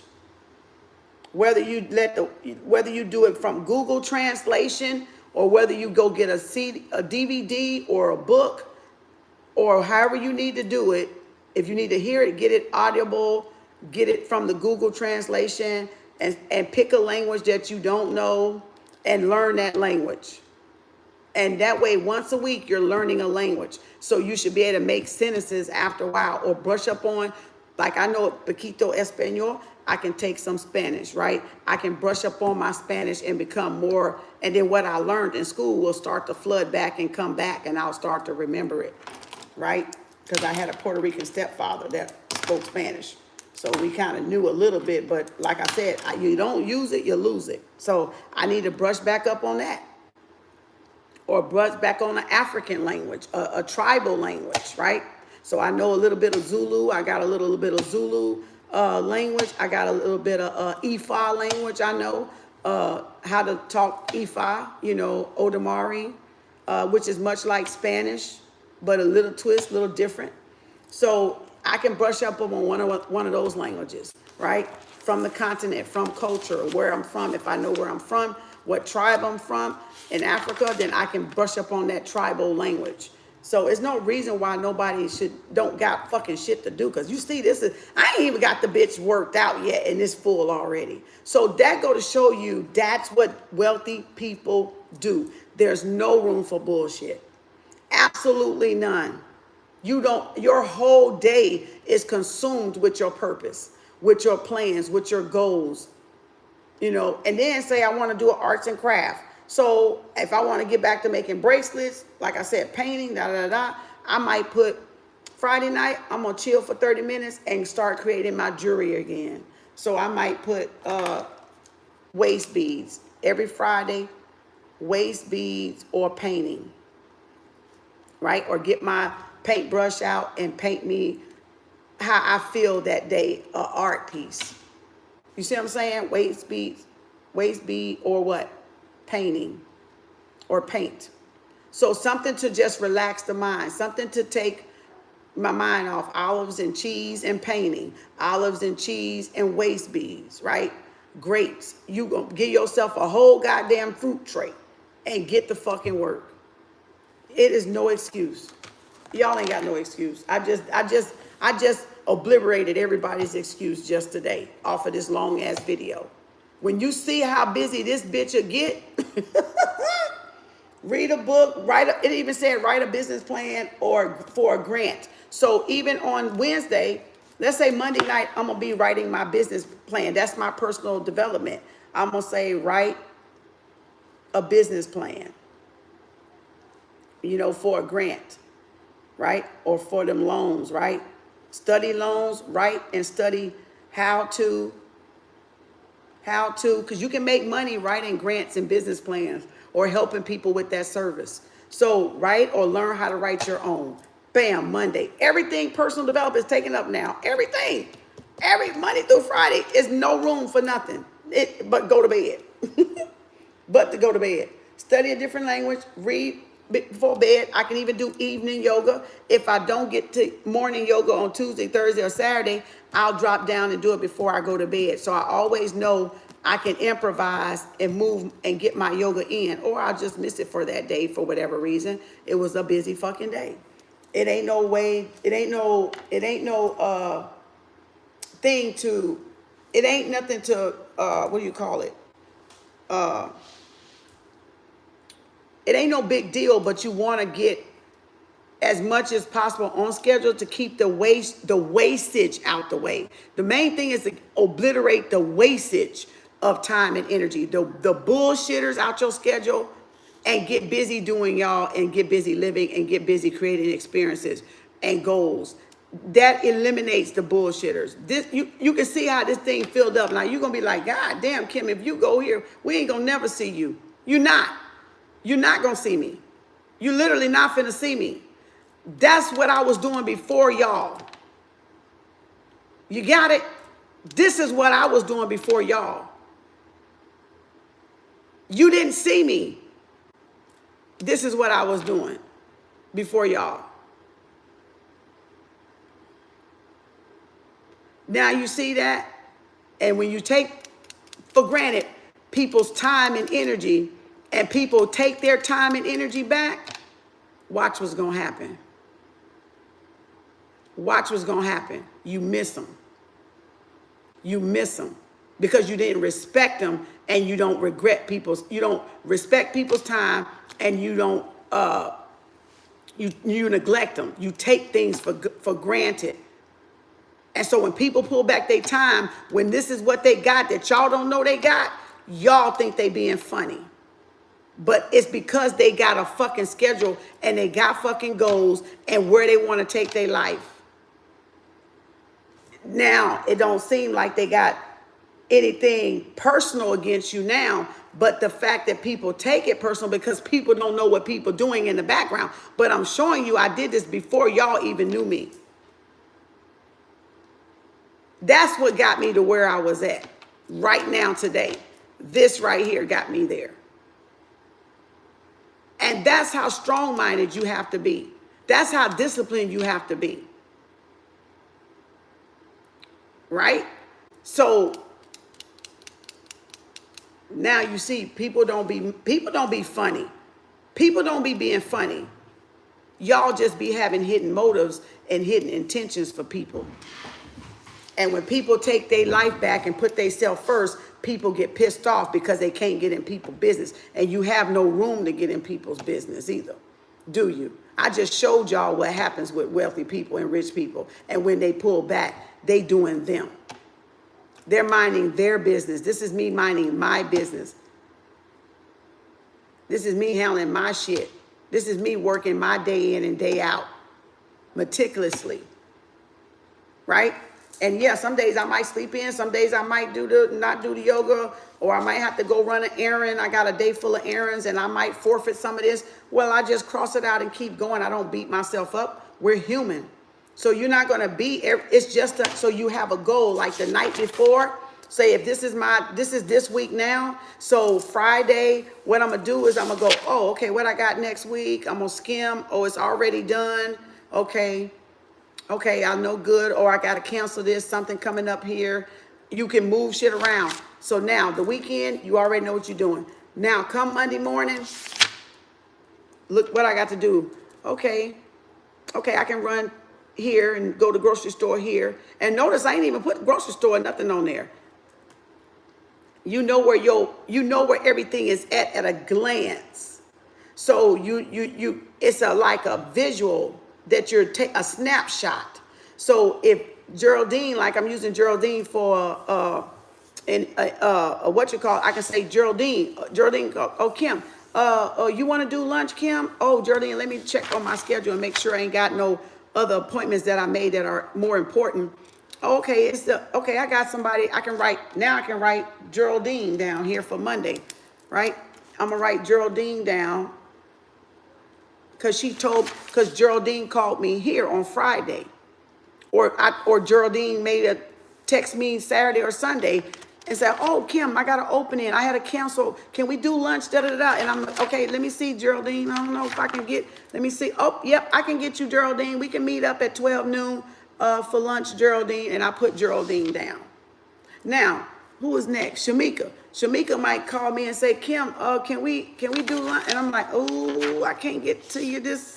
No, I'm kind of booked up now. I only had one spot. I ain't going to tell her all this, but that's what you're thinking because you're looking at your schedule. You can be like, well, let me get back to you and check my schedule and see if I got to open it. And then you come back and Shamika want to do Tuesday, but you can't do Tuesday. So then you come back and you go, well, no, the only opening I got, Shamika, is Thursday and Friday. Does any of those work for you, Shamika? And Shamika will be like, I mean, I can't do Thursday, but we can meet Friday. So then I'm going to go, okay, we can do Shamika lunch on Friday. See, it ain't y'all catering to them. And it ain't y'all being in an emergency for them. But if it's important, it can, if they're not, you see what I'm saying? You don't allow people's emergencies to dictate y'all day. You are the dictator of your day. You are the orchestrator of your day. You are the organizer of your day. And this is what's going to keep y'all on point of your day. And not wasting time with bullshitters and people that bullshit and people that don't give y'all nothing of value that can up your fucking life. Now, I just upped y'all life. Whether you want to believe it or not, or whether you implement it or not, I just upped your life. I upgraded y'all. truly upgraded you, gave you something that you can use to govern your day and get your ass on track if you're not on track. If you're already on track, I'm not talking to y'all. I'm not talking to y'all. I'm not talking to people that's already got this shit down. Geraldine know how to run her damn day. Shamika know how to run her damn day. Those are business women. They know how to run their fucking day. I'm not talking to them, even though I'm using them as a nick. Even though I'm using their name, but I got to give y'all an example. You see what I'm saying? I'm back. I had you on pause. Thank you for the information, learning about Japan. Yeah. Just like, yeah. So you see what I'm saying? Now, if it's something emergency and that's y'all friend, of course you're going to take the call. But you better make sure it's important and they not gossiping. You see what I'm saying? Oh, girl, call me. I need you to call me. And then you call them and ain't shit they talking about. You know what I'm saying? Right, Aaron? Aaron like, see, this is what intellectual minds do. This is what alpha minds do. So it ain't people being funny with y'all. Because the minute y'all get like this, you're going to be funny to somebody else. Trust me. You gonna be so funny acting to somebody else, they gonna think y'all done grew stuck up nose or something. They gonna think y'all too goody two shoe. And you see how my schedule filled up and I don't even have this damn thing written out yet. But I just wanted to show y'all what an organized planner will do for your life. And that's what she called it, organized what? She called it organized money. Because money is time and time is money. And that's a mindset. And that's a skill set that a lot of people need to develop that's wasting time online and not being productive, being non-productive online. See, ain't nobody teaching y'all that. Ain't nobody going into that type of detail.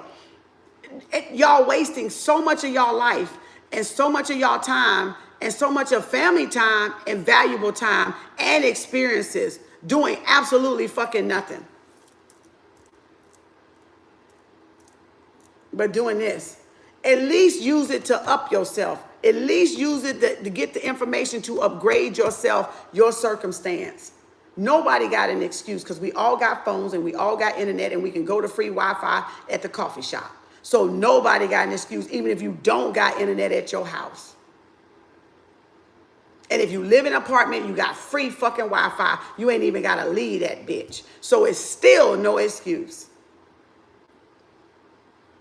It's no excuse. That's one thing I'm good for. That shit right there. But that's the Aries in me. That's the leader in me. That's the authority. Like, take ownership or sit down. Get it right or sit down and go till you ready to get it right. Right? Go sit down till you figure the shit out. That's just the Aries sign. That's why Aries are leaders. That's why they're authority. That's why that fire is there.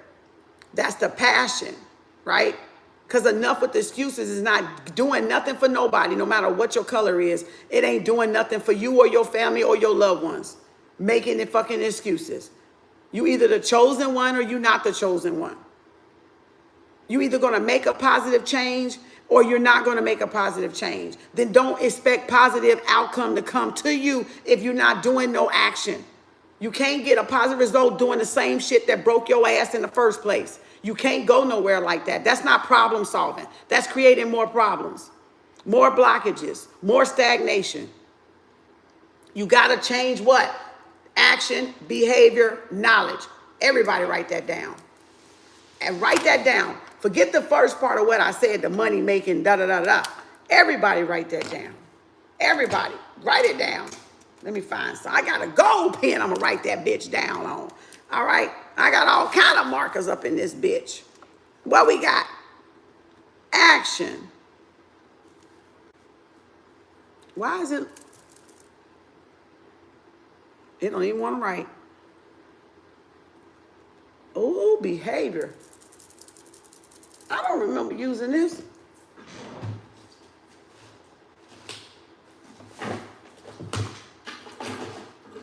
Oh, I might have to buy me some more.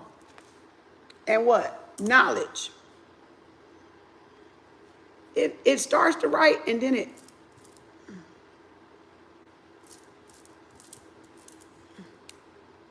Oh, knowledge. LEDGE.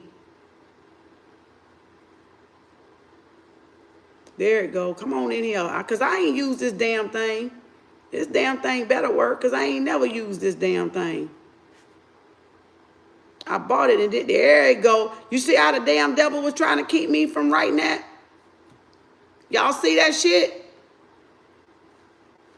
Did y'all see that? And now it's writing. Because I ain't used, I was like, wait a minute, I ain't never used this brand new damn pen. But gold. I wrote it in gold. I wrote it in gold. Sealed the bitch in gold. Okay? That's these. If you want to know what they are, because that's the ones I write on my blackboard with. So that's the silver one I write on there with. And I got the gold. But I do the silver, but I never use these yet. That's why I was like, oh, hells no. You ain't, see there? Damn devil. Now, let's get some highlighter because we want this bitch to stand out. Yellow and gold, right? Money. Look at there. Now, yeah, because it says making money is an action, keeping money is a behavior, growing money is knowledge. But that's not what I'm concentrating on. I'm concentrating on my actions. Now we're going to underline it in red so I can see this bitch. Underline actions, behavior, and knowledge. So when I look at my calendar, what actions is going to bring me what I'm goaling for, right? What am I goaling for? What am I planning for? What actions are going to get there? What actions I need to do today? What actions I need to do this week, right? That I need to perform, that I need to be productive with, not non-productive. Behavior, that means I'm going to take action. I'm going to do it. I'm going to initiate it. I'm going to stay in alignment with my plans from day to day to day to day. Right? And you can make adjustments. It's not saying you got to be drill sergeant and don't let nobody in and don't da-da-da-da-da. It just means you're going to cut the bullshit out. If somebody call you gossiping, you getting off the fucking phone. That's all it means. Because you got something else to do. You can't run over. Da-da-da. So it's like more like learning discipline and structure to stick to the plan, to stick to the regimen, to stick to the task, right? At hand. Right? The master plan, to stick to the master plan. Because if y'all want to be multimillionaires by the end of the year, you're going to need this plan. You're going to need this time frame. You're going to need every block of time that you are investing in yourself. You're going to need that block of time to become that millionaire at the end of the year. Do y'all get it? I'm just saying. It go with budget, don't it? Because if you can budget your time, you can budget your money. If you ain't budgeting your money, you're not going to budget your time. And all of it is going to affect what? Your spiritual currency, your energy level, your productive level. Right? Bull game for life. All right? That's what them Taurus is for. See, now you see why everybody need a Taurus on their team. Now y'all know why everybody want a Taurus on their team. Because we are a builder sign. That's my motto. I build or I bulldoze. But I ain't gonna bullshit. That's my motto.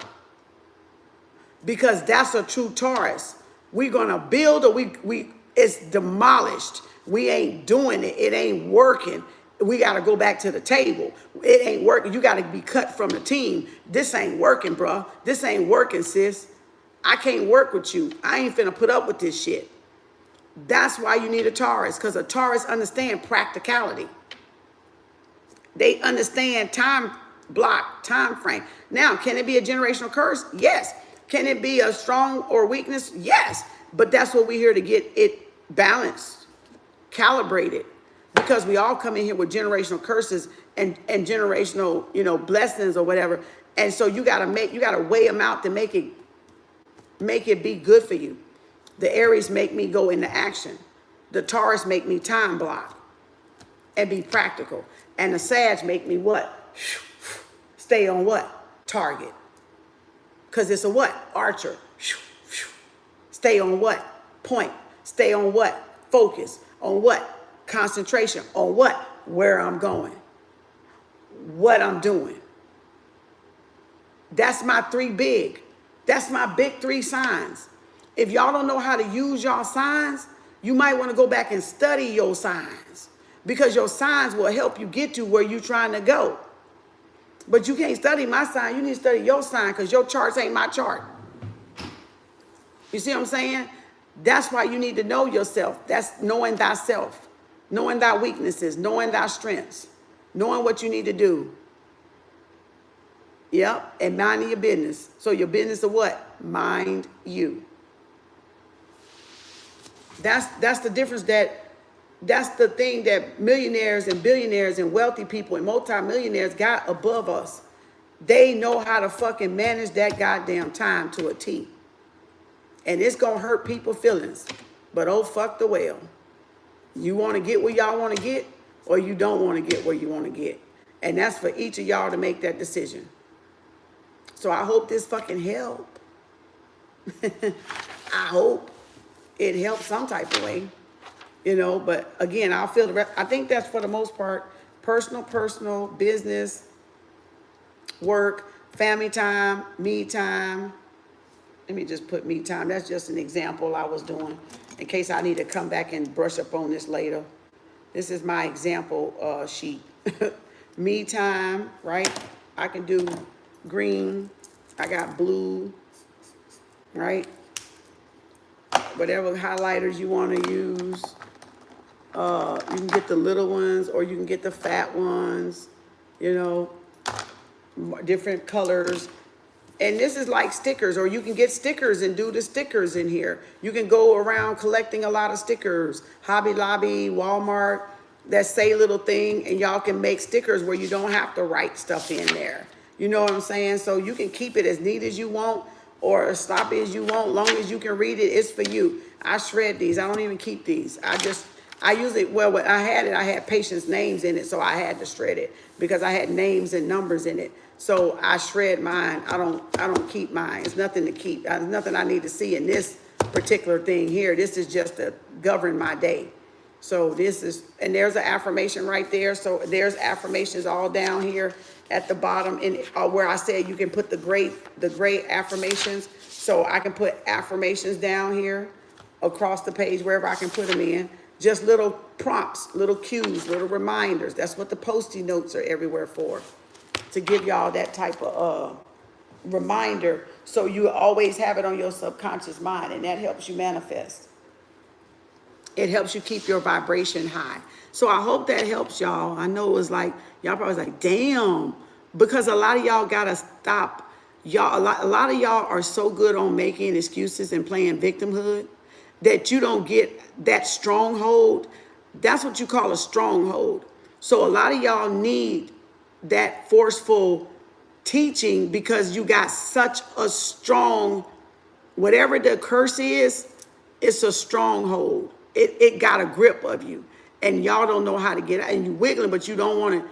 You're trying, but you can't get out. But so a person has to come at some of y'all like that. Not everybody. Everybody can. The good ones know to ignore me. They just know that's Kem teaching style. They know that's the way Kem teach. She is passionate about what she do. She get in your ass. She gonna speak the truth. She gonna teach it right. She gonna whatever. She just passionate about what she do. But again, some of y'all got such a stronghold that it don't. If I was up here now, y'all did your homework and y'all did this, and some of y'all is like, no, I'm not doing that shit. I'm just up here being nosy, you know. But if I want to speak to your core, and it's got such a strong hold around it that I can't talk to it like that. It's like I telling your kid, sit down over there, little Johnny. Don't mess with that, Johnny. And Johnny's still over there fucking with that shit. Just like how Delta be getting on my nerves. Hush, Delta. Delta, hush. She don't hear nothing. She keep doing it. Delta, hush. Now, come on, Delta. Give me a break. Delta, hush, Delta. And then I got to get what? Delta, stop. You know, because you're getting on my nerves now. See what I'm saying? And then she, that's how we are as that's how some of us is. We try to push the envelope. We try to see what we can get away with.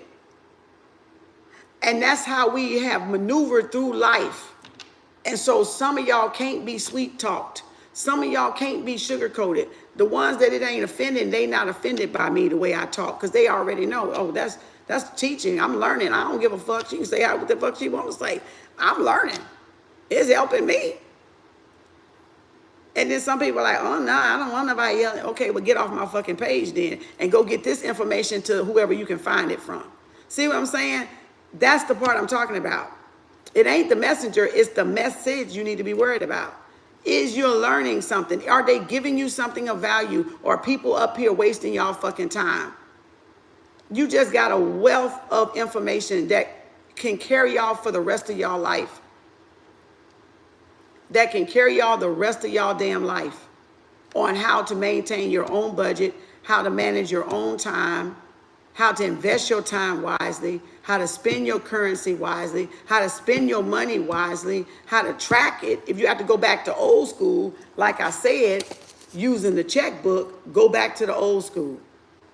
Because this worked when we had checkbooks. We didn't miss writing a goddamn check in that bitch, did we? Because if we did, it bounced. It bounced. So if you got to go back to doing this, go back to doing this. If you want to print your 30 days, 20 days, 60 days, 90 days, 3 months, check stuff, bank statements out to see if you're getting any improvements. This is to see if you're doing any improvements. Once you recognize the problem, this is you seeing, am I improving? Is what I'm doing working? Is it actually working? So you got something to measure by. So from the time we started, when I did the first 6 months to the time now, I should see improvements. I shouldn't be doing the same thing. That's been a whole goddamn 6 months. That's been a whole 3 months, really. In actuality, right? From the first 6 months to now 3 months, that's been a whole 3 months. I should see some major fucking improvements. Major improvements. And remember the do not spend. Oh, that's what we got to put down. The do not spend list. So remember in abundant tracking, abundant planning and budget tracking. 3 months bank statements. Get the checkbook, the check. Something crawling on me. Get the checkbook ledger. That's called a checkbook ledger. So go in your bank and ask them to give you a couple. They're free. Keep one in your purse at all times. And when you swipe your debit, do the ledger like if it was a check. Write it down. Check your money that day. Write down what you spend every time you spend it. Don't just throw the receipt in the damn purse and then throw it in a binder and then you ain't even looked at it. So checkbook binder, check your account first and the last day of the day, right? Every day that was on there on the planner. Track your swipes, like say, give yourself a swipe allowance, including debits. Let me see how many I got coming out in a day. Looking up here on my 2 there, 1, 2, 3. So no more than 3. So I can get away with saying 3 because one day I got 3 debits coming out.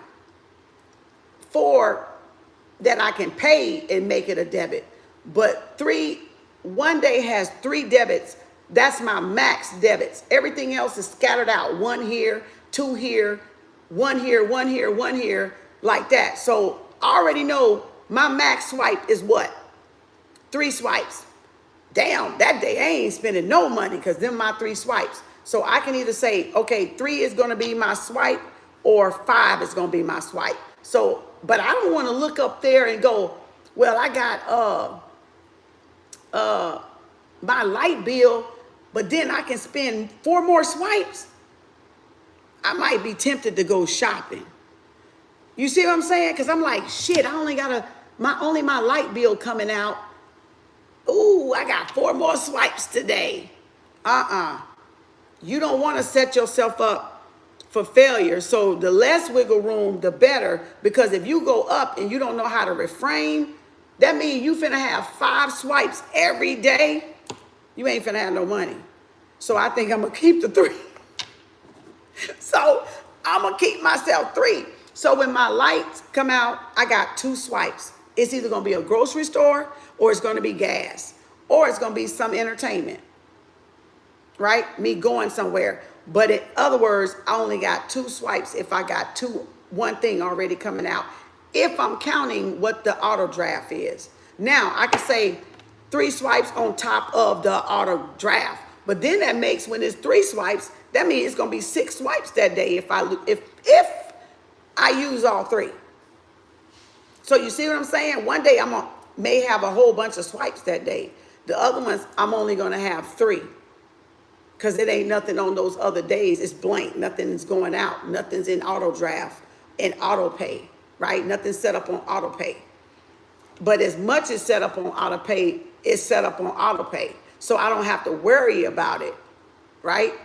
I just know it's set up, and I'm just going to do it like that. So track your swipes and see how many, and that's what your printout is for, right? To see how much money you're overspending. See if it's around the full moon or the new moon. Are you emotionally spending? Are you just trying to compensate for something you're lacking? Touch, companionship, your emotions, your hormones, you ate wrong, whatever. 3 months. And then, what, I got extra money? Oh yeah, to track the, and the reason why you're doing it is to see where your money going. To see where your money is going. Right? To see where your money going. And I do the 50, 30, 10-10 rule with Lynn Richards, or like the rich people do. They do 50, 30, 20 rule. So you can allot for certain, where it's going. 50% is always your household expenses. 30% is you paying yourself. The other 10% is your tithes and your debits, your student loans, you saving, your ER fund. So you can either put that in a 20 or you can put that in a 10-10. But the 50% is your house, your living expenses, your basic necessities, your must-have, else your ass gonna be on the street, okay? Your 30% is you paying yourself. Does not mean every week or every 2 weeks or every month you're gonna spend your 30%. You need to save it and invest in those what? Those income, those multiple streams, or put it into a stock, or go buy a wine bottle, go buy an expensive wine. If you just gotta spend it where it's gonna what? Pay you. It's gonna pay you an asset. It's gonna yield you some producing other income, some extra income somewhere, right? Collateral, asset, not a liability. Remember, study assets, liability. Assets, liability. Coach purse is what? A liability. Coach stock is in what? Asset. Nike shoes is a liability. Nike stock is an asset. You get it? So you want to get, and it's all right to have a pair of Nikes, 1 or 2, but then when you want to buy another one, go buy the stock instead. Go buy something long term. Go get up a Roth account, IRA investment, where you can put that money aside when you just gotta spend, and spend it over there, because that way it'll get in your mind, oh no, I need to invest my money. I don't need to go spend it outside my house. I need to spend it inside my house, but I need to put it away for my house. Okay, so it's all in changing the mindset, and I got to discipline myself on that too, because I love to shop. I love to browse and shop. Knick-knacky shit too. It don't even gotta be expensive. I just love browsing and love.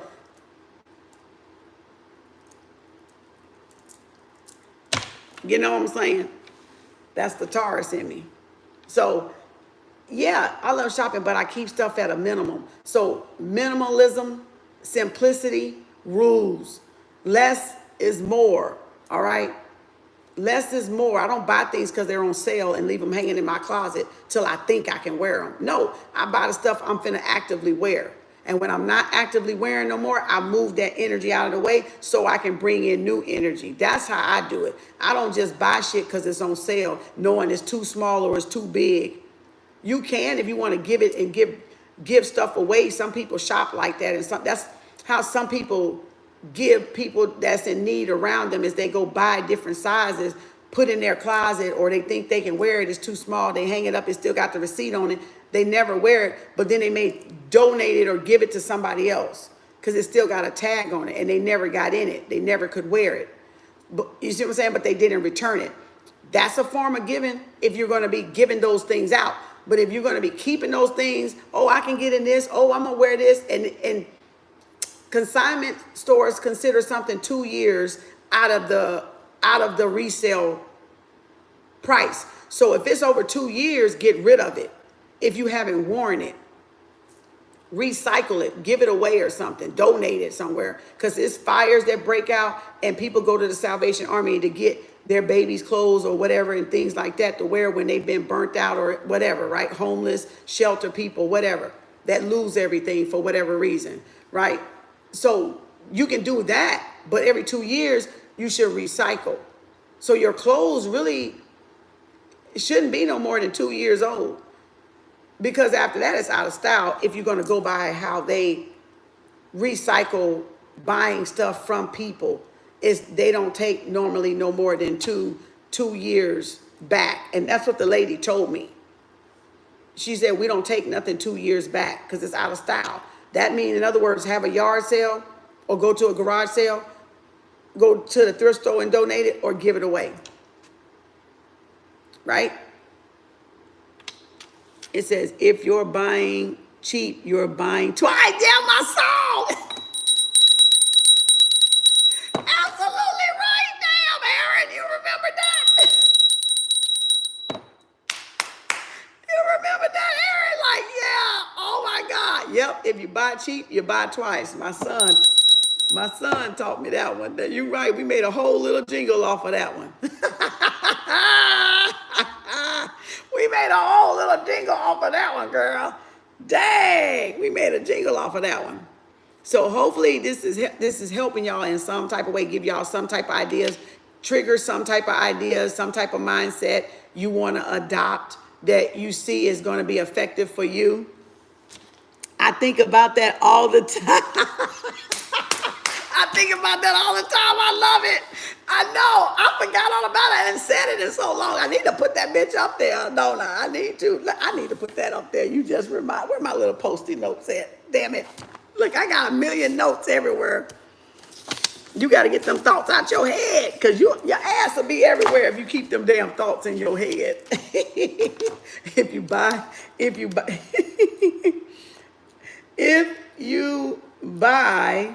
cheap, you buy twice. That's my son's quote. You buy twice. If you buy cheap, you buy it twice. So y'all remember that. That's a true quote from my son, JD. He told me that and I made a little jingle out of it. That boy looked at me and said, Mom, if you buy cheap, you buy twice. And I was like, I was mad because something tore up. It was broke. And he was saying that about food too. And I was like, my frown on my face, because I was like, you ain't had to tell me that. But it's true, and you can use it all the time. It makes perfect sense, doesn't it? When you like, yeah, you know what? Why am I buying something cheap? I'm going to end up having to buy this little raggedy piece of shit again. Let me just go ahead and get the durable one. Like, we can buy cheap vacuum cleaners, right? The cheap vacuum cleaners with Walmart would always tear up. The $49, y'all notice the $49 vacuum cleaners never fucking last at Walmart. And then you like, I'm going to go back. It's messed up. You go get another $40. Well, you could have bought the $200, $301 one and still had that bitch today. So that's what it says. If you keep buying stuff cheap, y'all going to pay more in the long run. So you might as well just buy, if it's a vacuum cleaner you need and you got carpet and you're going to need vacuum cleaner, get a fucking good vacuum cleaner. Invest in something good that you don't have to keep buying 40. I used to do that with tires in home health. Oh my God, I went through so many used tires. Doing that shit, that should have taught me a lesson. Now, new tires. I ain't even fucking with no goddamn used tires. So because I did so much rolling, I was like, I'm not messing up my tires. These tires cost too much. So I put used tires. But I was finding myself buying them every 3 to 4 months. So it didn't do me no good to keep buying used tires with as much rolling as I was doing when I was doing home health all over the fucking Metroplex. It just didn't even it wasn't even practical. And I don't know why the fuck I didn't see it, but that's what I did, you know. Buy cheap, you buy twice. So then I would be back, what? Buying more fucking tires. Again, yeah. Instead of just buying some that had longer warranty on there, longer years of warranty and roadside assistance and coverage, you know. Oh, yes, you buy cheap, you buy twice. Y'all better listen to Erin. Y'all better listen to Erin. She telling it. She got it. Yep. That's good. See? It's little stuff like that that y'all can take with y'all. And that's how you apply knowledge. You applied it and you like, shit, you're right. And it probably talked you out of doing something that you was going to regret or be mad because it broke. Like a cheap toy. You know, buying a cheap toy and next you know it's tore up soon. You want to get your children something for Christmas or a birthday and you buy something cheap from a dollar store and it's tore up for the next 30 minutes and you like, well, what do you expect? You bought it at the dollar store. It's cheap. You're going to have to buy it again. Or now they ain't got no use for it. You got to throw it away. You know? So hopefully that helps y'all. We got pop up later somewhere. I don't know where my list at. But anyway, I wanted to give y'all that. What I say the dating thing was going to be about? What was I going to talk about on the dating one? What was I going to talk about on the dating one? Huh? What was I going to talk about? Anybody know? What was I going to talk about? On the dating. I said I'll talk about that was dating. It was, you remember, Erin? I said that's a dating conversation. Y'all remember?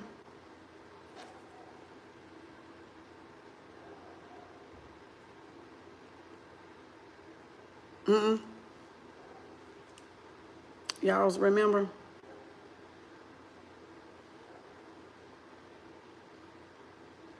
I don't remember. I said something. Oh,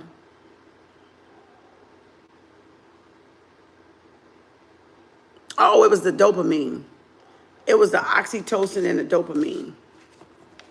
Yeah, it was you must admit, it was the oxytocin and the dopamine. That's what it was about. Us being in an environment where I had it out here. Damn it, I did write it down earlier. I thought I did. Oh, there it is. Yeah, okay, that's what it was. So y'all homework, get y'all 3 months statements, do a planner, get you a planner. Those cost about $30 because they're time blocked in 30-minute increments. Here's a book too that's good on time management in 20 minutes. All right, y'all can get this. I picked this up at FedEx, Kinko's or something like that. You know, so that's a good book right there. And we had started to read this in book club, so I'll probably put this in book club again. But that's something, since we're talking about budgeting and time management, this is one I picked up at FedEx, Kinko's, because I went to make some copies. It's like $14.99. And so that's a good one for some little habits, you know, to get y'all on the if y'all bad with time management. And mostly women are. I got this stuff all everywhere. If you're not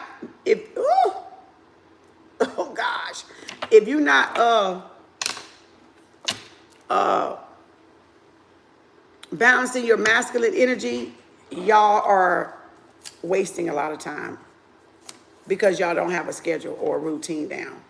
So that's what gets you balanced. That's how you stay balanced. That's how you stay in your feminine energy. It's about having a routine down. Whether you're doing a facial on yourself, like every Sunday I do my exfoliation. Some day, like this Sunday, I didn't do it. And I'm supposed to take my vitamin D, and I didn't take my vitamin D. But I normally take it by Wednesday, so I'm going to take it today. I was supposed to take it by Tuesday, and I forgot last night because it was late. And I was like, I'm not taking it this late because I'm not eating. So I need to get up and take it, or I need to wait till next Sunday because I take it on the first Sunday. But now, look, I either going to wait till next Sunday Or I'm going to go ahead and take it now and get it out the way because I didn't do it yesterday. So I do it every Sunday, and sometimes I may get busy and take it by Tuesday. But here it is Wednesday, but I'm still going to take it because I just take it once a month because it's a large dose. So I get the vitamin D in, I do the exfoliation, and some people do their moisturizers and their toners every morning. So it's about a routine. So if y'all can do that every morning, put your makeup on, you should be able to do a calendar. If you can put your makeup on every morning faithfully and don't miss a day, you can do that calendar. It's gonna hurt because y'all ain't used to it. So you're gonna cringe and you're gonna be like, oh, this is, I gotta get up. I had to go do other stuff between mine. I was so messed up and say fucked up. I was so fucked up. I was squirming, trying to sit down, and I'll be like, okay, let me go do something else and I'll come back. Oh, let me go do something else and I'll come back. Let me go do something else and I'll come back. And then the second time I did it, the next 90 days I did it, I went straight through and got it off my plate. Went straight through again and got it off my plate. So you're going to buck. You're going to probably be like, oh, this is boring. I don't want to, what the fuck? Why am I doing this? And you're going to be trying to go do something else. That's the ego. You're going to be trying to get away from it because it's a change that's going to be positive. So your ego going to buck it and not want you to do it at all. So you just got to improvise until you do a little better. Go do something and come back. But do get it done. But just notice what you're doing. Like you're distracting yourself to keep from doing it. You're doing busy work to keep from getting it done. So that's an ego thing. That's a lack thing, and that's an ego thing. So and that's what we do a lot of times. Women, we bounce all over the place. Oh, I got to go here. Oh, girl, let's go here. Oh, yeah, let's go here. And you got 50 million things to do. That's why somebody's emergency should not be your emergency. Y'all got to learn to tell your friends and besties, no, I can't today. I got stuff to do. Well, why not? No, I gotta get my shit together. Like my daughter always tell me, Mom, I'm trying to get my life together. I'm getting my life together. That's her favorite line. Just let me get my life together. I can't deal with you right now. I'm like, God damn. So, and that's the way you gotta, I'm getting my life together. You need help? No, I'm getting my life together. Just give me a minute. I'll be back. I'll talk to you later. It says making decisions on where to go and how to spend time apart. Oh yeah, I did say that. So I'm finna go back. I'm finna go out. I'm finna come back on. I'm finna talk about relationships. I really am. We've been on a relationship. I need to check the percentage of relationship today. It must be money because I've been on finance. I've been on here for like 3, 4, 5 hours, huh? Let me see. Let me see what my horoscope say.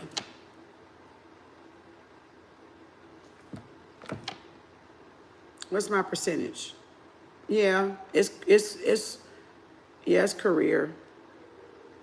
The affirmation, I am open to adopting new patterns of behavior. Didn't they do this to me yesterday with these affirmations? Did they do this for me? What was one of the words? The second word was behavior. Actions, behavior, and knowledge. They did this yesterday when we were talking about relationships. I am open to adopting new patterns of behavior. That's how you know you're aligned. That's how you know you're aligned, because we were talking about this and I hadn't even looked at this. I said, we talking about money today. Let me see if we talking about love, career, or money. That's why I said what percentage, because I've been on here a long time and I didn't even look at this. So now that explains it. We're talking about money. We're talking about career. So that goes in line with where my emotions was, where my emotions is today, what my energy is doing today. Ciao, ciao, ciao, ciao. Ciao, ciao, ciao, ciao. Ciao, ciao, ciao, ciao, ciao, ciao, ciao, ciao, ciao, ciao, ciao. Meow, meow, meow, meow, meow, meow. I'm just saying, let me stop. All right, again. Wow, interesting.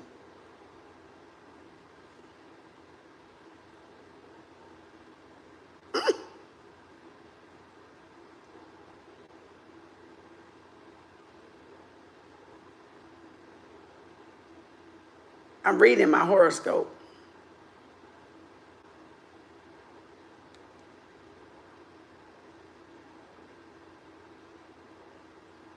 Oh. I ain't gonna tell y'all what this say. God damn, that was kind of ruthless. Okay. But that's what that. So let's get off. I'll see y'all later. I'm gonna come back on my iPad because this is my phone, and I feel like I've been squinting the whole time trying to read, and I don't like it on the phone. Oh my gosh, I don't use the astrology. I use Nebula. That was the Nebula app. I do my own astrologer shit. I got like 13 books in a playlist I put up there for y'all in a playlist.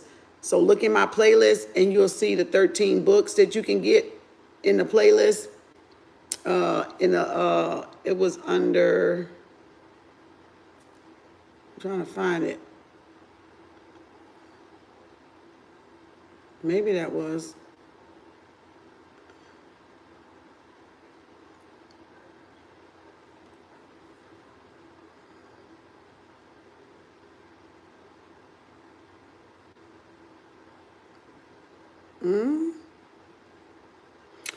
It's in a playlist called Learn to Read Your Natal Chart, Progress Chart, and Vedic Astrology.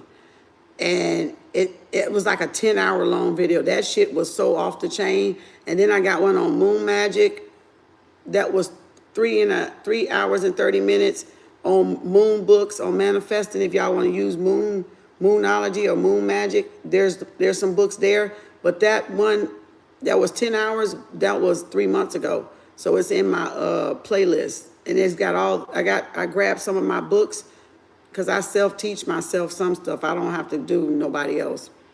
I go learn on my own. You know, spirit, and I let spirit teach me a lot of stuff, because then I don't get that people's twisted opinions about shit, and I don't develop what they fucking think about shit. I make up my own mind about the information I read and what spirit give me. So I'm an autonomous learner. So, but you can go to any astrologer. I just look at the app and look at that sometime from time to time. You can set the timer on it and read it every morning before you get up, but I don't like all them notifications, because everything will be going off if that's the case. My phone would never stop buzzing with damn notification app. So I don't set the notification app. I just, whenever energy tell me to look at it, I look at it. I don't even look at this shit every day. You know, I don't even look at it every day. You know.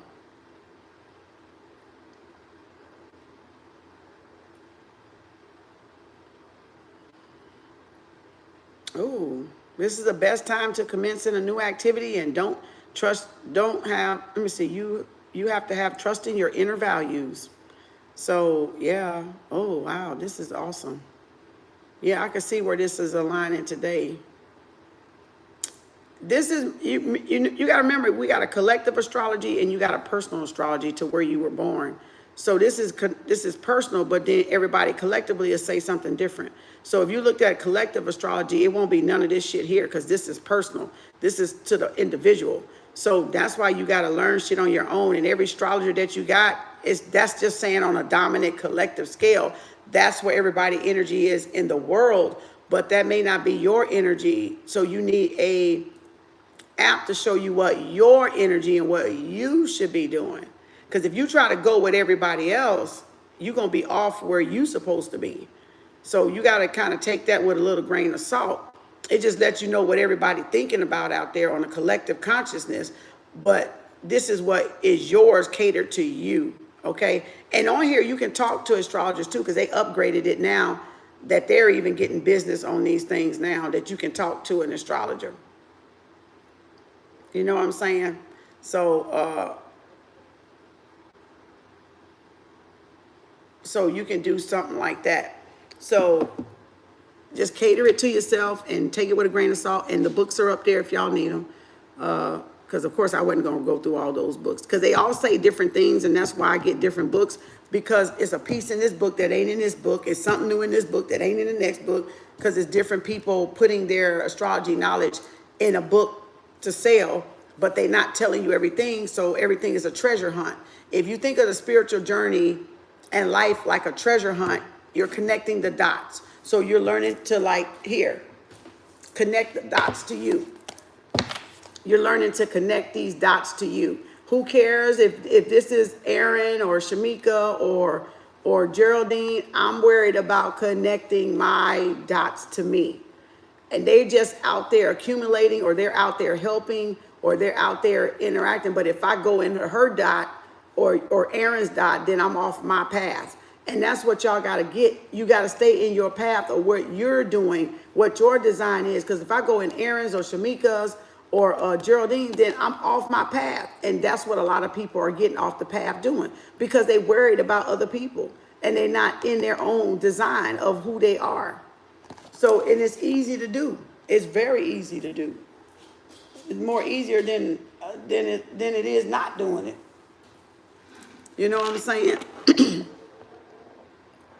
So hopefully that helps. I'm gonna come back on and talk about that oxytocin shit, you know, because I feel like that was a good part of this collective part about being in men overdrive and doing things on a collect. Thank you, Sheila, and doing things like that. So I don't want to make this any longer than it is, because it was already long. It was supposed to be an hour.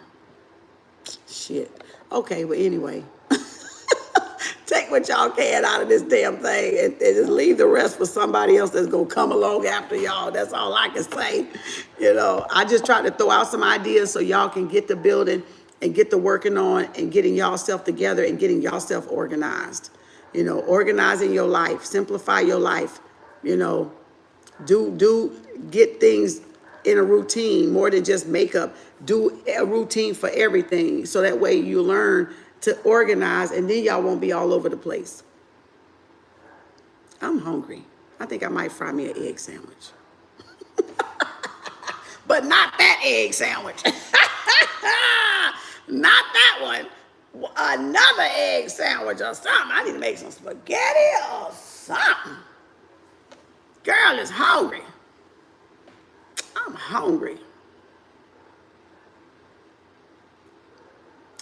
I'm just saying. Bye, y'all. See y'all later, alligator. Hope that helps. That's gonna be in the budget book that says how. I gotta go change that. I gotta figure out how to change that title, because I didn't mean that to be that, but it ended up being that, and I think that's why y'all can't find it.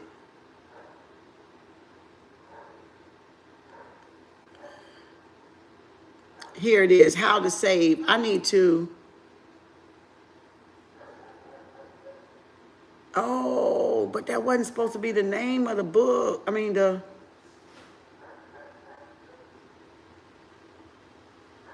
I need to put budget on here. Maybe that's what it is.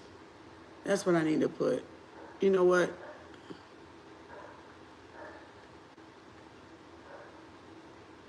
BUD, budget.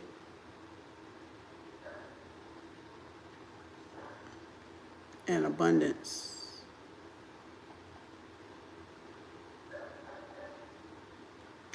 I'm gonna have to rename this.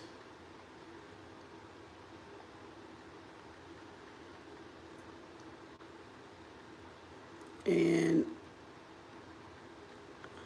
abundance planning. Shit, now I'm over. See what I'm saying? Crazy.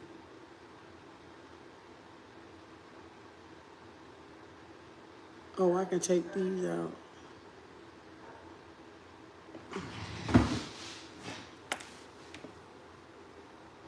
Okay, I'm gonna take the hashtags out, maybe. Okay, that's what it is. I'll just leave money challenge. Okay, how to save 50 in 3 months. And remember the 100 envelope challenge thing. Okay, let me see if it.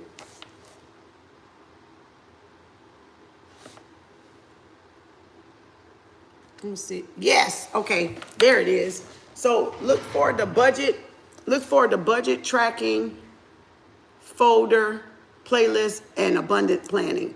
I put it up first because it had the how to save, and I think that's what was distracting everybody. So now it's got budget tracking and abundance planning, then how to save about the envelopes. So now you'll see that that's what this one is going to be sitting in, that video, okay? I mean, in that playlist. Yeah, I needed to do that. Thank you. I needed to do that. So it's easier for y'all to find when I'm doing budget, what do